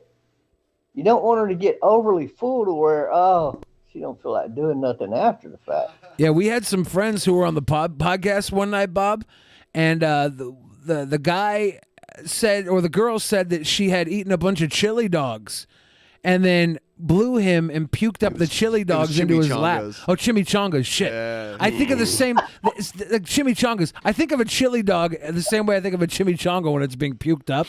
So yeah. You're ruining it. Yeah, she had eaten a bunch of chimichangas and then vomited them on the guy's cock during a blowjob. And that is disgusting, but that's in action. Well, you're supposed proving to give your her some statement. time and hang out with her for a while. Let the food settle down. Go ahead and drink some more wine. You know what I'm saying? Before you engage in that type of activity, that's common sense. Yeah, that's common sense. Yeah, for me, if I'm gonna make her something and I plan on doing dirty stuff to her, I want to make her the stuff that's the longest to digest. I want it to be in her stomach. I don't want it to be anywhere near her anus by the end of the night, I don't want it shooting through like grease lightning. I want it to get caught up in her esophagus for an hour before it even hits her stomach, and then it can't find its way out of the stomach walls. I'm making her lentils and beef jerky. Throw in some of that cornbread, and then you got your good combination. Yeah, stop her up good with the cornbread. Maybe if I'm lucky, I'll go to her ass. You ever notice how girls who eat cornbread got donkey butts, Bob? Well, I had to make sure that she was okay with having a relationship minus the anal sex before I decided to pursue her. And so she said she's good with that. So I'm happy about that. Minus the anal sex? Minus the anal sex. So you said you're not going to do a butt stuff with her? No, I don't like anal sex. I'm not into that. And she was okay with that? Good once or twice here or there. I guess, yeah, okay, I'll go ahead and do it. But I'd rather not have any anal sex, like ever. It messes up the gum works. You know what I mean? Like you want to pop a chick and then turn her around, and you can't turn her around. She ain't going to want to turn around on it if it's dirty. You dig? So you keep it clean. You got more fun and action in what you're doing. And I mean, there's all kinds of options. Well, you got to have options. So what kind of dinner? I don't know. I think asparagus is fine. As if you're into that. You know what I mean? So what were your Valentine's Day plans besides the poetry? Well, I didn't really have any plans. This all kind of happened right, like maybe the day before kind of thing, and it just jumped up too fast. So I really didn't get a lot of done on Valentine's Day, but I got a lot planned after Valentine's Day. I was about to say a box of chocolates or a cake and dessert on Valentine's. That'll do it. It's almost I got enough. all of that in the air and probably kicked a lot of that off within the week. But you know, you want it to be something different and out of the ordinary than what she usually gets. I mean, Leaf sent her chocolates already, some very nice chocolates, and the flower bouquet and all of that. So Classy. I'm taking it a little different direction. I got her the copyrights to use the song "Love Is in the Air," right? That's so a classic. now I'm thinking, how about I get her some Showtime on cable network with her show? You know what my recommendation is for Valentine's Day, Bob? Get a girl plane tickets. Give her the tickets on Valentine's Day for a trip like well out. If you really like her, she's got to stick with you to cash in her Valentine's present. But it's a really nice thing, right? You're like, I'm going to take you on a trip. But she's got to stick around if you really like her. You got to be like, look, on Valentine's Day, you show her you got like a trip. I don't know. It's probably for springtime. So you give it to her in February. You cash it out in April to go to like, I don't know, the Balkans. The Balkans? The Balkans. I don't know where you take a girl. Do you know where the Balkans are? Nope. Oh, okay. No idea. Okay, yeah, that's a good place to go to war. You know? Yeah. Yeah, maybe somewhere other than the Balkans. But you give her a destination that also represents time because you're showing her that you plan to be with her well into the flight of the Balkans, right? Like Applebee's. Yeah, because chocolate is fine and dandy, tastes like candy. But if you show her that you're making a commitment, Bob, I'm telling you, that's where you start to play mental mind games. Balkans, honey, I'm taking you to Macedonia. Yeah, I'm like, you want to go to Macedonia and fuck on the top of a vampiric castle, do some bloodletting? You know what I That'd be more found? like Romania. If you take a woman to a restaurant that she's never been to, after a great professional massage, you're gonna win her heart over just the same as her having to fly all the way to the Balkans just for you to show your romance. I was thinking you'd say like Mexico or something. It's true. I wouldn't mind doing Baja, Mexico. Yeah, I mean that's a I've great been there party before. zone right there. Good times. Yeah, a lot of casinos, a lot of fun. I see. You just got to watch out for all the users and those kind of guys there. I see a lot of guys in the chat laughing at me for my idea, and a lot of girls in the chat saying, that sounds hot. Just want to point that out, guys. Keep laughing. Keep laughing. Why, laugh all my way to the bank. Billy got game. He got a fine woman behind the scene. Nah. I'm just a sweet boy. I just sit around all day and play Nintendo on the Switch. Nintendo on the Switch? I play Nintendo on the Switch. I never had a woman do that on, via the internet before. Do what? Via the internet? Whenever she liked my cockpit the way she did with putting her tongue around her lips and rubbing her lips with her tongue. Did Elisa do that? No, the girl, y'all got behind stage. She did that. Oh, she did that when she saw your cockpit? Yeah, remember? I vaguely, yeah, because I think I was doing the same thing, Bob. I think I didn't notice what she was doing because I was like, Bob got a throbber. I called you Trumpster Throb. No, but yeah, I mean, you can never be too afraid to show your true affections for the woman that you love, or vice versa. Yeah. So many people clam up. Like you said, you put this shell on and you keep it on. And I used to do that. I used to do that too. But I quit doing that a long time ago. And even though when it comes to reading poems, I get stage fright, like big time. So it's hard for me to read a poem. I saw unless that. I just try to keep that in mind that I'm reading it to her and not the whole world. And then it kind of gets a little easier. But You learned everything about acting right there. It's all about just doing it like you were there. This shit happened at the Applebee's that we've been to. Really? Yeah. I thought this is just something This that is our happens local at every Applebee's? Yeah. So Applebee's bartender allegedly threatened with meat cleaver after asking for vax proof. Are these Applebee's meat cleavers, or is someone bringing their own meat cleavers? A Washington man tried to attack an Applebee's bartender with a meat cleaver after he was asked to show proof of COVID-19 vaccine. So when was this posted? Just recently. Because we're literally gonna lift the 16th? fucking we're gonna lift the ban on the 1st of the month. Yeah. This fucking guy is now with just 2 weeks to go pulling the knives out. Yeah. What I a need my fucking strawberry imbecile. margarita right now. There's not kill one. y'all. There's not one drink Applebee's could make you that's worth a cleaver. I'm sorry. Yeah, this is the Bellevue branch. This guy's a Nick Fuentes fan. Do you think this is the one that's over on Bell Red? It could be. I don't know. Michael Dusa, 58, started calling the bartender a punk-ass bitch when he refused to serve him at the restaurant chain's Bellevue branch without proof he'd been jabbed, according to a probable cause affidavit. Dusa walked outside just to start waving what looked like a meat cleaver. Responding Bellevue officer Ian Suave wrote, the bartender said he went out to warn the cleaver-swinging man that they would call the police if he did not leave. Instead, the attacker came at him and raised the cleaver over his head. The worker told police on February 5th, according to... Is this the shot? Yeah, yeah, I think so. I think this... Is this the one? It might be the Bell Red one. Yeah, I can't tell if this is the one that's near it's hard the to Mod Pizza I like, It or could this be. is one near my card store that I play Magic the Gathering at. According to the police, Dusa initiated the attack after he was asked to prove he was vaccinated COVID-19. The bartender told cops that the alleged would-be attacker started to swing the cleaver at him, and he only avoided getting hit because he managed to get inside and close the door in time. The document said Dusa fled but was tracked down with the help of police canine unit. The document said officers found a large knife and a meat cleaver abandoned close to the restaurant, noted the papers, which included a photo of the weapons.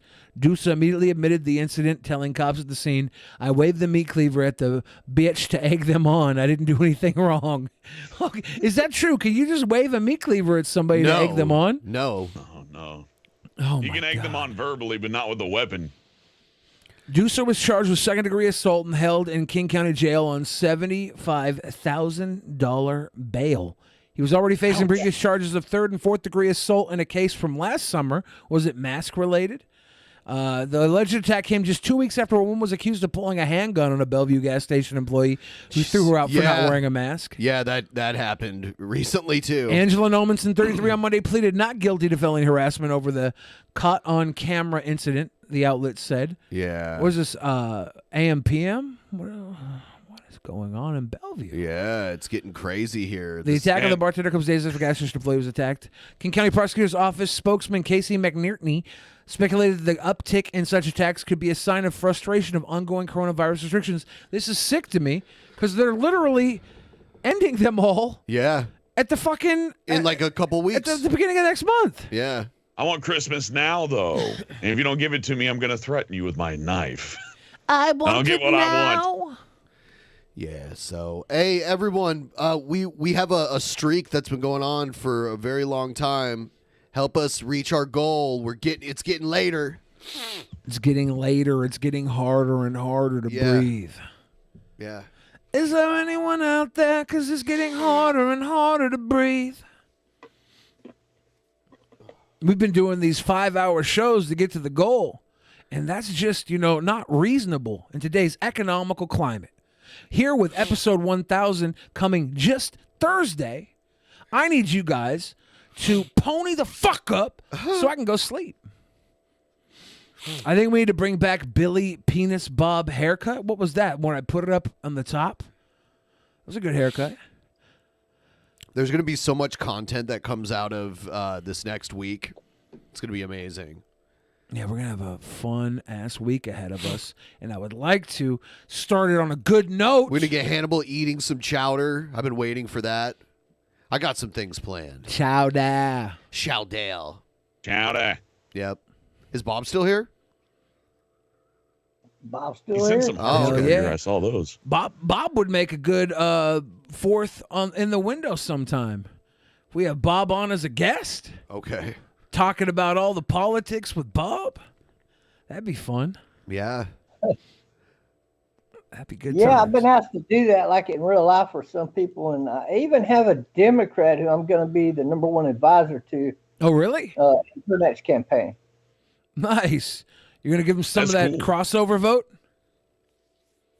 Well, that's the idea. I mean, she has really good points of view and Is it outlook on Charmin? life. So, I mean, why not represent a person like that? I mean, she and I see eye to eye on more things than I would say at least 75% of the Republicans. That means you're a Democrat now, Bob. Is it Sharman Smith? Is that who you're going to help? That is correct. Awesome. I want to see that power move. I like I'm that gonna be you're running for senator this time. okay. I like that you're making cross-party moves, Bob. I think that your power is too good to be aligned with just the linear. Because I guess I don't want to talk down on your guy, but I feel like the idea was more of a cash grab. And I feel like they were just trying to get people's attention to support, and they didn't really do all that It much. was a big cash grab, but it was a big cash grab by the people who wanted to pretend to be on his bandwagon when they were all in the other directions during the election. Yeah. And me, that's why I never took a donation while I was doing all of those shows. It wasn't until several years later I decided to start taking donations. And I don't even push that. I don't even get $20 a week sometimes. So that's never been a big deal to me. But I do have things going that can generate money on the side here or there in a very good way. Yeah. But if I could dip into politics and help politicians get elected that I like, why not? Yeah. It's the beginning of both got you one a right new beginning of a new horizon for you. I think being a commentator on the sideline and just telling it how it is isn't as as great as it will be when you start making it how it is. Do some real action. I like that, especially with you and you gotta Charmin. be about it. Yeah, like whenever I wanted a love song for Kermit and Friends, I didn't hold back. I went and got the song that I wanted. And it's not even for me. I didn't get anything out of it except for I did obtain the copyright use for the song Love Is in the Air for Lisa Jordana and her Kermit and Friends. The same as I would like to see her on syndicated like HBO or something like that. Because I honestly think if you put her show against Howard Stern, she could beat him hands down. I think that with the budget she has to do what she does, she really does pull out a really amazing show. And if she had a budget of an HBO with her own Kermit and Friends set made up, and she could bring people in to be a part of it, it would be like it would be a hit. She has that spirit of the Whack Pack spirit, and she controls the mood very well. She's amazing. She's astounding when it comes to that. And you know, we could bring on people like you guys. I think that would be really cool. Yeah. I would love to. She's like literally a Spurg conductor. She can just keep all these people who are weird fucking people. She just keeps them in a flow that is manageable. Like she'll have. Yeah, how did she do that? I don't know. It's incredible. And I'll tell you what, y'all were talking about earlier when you were bashing on Ben for just banning people out of the Discord. I don't actually do that. Did you know that about a week ago I confronted her about? I bet her that the only people that was banned in her Discord were my friends. Oh damn! And she said, "No, Bob, I've never banned nobody." Actually, they blamed it on Leaf, and it could have been him, but I don't think he's the one that did it because it didn't happen until after she took control. But okay, that's neither here nor there. They can blame it on him all they want. When she showed the picture of everybody she had blocked, every single one of them were my friends. So then she unblocked them, and then she showed another picture. She doesn't have one single person banned. There we go. Hey, there we go. All right, so we're like The around one thing $100 I hate away. about COVID the most are the anti-mask and anti-vax people. The one thing I hate the most about COVID was all the deaths. Yeah, that was pretty bad. Death was pretty lousy. I didn't like the death much either. Beyond all the deaths, the next thing I hated about COVID was all the people who profited grossly off of the suffering of Amazon. of those that had to lose their livelihoods during the pandemic when others were Don't able you mean to save lives? while others were able to literally double their vast wealth during a By 2-year saving period. lives, of course.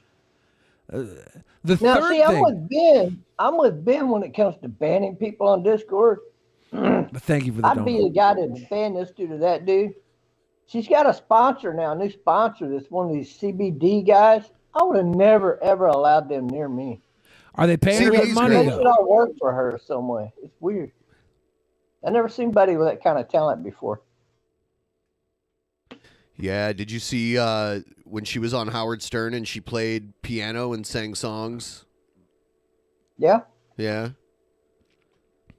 Yeah, that was classic. Now, Bob, Elisa Jordana's dating history is like Ethan Hawke. It's David Blaine. David Blaine, Vin Diesel.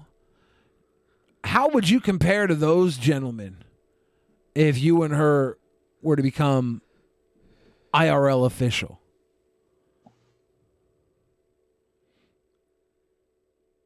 I would be the first guy that she ever had that worked for her behind the scenes. Okay. Like I would be the guy. You don't think that Benji did probably that? get her further along than she's ever been. You don't think Benji was a behind the scenes guy for Elisa? That's all I saw in Benji was him trying to push her career. Would you get fingered like Benji got fingered for Elisa? We wouldn't make Perez Hilton do it. We could maybe have like one of the cool hot new gays like Jussie Smollett do it.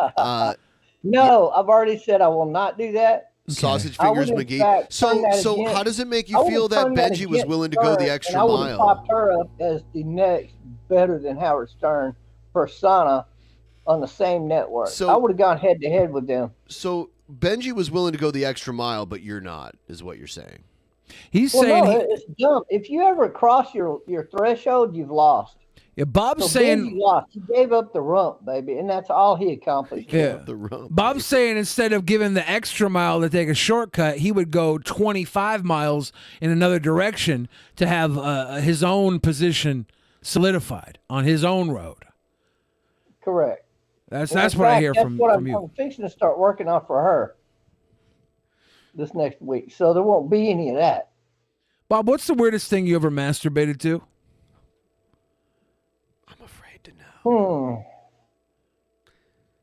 That's a good question. Yeah.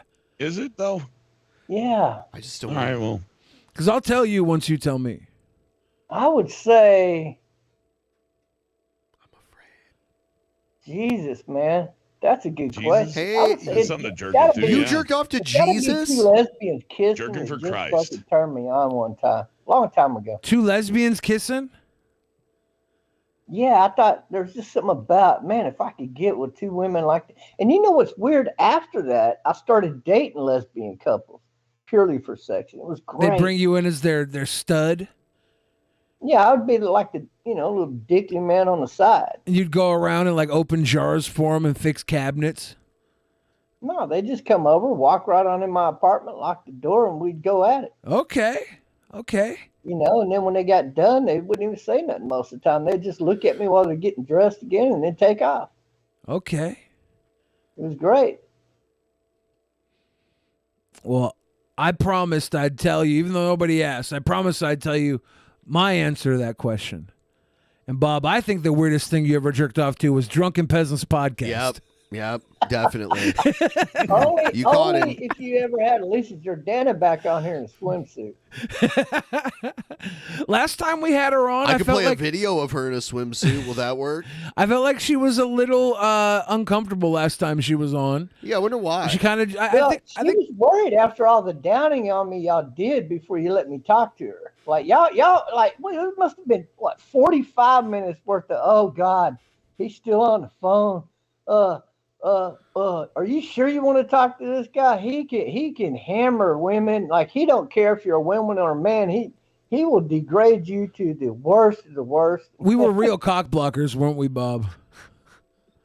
Yeah, and it was at least 30, 45 minutes of cock blocking. I'm and then glad she we didn't finally stop talked you me into from it. getting there though. Like, Yeah, we it didn't. wasn't your old videos or anything that did that. It was No, what no, we no. said. I know. It was a real played up thing, but it was smart to warn her like that because you never know which direction a meeting like that's going to take place. Yeah, to be honest, I just want to know, how did y'all get Maurice Delk to come invite me over for that? Because it took him 2 weekends in a row of inviting me before I went over there to your show for that. Was Elisa the first time we had you on the show? No, we used to call him randomly. Yeah, I thought we had you before Elisa. Then we brought you in when Elisa was on, and you just Right. took Y'all had me over. on the show prior to that. Yeah, And I haven't been on a video stream with you guys in forever, but Yeah, it's been a while. yeah. So that was back when y'all was making a lot of fun of me and whatnot, and then you know we started getting along real good, and I started respecting what y'all were doing. Yeah, we And had a good things character kinda arc, changed. didn't we? Yeah, I think we just kind of grew on each other slowly, and you know, here we are, and I think it's great. I loved your show today. You had me cracking up earlier going after Nick. And then when you started going after me with all of that, man, I spit my coffee back up in my coffee cup. I love that coffee cup, by the way. That thing's huge. How many ounces that hold? Like 32? Yeah, it's a pretty big one. Yeah, that's why I keep it with me. It's so I don't have to keep refilling the damn thing. I love coffee that much, too. You got to add that caffeine. Oh, yeah, I drink a lot of coffee. Have you ever heard of that poop coffee, Bob? No, I just drink Folgers. That's my coffee. There's this animal in Asia where they have it eat the coffee fruit, and then they poop out the beans because they don't digest the beans all the way, and they wash it off and they roast them, and then they make it into coffee, and it's like over $100 a cup coffee. Oh God. Yeah. Would you try that? Yes. Big no for me Tell on you that. what, if you I'm good. send I'll me keep a little 100. sample to make some out of, we can try it at the same time together. It's really expensive. That's the only reason I haven't tried it is because it's so expensive. But I would like for you to send some to Lisa Jordana, or send us the link, and we can all just purchase some. The poop coffee? Instead of taking give it a try. I don't know if she'll go for that or not, but you never know. Yeah, I mean it's amazing poop coffee. Our Scott had some the other day. He said it was really good. I'm gonna make my own poop coffee for episode I don't know if you 1000. know this, but I like to drink coffee because I get stoned a lot. And when you mix a crap load of that caffeine in your body with drinking a crap load of coffee with the getting heavily stoned, you're floating on cloud nine for a steady 6 hours. 6 hours of good living. I drink a lot of coffee I don't drink any coffee. and smoke a lot of weed too. I don't smoke a lot of weed. I've smoked weed very rarely. I'll do some CBD every once in a while, just Yeah, I don't smoke it because all I the have time, some. but it's always here. Look at where I live, man. I'm fixing to be one of the main dealers for this place, and they're doing a show right now, a fundraiser for I forgot who it was for. Well, it's for a campaign thing, and that's where I come into play to help him out if he needs any help in those kind of discussions or talks, which is not a problem for me. But I also have other connections. So what's happening here is I live in a place where people stop by. I've had people drop by here and just say, "Where's Bob?" And then they come and knock at my door. "Bob, somebody here wants to see you." I go downstairs and, "Oh, there he is. Come on, let's smoke a doobie." That's all they come over for. It's cool. So I do smoke more often than I normally would. I'll say that, but I don't smoke every day or anything like that. Oh, I do. Absolutely. Well, it's all about what's good for you. You know what I mean? Same with coffee, same with weed or Yeah. CBD or anything. Everybody has their own limit. When you follow it, it's a good time. Well, it's not just that. It's that I remember one thing at the core of my brain. You got to detox. So I'll go 2 or 3 days refusing to smoke any pot or drink any alcohol. And what that does is it allows my body to flush itself. You got to go at least 3 days, though. That's a good point you make. you save money and it's more effective. You enjoy it more. And again, it's key to moderation makes everything nice. Correct. Yeah. If you had that great meal every single day, then it's like, okay, you're eating the same dish every day. Same dish. But you'll get sick of it. So yeah, it's just gonna become a norm, right? Like eating hot dogs or hamburgers.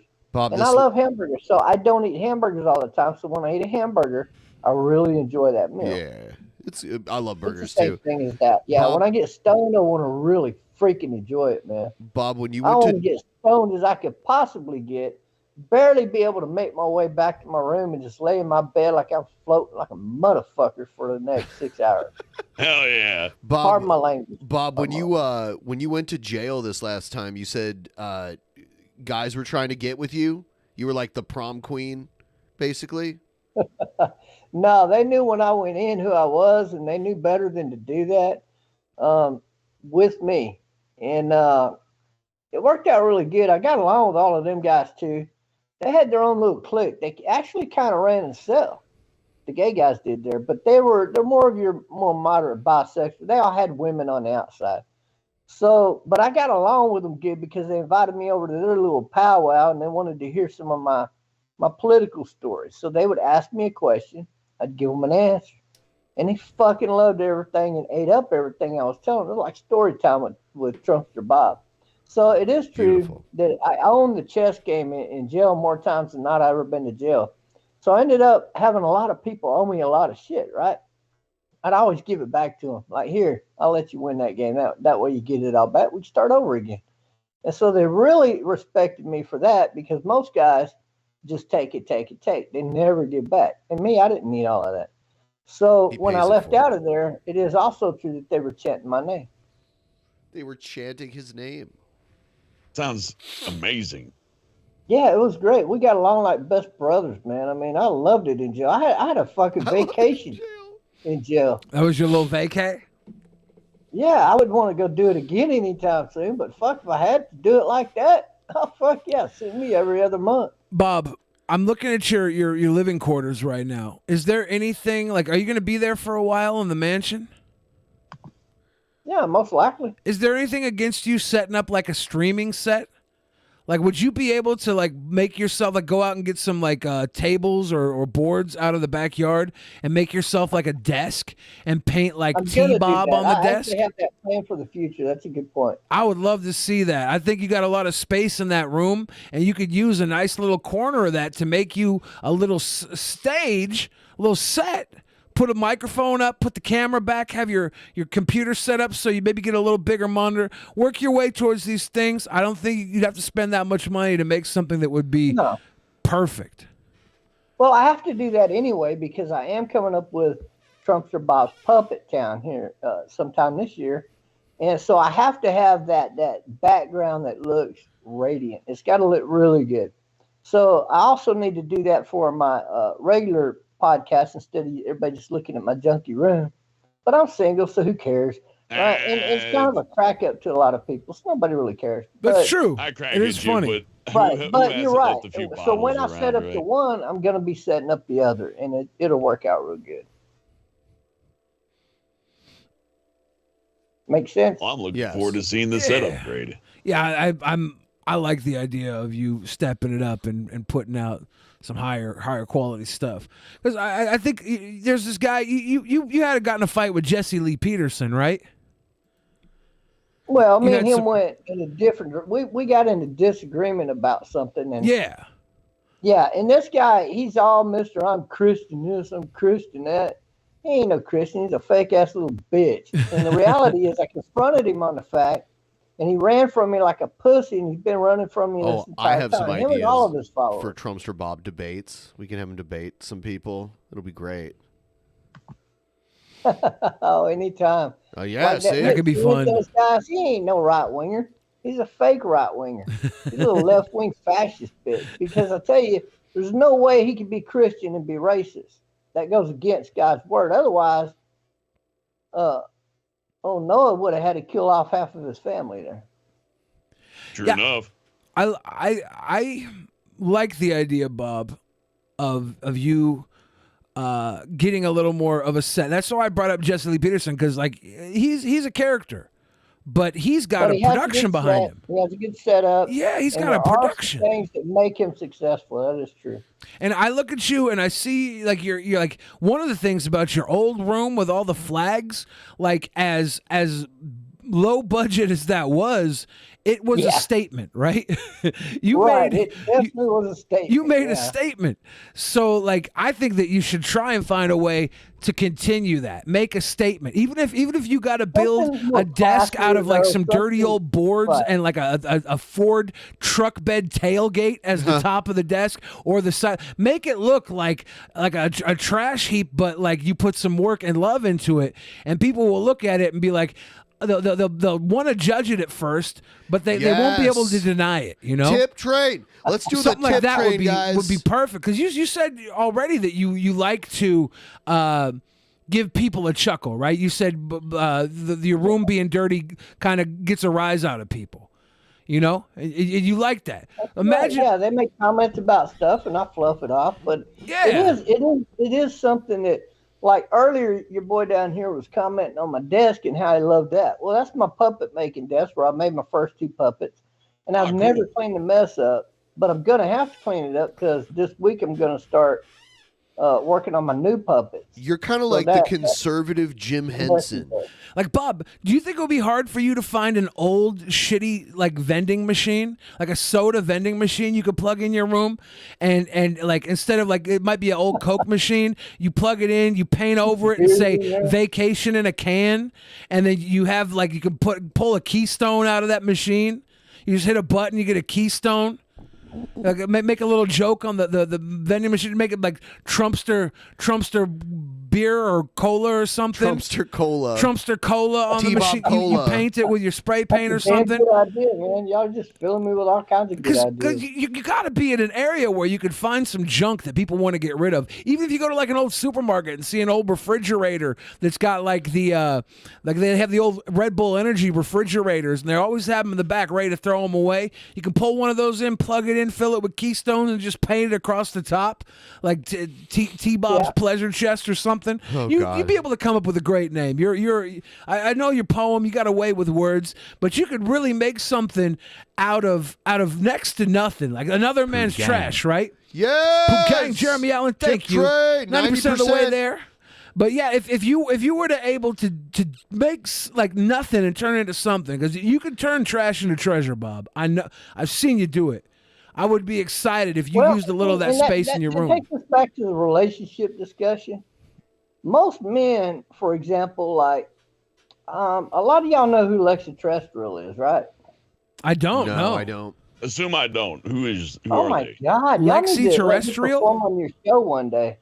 She is outright freaking awesome, and she's got some things going on with her. I'm trying to help her with over this next week, and for the next couple of months, hopefully. But she is one hell of an awesome person. She's a successful singer. She's got music out there. You should just Google up Extraterrestrial. Yeah, I'm looking at her right now. Her man was taking her, or I'll say the guy that was leading her was taking her in a bad direction. So I'm trying to give out good advice to that camp over there. Promote her voice more, and you got a winning combination. But if you're promoting the music over the voice, you're drowning her out. What you're seeing is the man trying to control her. And what you're going to see over at Kermit and Friends is there can't no man control Elisa Jordana. So when a man learns not to try to control the woman, you're going to find a whole lot more success in your relationship with women, whether you're just friends, you're lovers, or whatever. Don't try to be so damn controlling on every little thing. Yeah, if you're a man like Bob or I, you don't have to control your woman. She will strive to meet your standards. She will work hard every day to fit into your life. Wonderful. Control is a weak man's method of dating.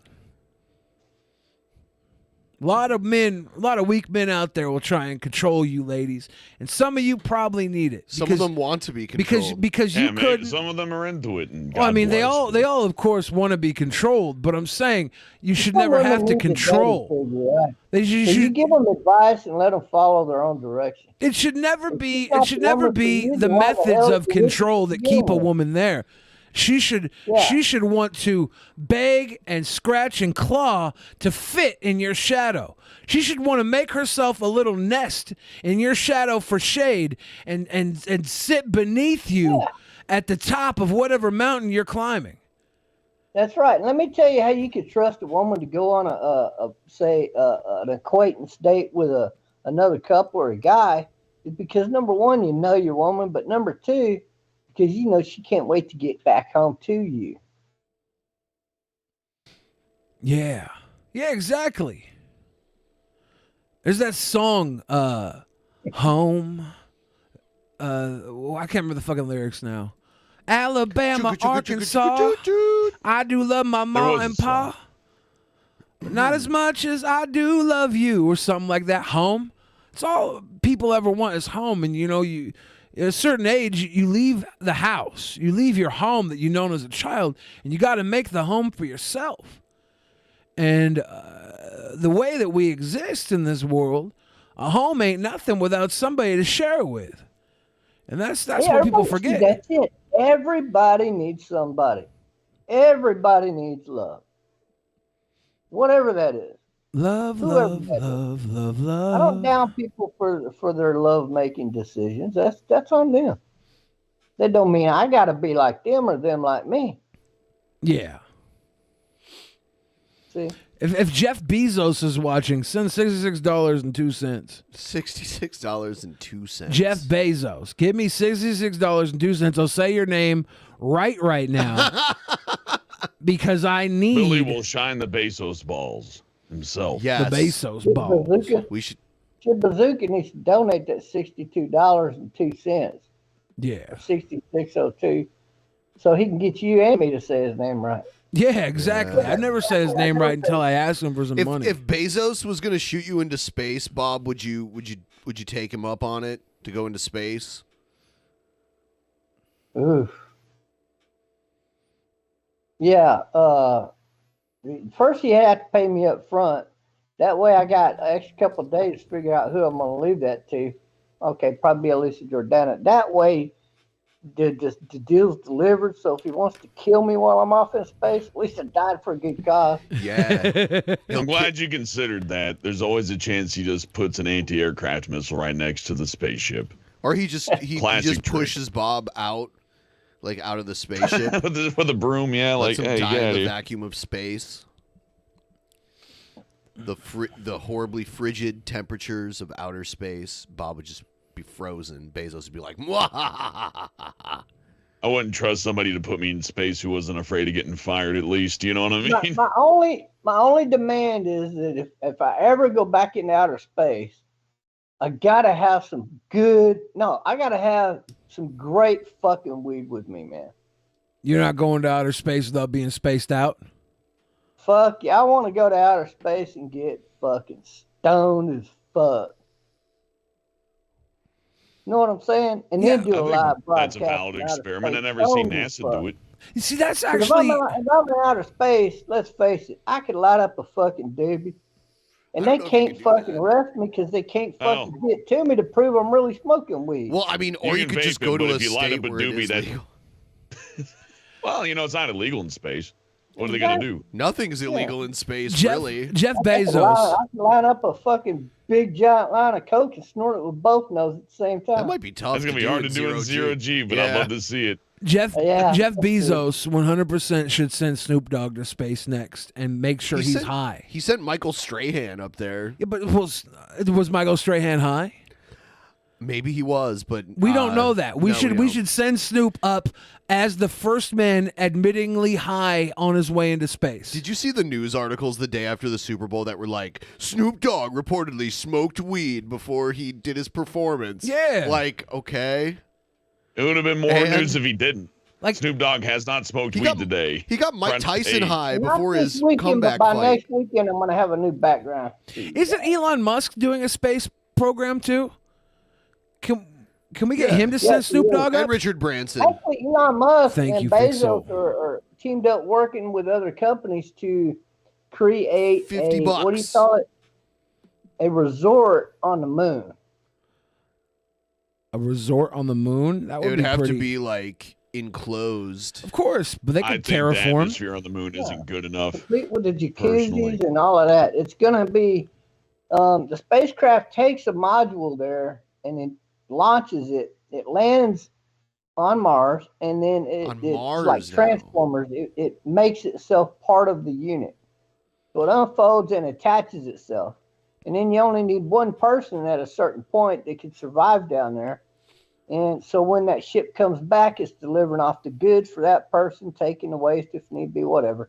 And that person, his only job will be to make sure that everything is structurally connected properly.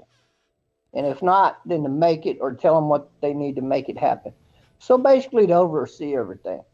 And then, but that is what their goal is. They're actually working on that. I found that pretty amazing. And they're not alone. They have other people, other billionaires in on it with them.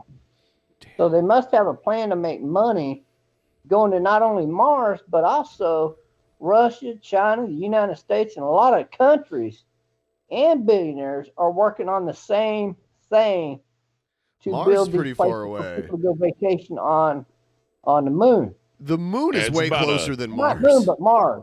Mars is very far away. The moon is way more realistic than Correct. Mars. But did you You know reach the that, moon in a did few you weeks know with that they Mars. built a new? The United States built a new space engine that can get a spaceship to Mars within 3 days. Yeah, it's already That's been built. they got that built. Mars is 191.2 million miles away. So in 3 days, it would need to travel 191.22 million miles per. And well, divided by 3. Well, this thing So- goes right to just a hair below the speed of light. Cool. However fast that is, that's how We're long in it takes Star you to Trek get there. now. That'll so get you to the if moon a look up lot the speed of light, faster. how fast than would it Mars. take you to get to Mars? It'd take you a little bit less than that amount a little bit more than that amount of time, but not much. In fact, it'd be quicker to get to Venus or Mercury than Mars. Yeah. Yeah, But Mars but is more Venus is suitable a given gas the cloud. size, density, atmosphere, and all of that. The moon is way And they more have to realistic to there build a is water resort. on Mars if they dig for it or drill for it, just like they do on Earth.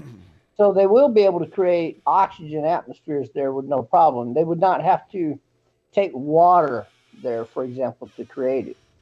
Here's a second problem with Mars. Its orbital period is 687 days compared to our 365.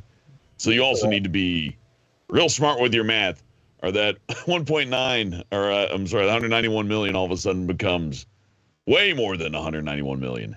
You have to wait for another year if you miss your chance. Well, more than a year. You have to wait 2 years if you miss your shot.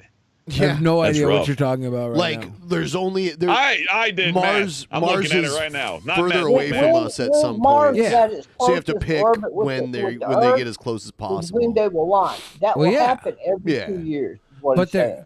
but if you miss a So day, if you're somebody who's going to go there on vacation, it's going to be a 2-year vacation. like you don't have to use the Mars trajectory for their days to know when they're going to be close apart, right? You can use our days to pay attention. You just you Assuming the math is No, perfect, they can yeah. launch from its furthest distance now with the new engines that they're building. So it doesn't matter if it's close to Earth's orbit or not. They're probably going to be launching every 6 months to resupply. Can you imagine some streamer on the internet being the guy that told NASA that they have to get their math right? Yeah. Like Hellbent's like, the one big thing about space travel is Mars is 367 days to our 3. So, Mars, NASA, you better get your math Mission right. control. That's right, Get your NASA. shit together. I'm like, wait a I'm second. paying waiting for you, NASA, and I barely got a high school education. I got out on my good looks, so I need you to erase that. You better damn sure not forget T-Bob's weed. Houston, you have the weed. Hey, Houston, I just got to say, I've been streaming all day. I did some game streaming earlier. Now I'm on Drunken Peasant shit posting. But Houston, you got a problem. Yeah. You got to get your math right. I love that. That's cute. Yeah, I'm pretty smart, Billy. You're better than smart. You're handsome. Oh, well, Google does all the hard lifting up here. You know what I mean? A little bit of advice, though, if you're ever out on a date, don't never do that in front of your date, because then she feels like she's out with a smart guy, and really she doesn't give a damn about what you're saying. Oh, correcting people on a date is like, why are you even on a date if you're going to try to battle them? You know what I mean? Well, I'm not saying that you would be doing that. I'm just saying with anything. Now I want to do you might be mushrooms one in of the space. guys Right? sitting there Isn't that figuring out what isn't kind that a of good kid I'm idea, going with. That'd Sticky? be insane. Keep Going to it to space yourself, alone would be man. crazy. Go on. Don't say it. Talk about it out loud. They're taking 90 Because year now olds. you're making her feel goofy. Like, this guy's really talking to himself like this in real life, or to me. What's he gonna leave? $5, $10? Fuck it, leave her 20. Let's get the fuck out of here. Yes. How many of you guys out there? How many of you guys out there go on dates and treat the wait staff like shit while you're on a date? Is that not the biggest turnoff to most women? I would imagine. I would think so. Like one time I had they left us in the lobby for 30 minutes, so I had to step up and be like, hey, can I get a table? And my date looked mortified. Really? But I didn't want to wait for more than 30 minutes, man. I don't think that at that point you're not treating the wait staff terribly. I think she was afraid. I came right up to the edge of yelling, right? I'm like, hey, can we get seated? You have to be assertive when you're on a date as well. You can't just sit around forever. It's a hard line. Yeah. Rotten Stormtrooper! Enjoy, you filthy degenerates. You filthy degenerates. Yeah, thank you. Thank you, everybody. Earlier, we got one that kind of got passed over. It was a Morton Dave. He said, chugga, chugga, poop, poop. I didn't notice that one. I think we got most everybody tonight. All right. Thank you guys for the love and support. It's been good times. We had Hellbent here the whole time. We had T-Bob unexpected I'll to ride join. with you. It's fine. Keeping our buds up late. Yeah. Having a good time. Having a great time. Yeah. Well, I really enjoyed watching you go after that butthole yum Nick Fuentes. Yeah. It's not hard. Like, I barely know anything about him, and he opens his mouth up for 5 minutes, and it's just endless material with that guy. So He thinks girls if there's are anything he icky does gross. good, it's teeing it up for you so you can knock it out of the park. Bernie Y'all own Sanders him. says Y'all probably got permanent property in his mind for the rest of his life. he's got to be a little scorned. He said he'd come on the show many moons ago and then blocked us. Yeah. So we were hoping we could get him on. Bernie Sanders says the voice said degenerates like JF when the robot said degenerates. Degenerates. That was funny. I like that. I like that. Yeah, we should still try and get Nick on again. Now that he's on Louis Theroux, we should. His little cronies tried to come talk to us, but I knew exactly what they were going to do. They were just going to bomb us with a bunch of slurs and shit. Because I think they did it to Dylan recently. I think Dylan has a video where they popped. Oh, really? Yeah. Twerps. Yeah. I told them they could reach out to me. I'd go on their channel, but I never heard back from them. So I think that's probably what they were trying to do. Yeah, they were just trying to get us a Billy strike needs some or late night food for energy, is I think what they were referring to. So, Billy, you can't be afraid if you need to stock up on some energy. Get out some hostess ding dongs and lay into them. Some ding dongs. He likes snow cones, Whatever actually. You got sandwiches, What are you doing, eating burgers, snow pizza. cones? All those sugary treats, they taste so good, and then the next day I feel like someone punched me in the buttocks. In the buttocks? I feel so Or in the- sore. My body can't handle that sugar no more. I love the Jake the Snake Roberts snow cone thing because it's like, why did he say snow cone? Yeah, I had met him the week before they announced he was going in the Hall of Fame at an airport in Los Angeles, and he gave me his phone number and said he wanted to work with me and get me to lose some pounds. He was like DDP yoga. He brought up the DDP yoga, and he's like, "We're gonna get you to lose some weight." And I gave him my number. We exchanged numbers. I didn't hear from him. Then he got in the Hall of Fame. The next week, it was announced. And okay, I got a question. Yeah. I'm sorry, I interrupted. My bad. I apologize. Yeah, it was Jake the Snake, the WWE wrestler, WWF wrestler, Jake the Snake. He messaged me. Yeah. He called me. Then the day after he got added or announced for the Hall of Fame, he called me the day after. He left me this message. He goes, "Hey man, it's Jake the Snake. I'm going to the Hall of Fame. What you doing? Eating a snow cone?" Yeah. Like what? And he's like, "Nah, I'm just playing with you, man. Just calling and checking in on you. You know, we got to." He gave me like a little pep talk over the phone. It was sweet. It was kind. Yeah. It was kind. A snow cone. Of all things. It was funny though. Yeah, Vince McMahon supposedly really likes snow cones. Is maybe that I don't know. Maybe So that's it might where he be a got it behind the from. scene joke where they're like, tell everybody they're eating a snow cone because Yeah, it maybe. it's like punking McMahon. But that's just something I read online that Vince McMahon loves That's snow such cones. a weird thing to be into. Yeah. It's like ice with It's very sugary specific. flavoring on it. You could probably do a 0-calorie flavoring, and then Yeah. ice is 0-calorie. You know, zero You sugar. can make keto cones. Yeah, I should get a little snow cone machine in my bedroom. I I used could- to have a Snoopy Which one of y'all snow did the cone fake maker. T-Bob imitation earlier? the what with a T-Bob imitation? With the fake T-Bob. You know the fake T-Bob running around? Was there someone in the chat doing that? Yeah, we're in Discord. They got like 10 different. Well, I don't know about now, but they got like all these different fake T-Bobs running around, and then some of them try to act like me, and other ones just cuss everybody out, and it's crazy. I had this. I didn't notice that when I was a kid. A Snoopy snow cone maker. I feel like I might have had this too. Yeah. I remember You the put ice stupid cubes in it. drum. Of, John put ice earlier, cubes John in it. Taylor. Maybe my sister fireman. got this. Y'all heard about him, right? The guy that was jerking off behind the barn to Erica, No. and then started crying about the fact that he couldn't get a hard on. No. No. That's pretty sad though. Yeah, it is. His name's Fireman Johnny. He's got a what you call a lip dickinitis going on down there. Lip Apparently, dickinitis? He can only get a hard on to gay porn, where he can't get a hard on at all. That's not good. Yeah, he's I got to didn't know take them pills. and Even the pills don't always work for him. Is Them that crazy? pills. That's the snow cone flavoring in this little thing here. Yeah, I kind of want to see if I can get a nice snow cone machine to make snow cones in my home and just have zero sugar keto snow cones all day long, like me and Vince McMahon. That'd be sweet. You ever have a slush puppy? Yep. Yeah, I love that shit. Ooh, That's yeah. it. So we're probably going to wrap it up here. Thanks to everyone watching us, helping us meet our goal. We will see you all on Tuesday, episode 999. So close. Bob, have a good night. Hellbent. Everybody, you know where to find them. Check them out.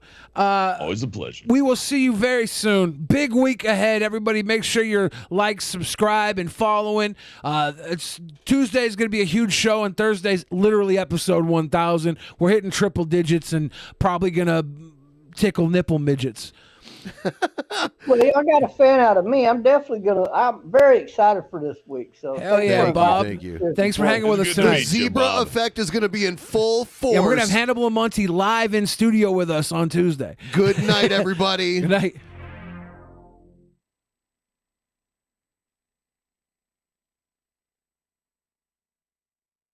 In the beginning, there was nothing. And then there was the Drunken Peasants Podcast. Drunken Peasants. Drunken Peasants. Drunken Peasants. Drunken Peasants. From the strangest corners of the internet, gonna get TP'd by Billy and Ben. You know where you can find them at. Get ready, cause they're gonna kick your... Drunken Peasants. Drunken Peasants. Drunken Peasants. Drunken Peasants.